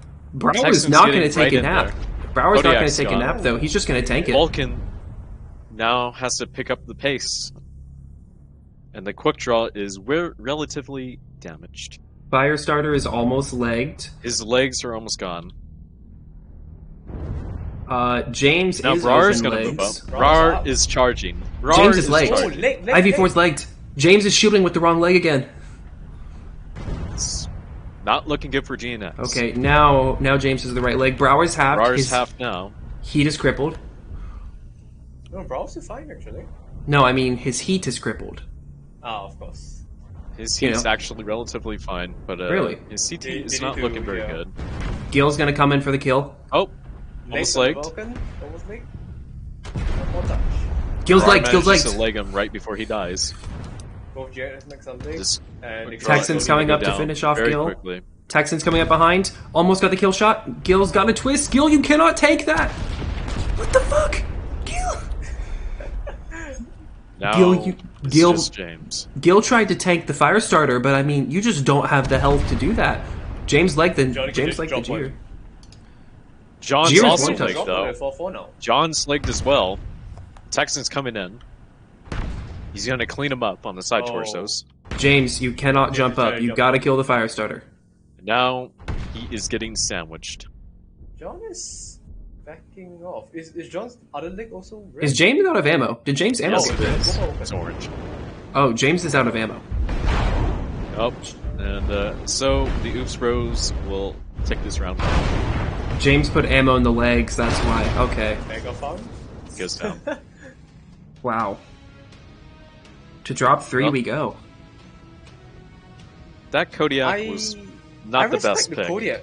No, I respect the Kodiak pick. It's the 4-4 that's kind of the issue there. Well, okay. You really have to push up.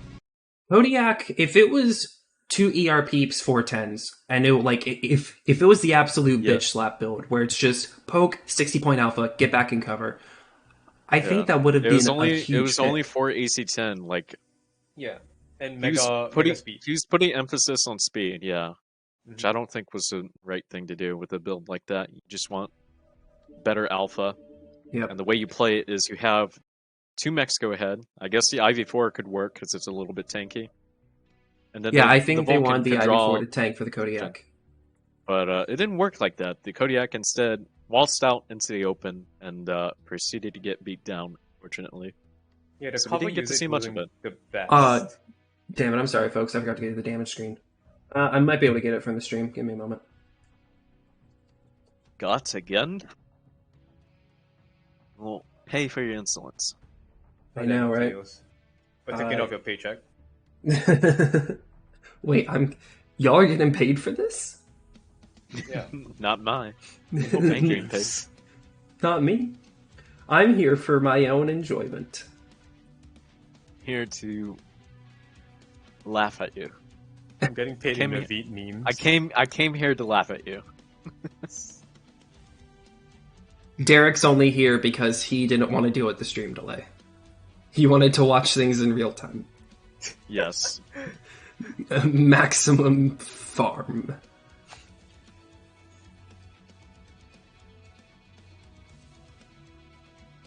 So here's a prediction. Oops gets 3rd round and we don't have to go to Hellebore. Yep. Yes. Fuck you. I want Hopefully homework. so. We will probably see Hellebore in the finals. So. Yeah. Not be disappointed. Even though RGF says that they're not ready for it. Actually, Toaster does bring up a good point, is that if Brower brought that and it was specialized for this 3v3 setup, it should have standard engine. True. So his heat probably wasn't crippled from being Christ. Right.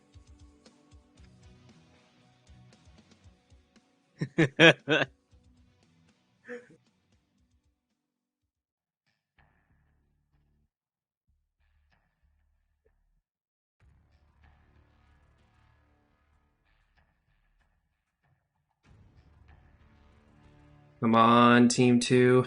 Oops Bros, I believe in you. I think Oops Bros is going to do the same thing, though. Battlemaster, Stalker, Saber. It's gotten them pretty solid success so far.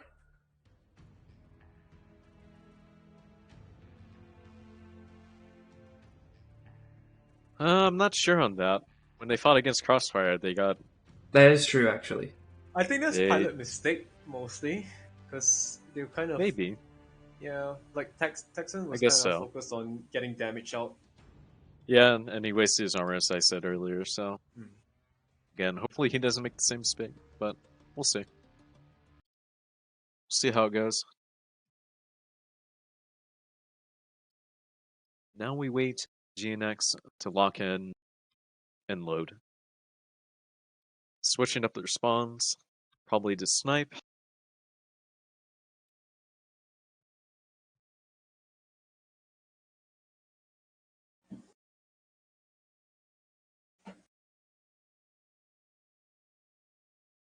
GNX is locked. Ooh, GNX is not full tonnage. Nope.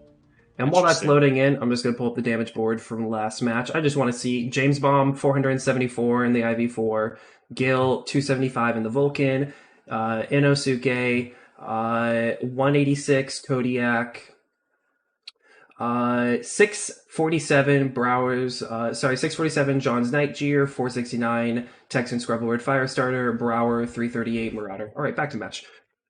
I just want to get that real quick. Oops is bringing... They're bringing in something a little different here. A I Mad Cat, forgot. Stalker, and Texan isn't a Nightgear. I forgot. Heavier drop. So Yep. they don't have to bring the Saber. So yeah. And on GNX, Hellbringer. it's a Stalker, Hellbringer, the Supernova. Supernova is unsure. He's getting shot at now. Already shot at. I think he missed a ramp. Did he go out the location. wrong ramp? No, he tried to go the bottom ramp, not the top ramp. Right. And so he's going to be late to the party now. Somewhat. But he does get a full, like, his point up. Now we're going to have the very enjoyable sniping experience that this map gives.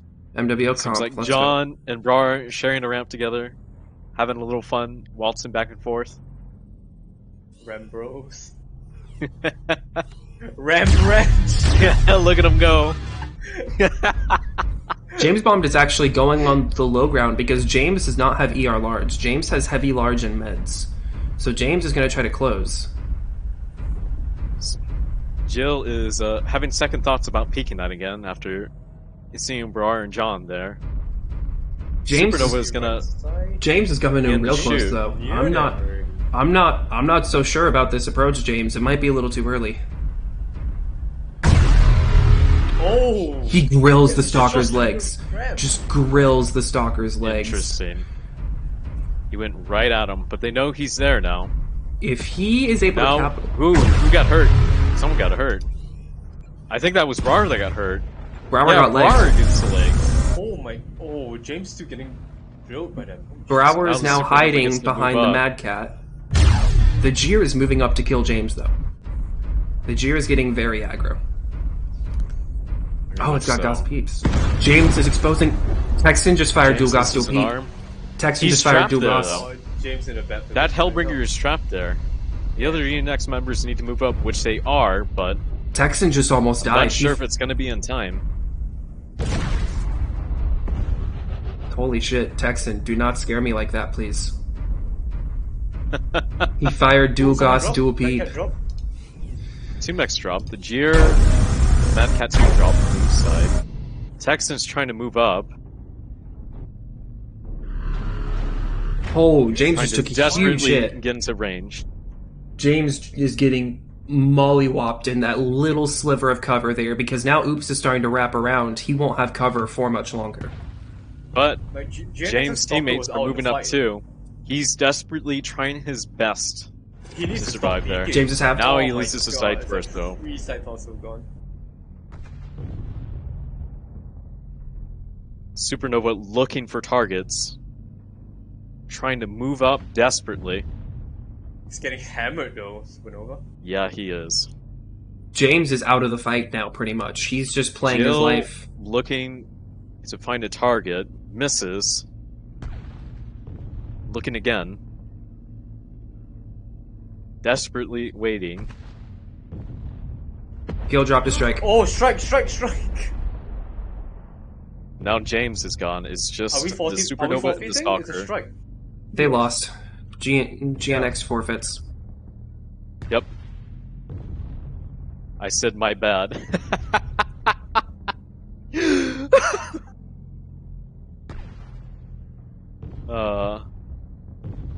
Finish the fight, gentlemen. You can do it. Yes, Master Chief. And the Supernova explodes. Wow. That's Go get 'em. Unfortunate. Well, I mean, you're in a tournament that doesn't allow strikes. Just take it off your mech. Oopsies. it seems like this is the second time it's happened too. Yeah. I think Weapon Master had a team. They Weapon. is that Supernova spinning? That Supernova is spinning. Weapon Master, G-Ram, and Zios' team lost. They lost drop 1 and drop 2 forfeited because they because Weapon Master accidentally dropped a strike, drop 2. The damage numbers are pretty awesome, actually. Well, Damage was actually fairly decent by Even though it's a 4 feet Carter and dash. John. Yeah. yeah, large Giga Farm. But we are now moving on to the grand final. Alright. Guess you don't get a Hellebore. Well, Okay, chat. I'm sorry about being in first person for that drop because I was sitting there above it and I just saw a bunch of blue lasers and I was like, well, this is boring as shit. I might as well go into somebody's cockpit so I can see what they're shooting at. I would have fell asleep if I didn't. Okay, so we are moving on. Oops got third place. Congrats to Oops. It's the good job, Mymanz. Oops. You did well. I kind of wish James Bond didn't shoot that early. Because they didn't even know he was there. I feel like before Gil dropped the strike, it was already lost. And yeah, James Bond going for the Stalker's leg, he should have gotten a better angle and then hit something else. So, you know, You should just wait. here, hang on a minute. Here's the question. Hmm. Why are people taking strikes? Yeah, I know. That's what Why I was are- asking as well. It's a Why tournament, are, right? why are there why are you taking consumables that are banned? Just remove them. You can easily remove them in the lobby. Yeah, you don't All have to you leave have to lobby do- to do it. All you have to do is select your mech. There's a little option called consumables on the right of the tab that pops up to choose your mechs. And you can pull them off and save the mech from there. That's how you change your consumables on the fly. Yeah, you don't have to. I mean, I guess if you have a mech that's dual strikes, dual shots, there are like 6 skill points that go to waste. I like how fast Brower just went, bruh. Yeah. The moment he saw the red smoke, bro. What are you doing? What did he mean by this when he used the strike?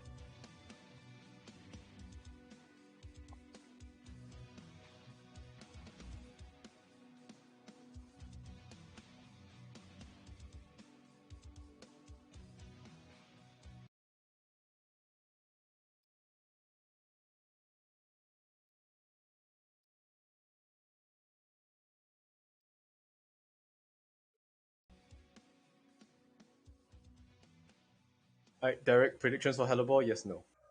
Hellbore probably gonna be It's gonna be drop 4. likely. It's gonna be drop Yeah, 4. I think it's gonna happen for sure. Because RJF is gonna ban Hellbore. Called it. No, That's please. and that makes it drop 4. Yep.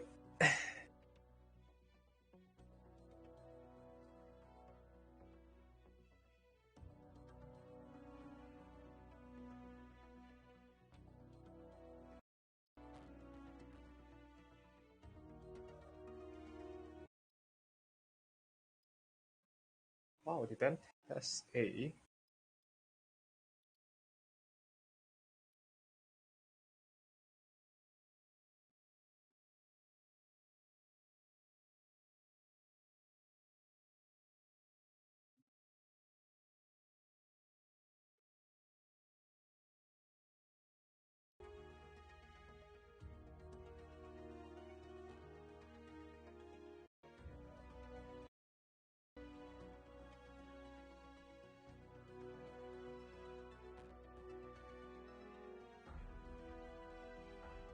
Honor, what does it mean that he got poppycocked in the Womble dangle?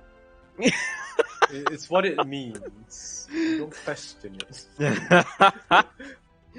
I just That's Should I- that's kind of weird, man. That's funky. Okay, should I be worried? maybe. Sometimes it happens, man. You know, it happens all the time.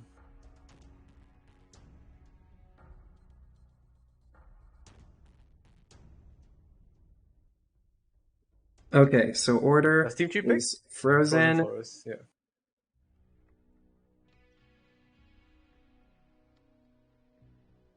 Frozen Forest T Test B.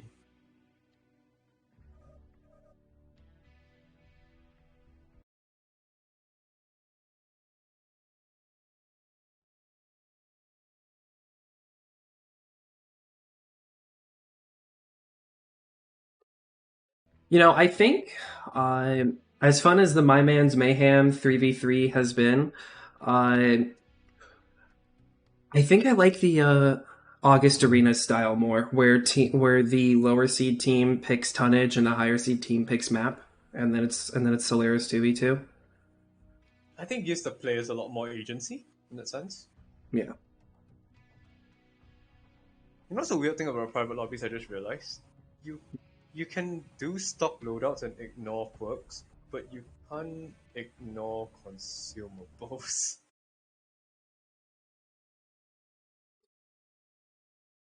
So what happens, hypothetically speaking, what will occur if your consumables give you the extra, if your skill points give you the extra 4 consumable slots? So you have 5 consumables on your mech, and then you turn off skill points. Do you still have the 5 consumables? Do you only have 1? Ooh.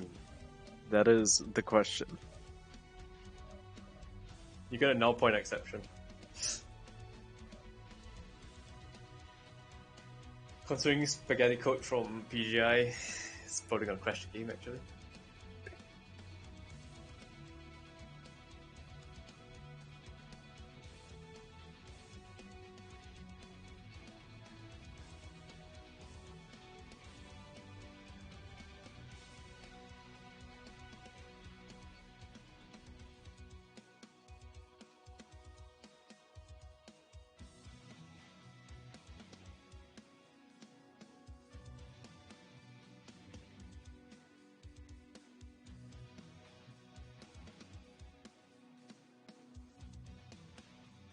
And of course, it wouldn't be a comp match without Bowser leaving to build his mech.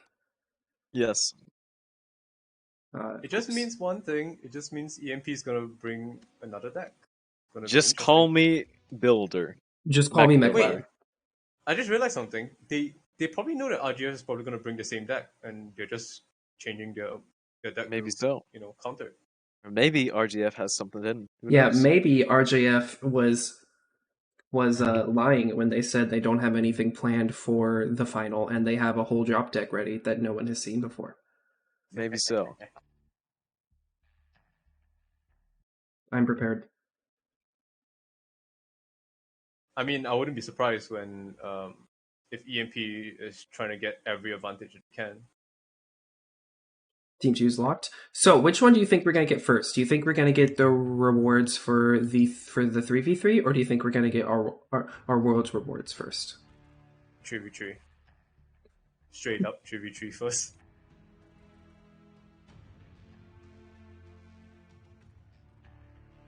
What is stopping them from giving world's rewards anyway?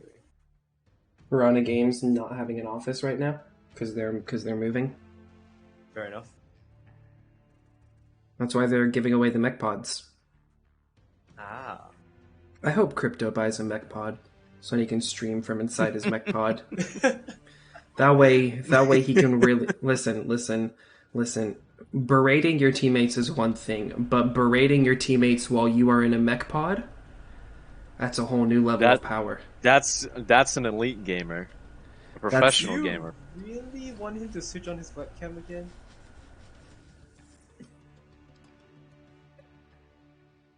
There are a lot of things I don't want to happen that have already happened to the mech warrior community. True.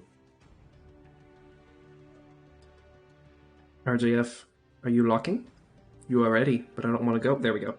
We green. Green means go.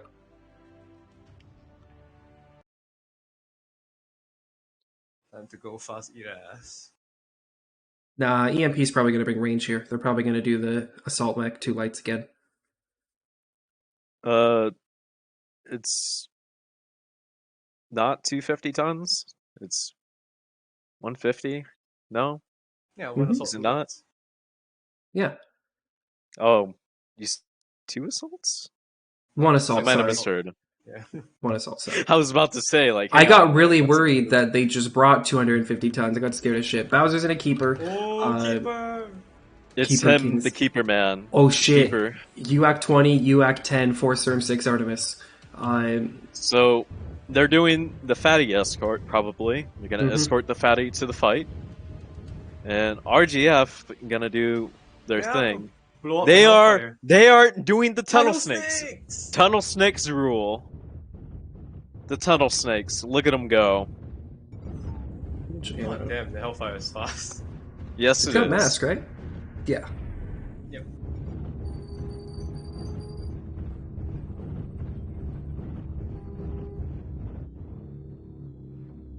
They didn't scout tunnel. No, they did not. And RGF just runs through quickly. Look at this I beauty. fear that he gets caught up. Bowser pops a UAV though for the back. Very smart.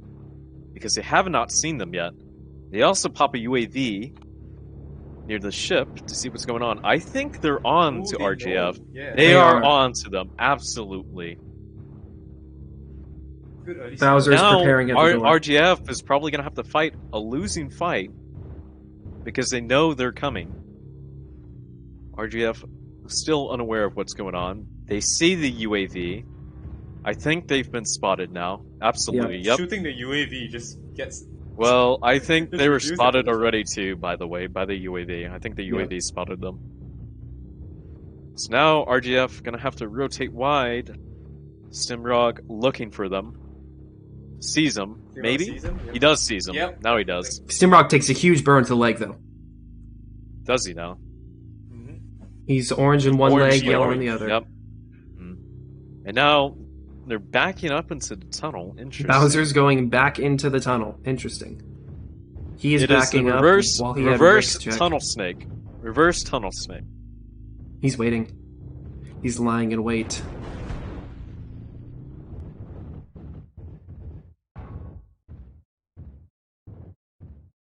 He's just standing there, menacingly. Look at him. That face. He's ready though. Oh, the Hellspawn. The Oh, the Hellspawn. hell spawn's Way right too there. close. He Hellspawn doesn't bros. see him though. Spot the Hellspawn. Hellspawn bros. Bowser doesn't Hellspawn see the bros. hellspawn. Rickrom doesn't Now either. they're gonna get into it. Oh Uh-oh. no. Butcher shot. The Hellfire's out of position. Hellfire's probably gonna go down first. And he does. He will go down very shortly here. Hellfire. Rick Rom gonna clean him up. Now the keeper has to contend. Oh god. Legs Hawk and Phoenix is Hawk. legged. Keeper's leg as well. Oh man. Bowser's They leg is are one touch. cleaning up. Oh, Bowser goes down! But it doesn't matter because the Hellfire and the Phoenix Hawk are too beat up to do anything. Hellfire shuts down. Stimrod gets the Hellfire. That's it for the Hellspawn. That's wasted. Hellspawn, yeah. Yeah, it was full health. Unfortunately. Holy shit. The Keeper did its job. The Indeed. Keeper kept the God. The Keeper is God. And that was a decisive cleanup for Bowser's team. They played it pretty smart. I think, unfortunately, RGF could have maybe cut in sooner. I'm not sure. No, Doing a tunnel play like the I think they, Hellspawn fired I think prematurely. you know what they just got outplayed. I think because EMP, or I mean, excuse me, Mr. Bowser's team, because EMP retired. Remember, they caught on. They repositioned properly, and they just beat him up. Unfortunately, that's just how it's going to be sometimes. Yeah, I mean, from that position, even then, if the keeper is allowed to get that close to the Hellfire is just out of position.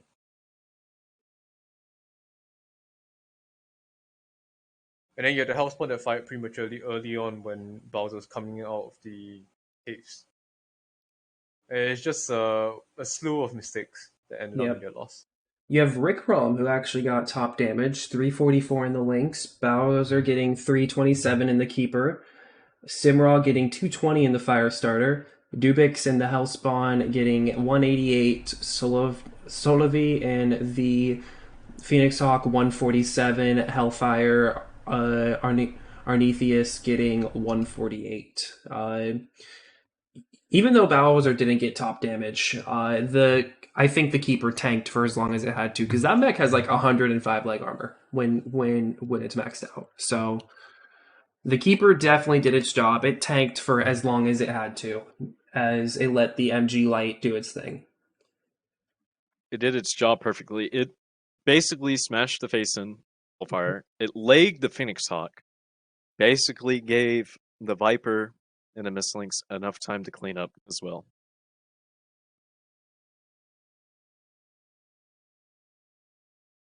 I think you play the keeper more. That makes so much fun. Not in QP. It's a brawling assault in QP.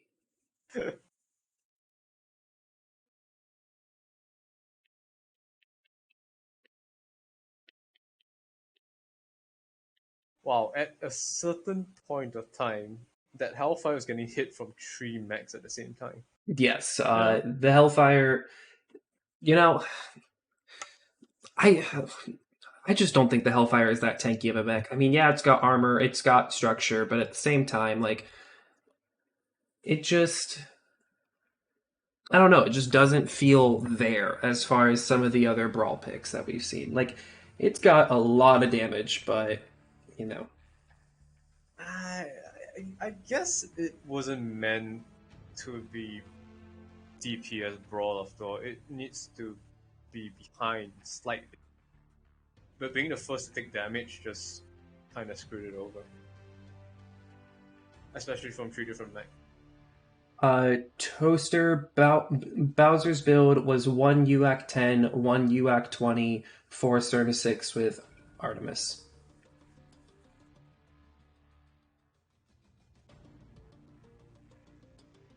And everybody has gone to build mechs.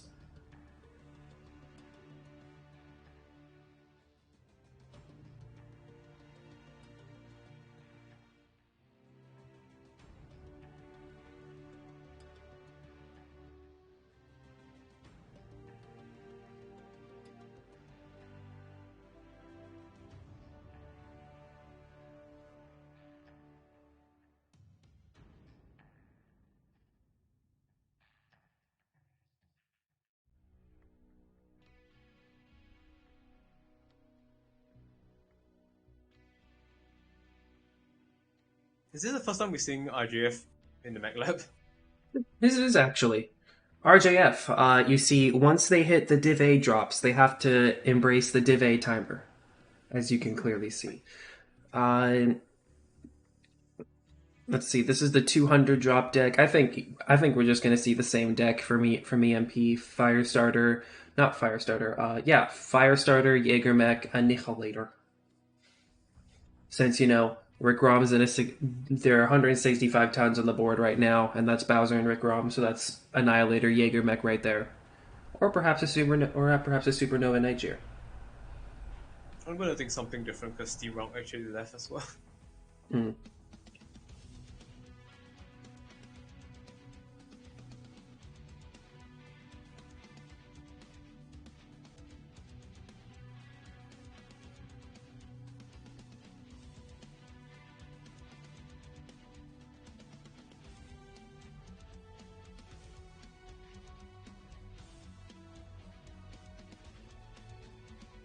Simrog joins in a 100-ton mech.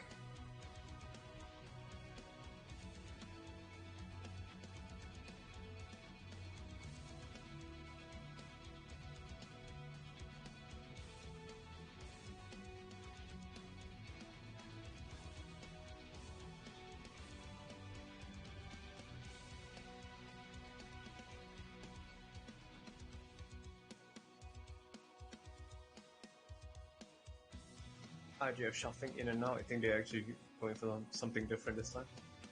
Yeah. Imagine after that previous round loss, they're probably going to try and shuffle their deck up a little bit and throw something new into the ring. Imagine Bowser's team will as well, too. Especially when they bring a keeper escorted by a Viper and a Mistling Slide. Oh man, that's actually scary to see. It is a They, very strong deck. I won't say. I'm gonna say though, right now, RGF did their best trying to eliminate that threat. They just got split up a bit. However, when that happened, if that made any sense, Hellfire got caught out of position and just got smacked immediately. And then the Phoenix Hawk tried coming in, and he got smacked too. Feels like where the Hellspawn was is where the Hellfire should have been for a decent backshot. That is what it is.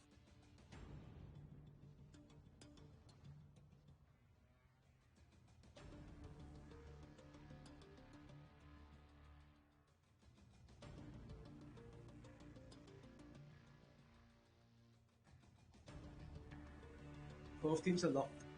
We are good to go. Thank you for that. Let's get to it. Let's get physical. Physical. Thank you for your enthusiasm, Derek. I didn't know how to say it because it felt like a third wheel there for a moment. The song says it 3 times. Well, I don't listen to the song, okay? EMP is running the same deck. Are they now? The same deck they used against Oops Bros, I mean. No, against JGX Bros.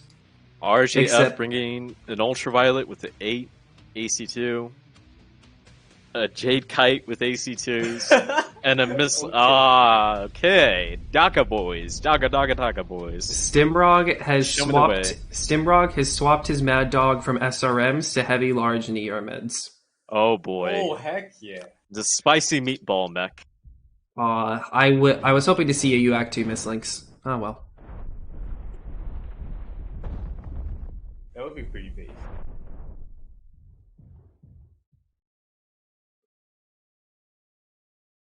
Hang on a minute.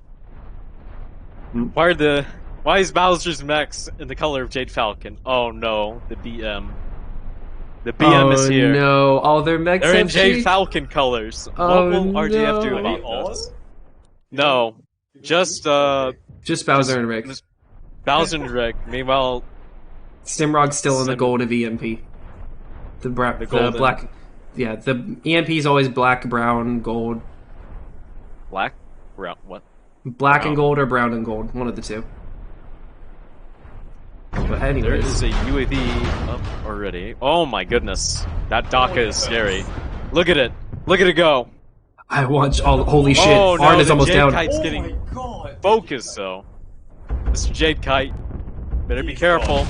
Goodbye. He is gone. He is Oh gone. my god. My Now lord. it's just a Dyer. Dyer has to carry. But I Man has think been he's gonna get defeated. taken out quick too. He is just losing. He is hemorrhaging armor. He is Mislinks hemorrhaging is a on lot of Bowser. armor. He's doing his best though. He's just melted, dude. It's gone. It's all gone. It's gone. all over. It's all of it. over now. My man's a chocolate fondue fountain, dude. Alright. See how this ends. Mad Dog closing in, Ebon Jaguar closing in.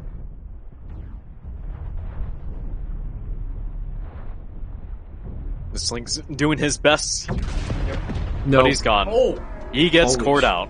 Holy Wow. shit! There was a sliver of a backshot there, do you see that? Yeah. My goodness.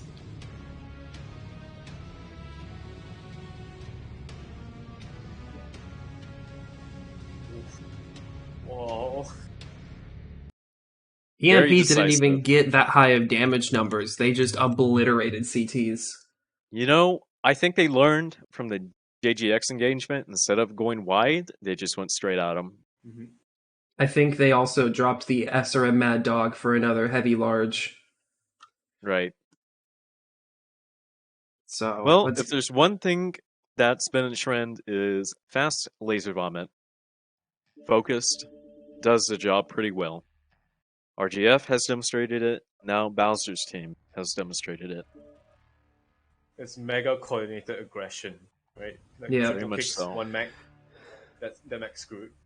Direwolf getting 389 damage, Solove getting 138, Arn and the Jade Kite getting 140, Stimrog getting 285, and the Revenant, Bowser and the Timberwolf getting 275, Rick Rom and the Evan Jag getting 139. Talk about carnage though, like none of them broke 300 damage, but everything they looked at just got obliterated. All right. It looks like this is going to be the final round. Is it not? And unless RJF can pull off something huge and win the next three, this is all EMP needs to win. No Well, header ball. No header ball. Please. I tip my hat to RJF. Good luck.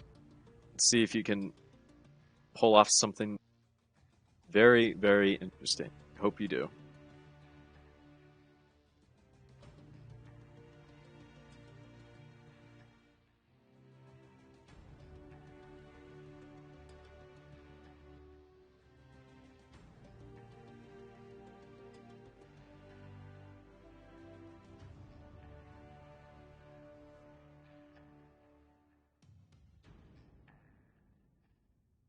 I really thought that at the range that they went up to for RJF, that they wouldn't get hurt as much by the laser bomb, but holy shit.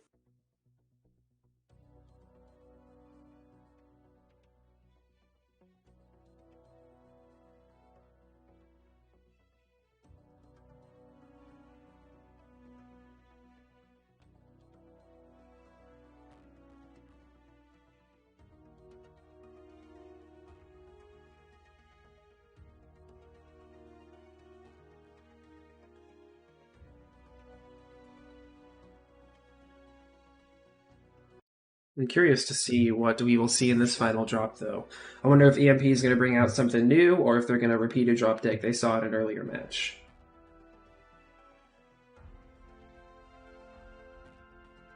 Have we seen a 250-ton Test B yet?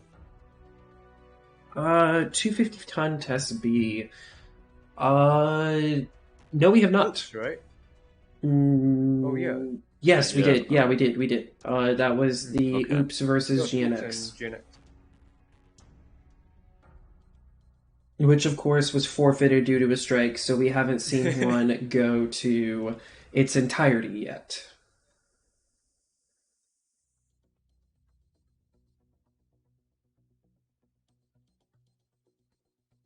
I mean, my prediction stays the same. It's gonna be trade long range. Oh, absolutely.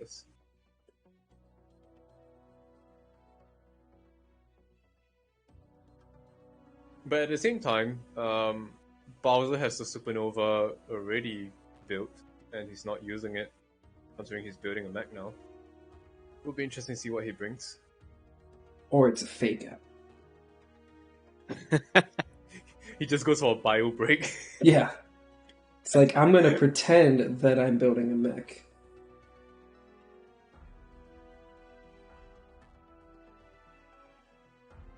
But in reality, I'm not. BRB never comes back. I'm going to the store. We're gonna get some milk. You need some milk.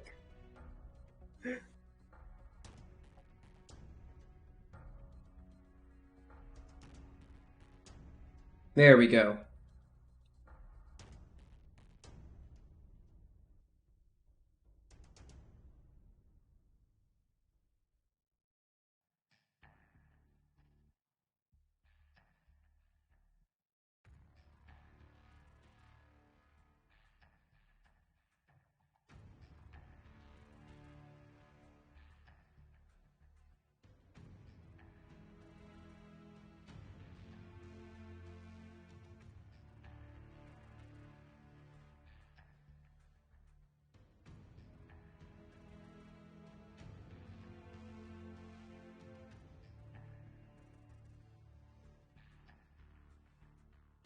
No! Oh, my goodness.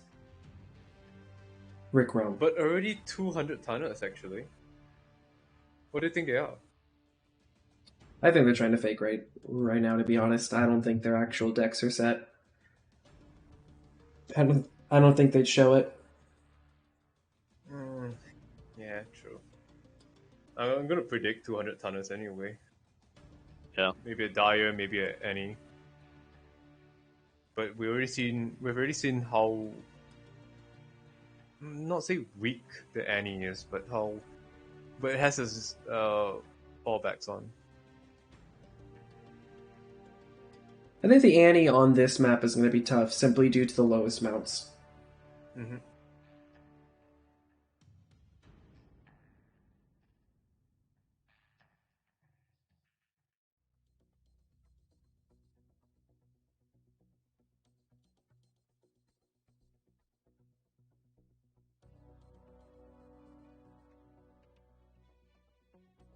Come on, Rick Rom. RJF is ready. Why aren't you ready?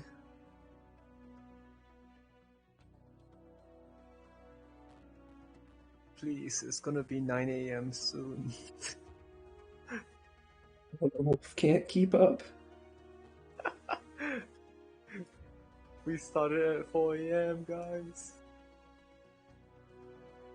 Hasn't even been a 5-hour stream yet? God damn. Soon. In 15 minutes, probably. Come on, Rick Rom. Come back. We need you.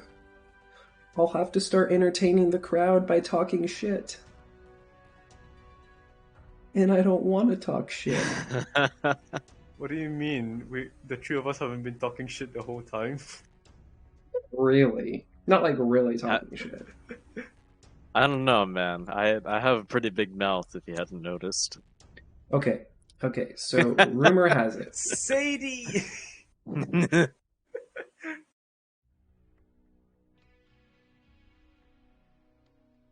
There he is. It's him. He has arrived.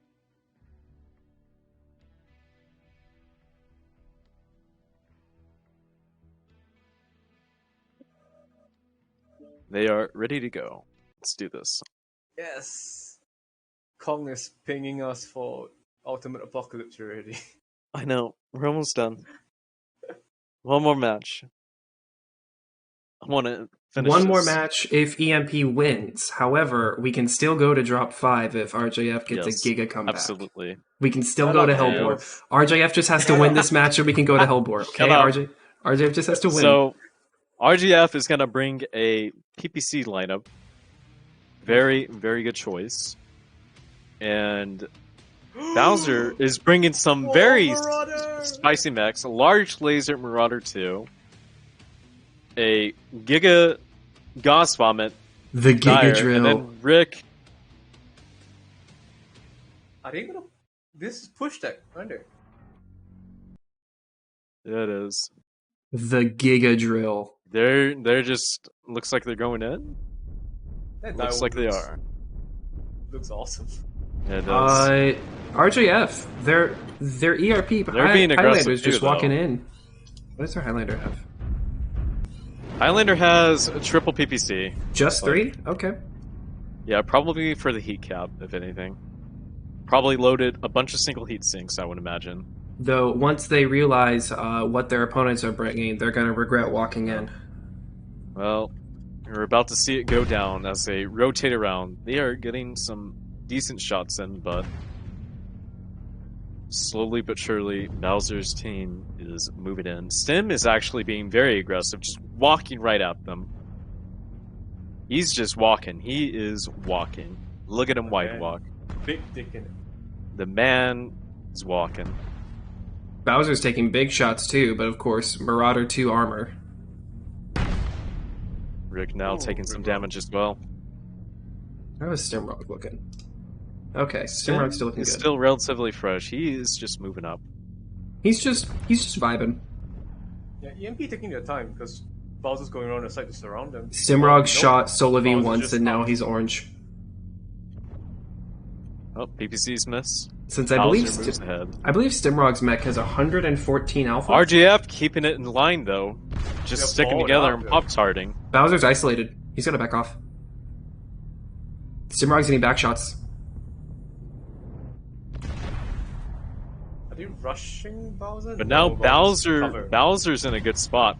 Well, actually, I'm not sure on that. But I they're mean, gonna they're keep pushing pressing. the center. Yeah. They're keeping Sim fresh though, if you've noticed that. Bowser's Bowser's taking the halved. brunt of the fight. Sim and Rick need to get in, and they capitalize on it, taking out the Highlander. Bowser The goes Warhammer down, 2C is hurt. Yo, Summoner damage. is taking a big hit. Summoner is now cored out. They have to back off now. Come on, RJF, give me the Hellbore. See if they can make it. Desperately fighting. Rick now playing an aggressive position, taking good shots. Yeah, Rick. They're all Rick focusing needs. Stim though. Yes, they are. But Two Warhammer in the tag 2C is ring. now This- halved. Whoa. He's gone. Yeah, Dubix. River's getting free shots. Dubix has got to clutch this or else it's over. Rick is just going right in. Yeah, Uh-oh. that big dick Uh-oh. alpha went in. Dubix is gone. Oh. Oh my loses an arm. goodness. And he's gone. 3-0 to EMP. GG's. Good Wow. job, EMP. Well done. GG indeed. GG Nori. Let's get this score updated. And the EMP team has won the Mymanz Mayhem 3v3 tournament. God damn. All right. Honor, good you can go showing to too, I sleep. might add. Honor, you can go to sleep now if you want. Honor can now commit to sleep. Sleep? Nah, dude. He's gonna go play UA, aren't you? Yeah. Thank you to everyone who joined. I will get this to Piranha Games as soon as I can. As for when we get the prizes, it's Piranha Games. Who knows? Yeah. So thank you to everyone who played. Let me check one thing.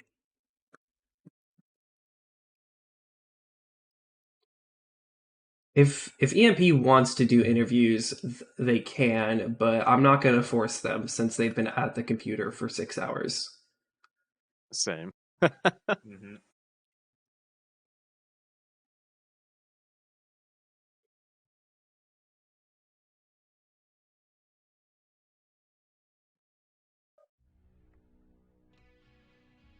Bowser's down. Really up. Well. Oh, Bowser's down for an interview? Mm-hmm. What about RJS though? Let me grab them.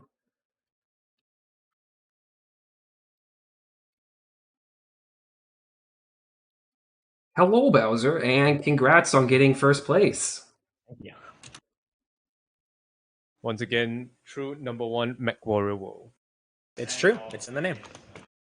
And Very much Stimrog so. is here joining us as well. I have invited RJF, however, given their time zones, I imagine most of the EMEA players wouldn't want to come in for an interview, given the horrendous time of day it is right now. I'm honestly surprised Stimrog's here.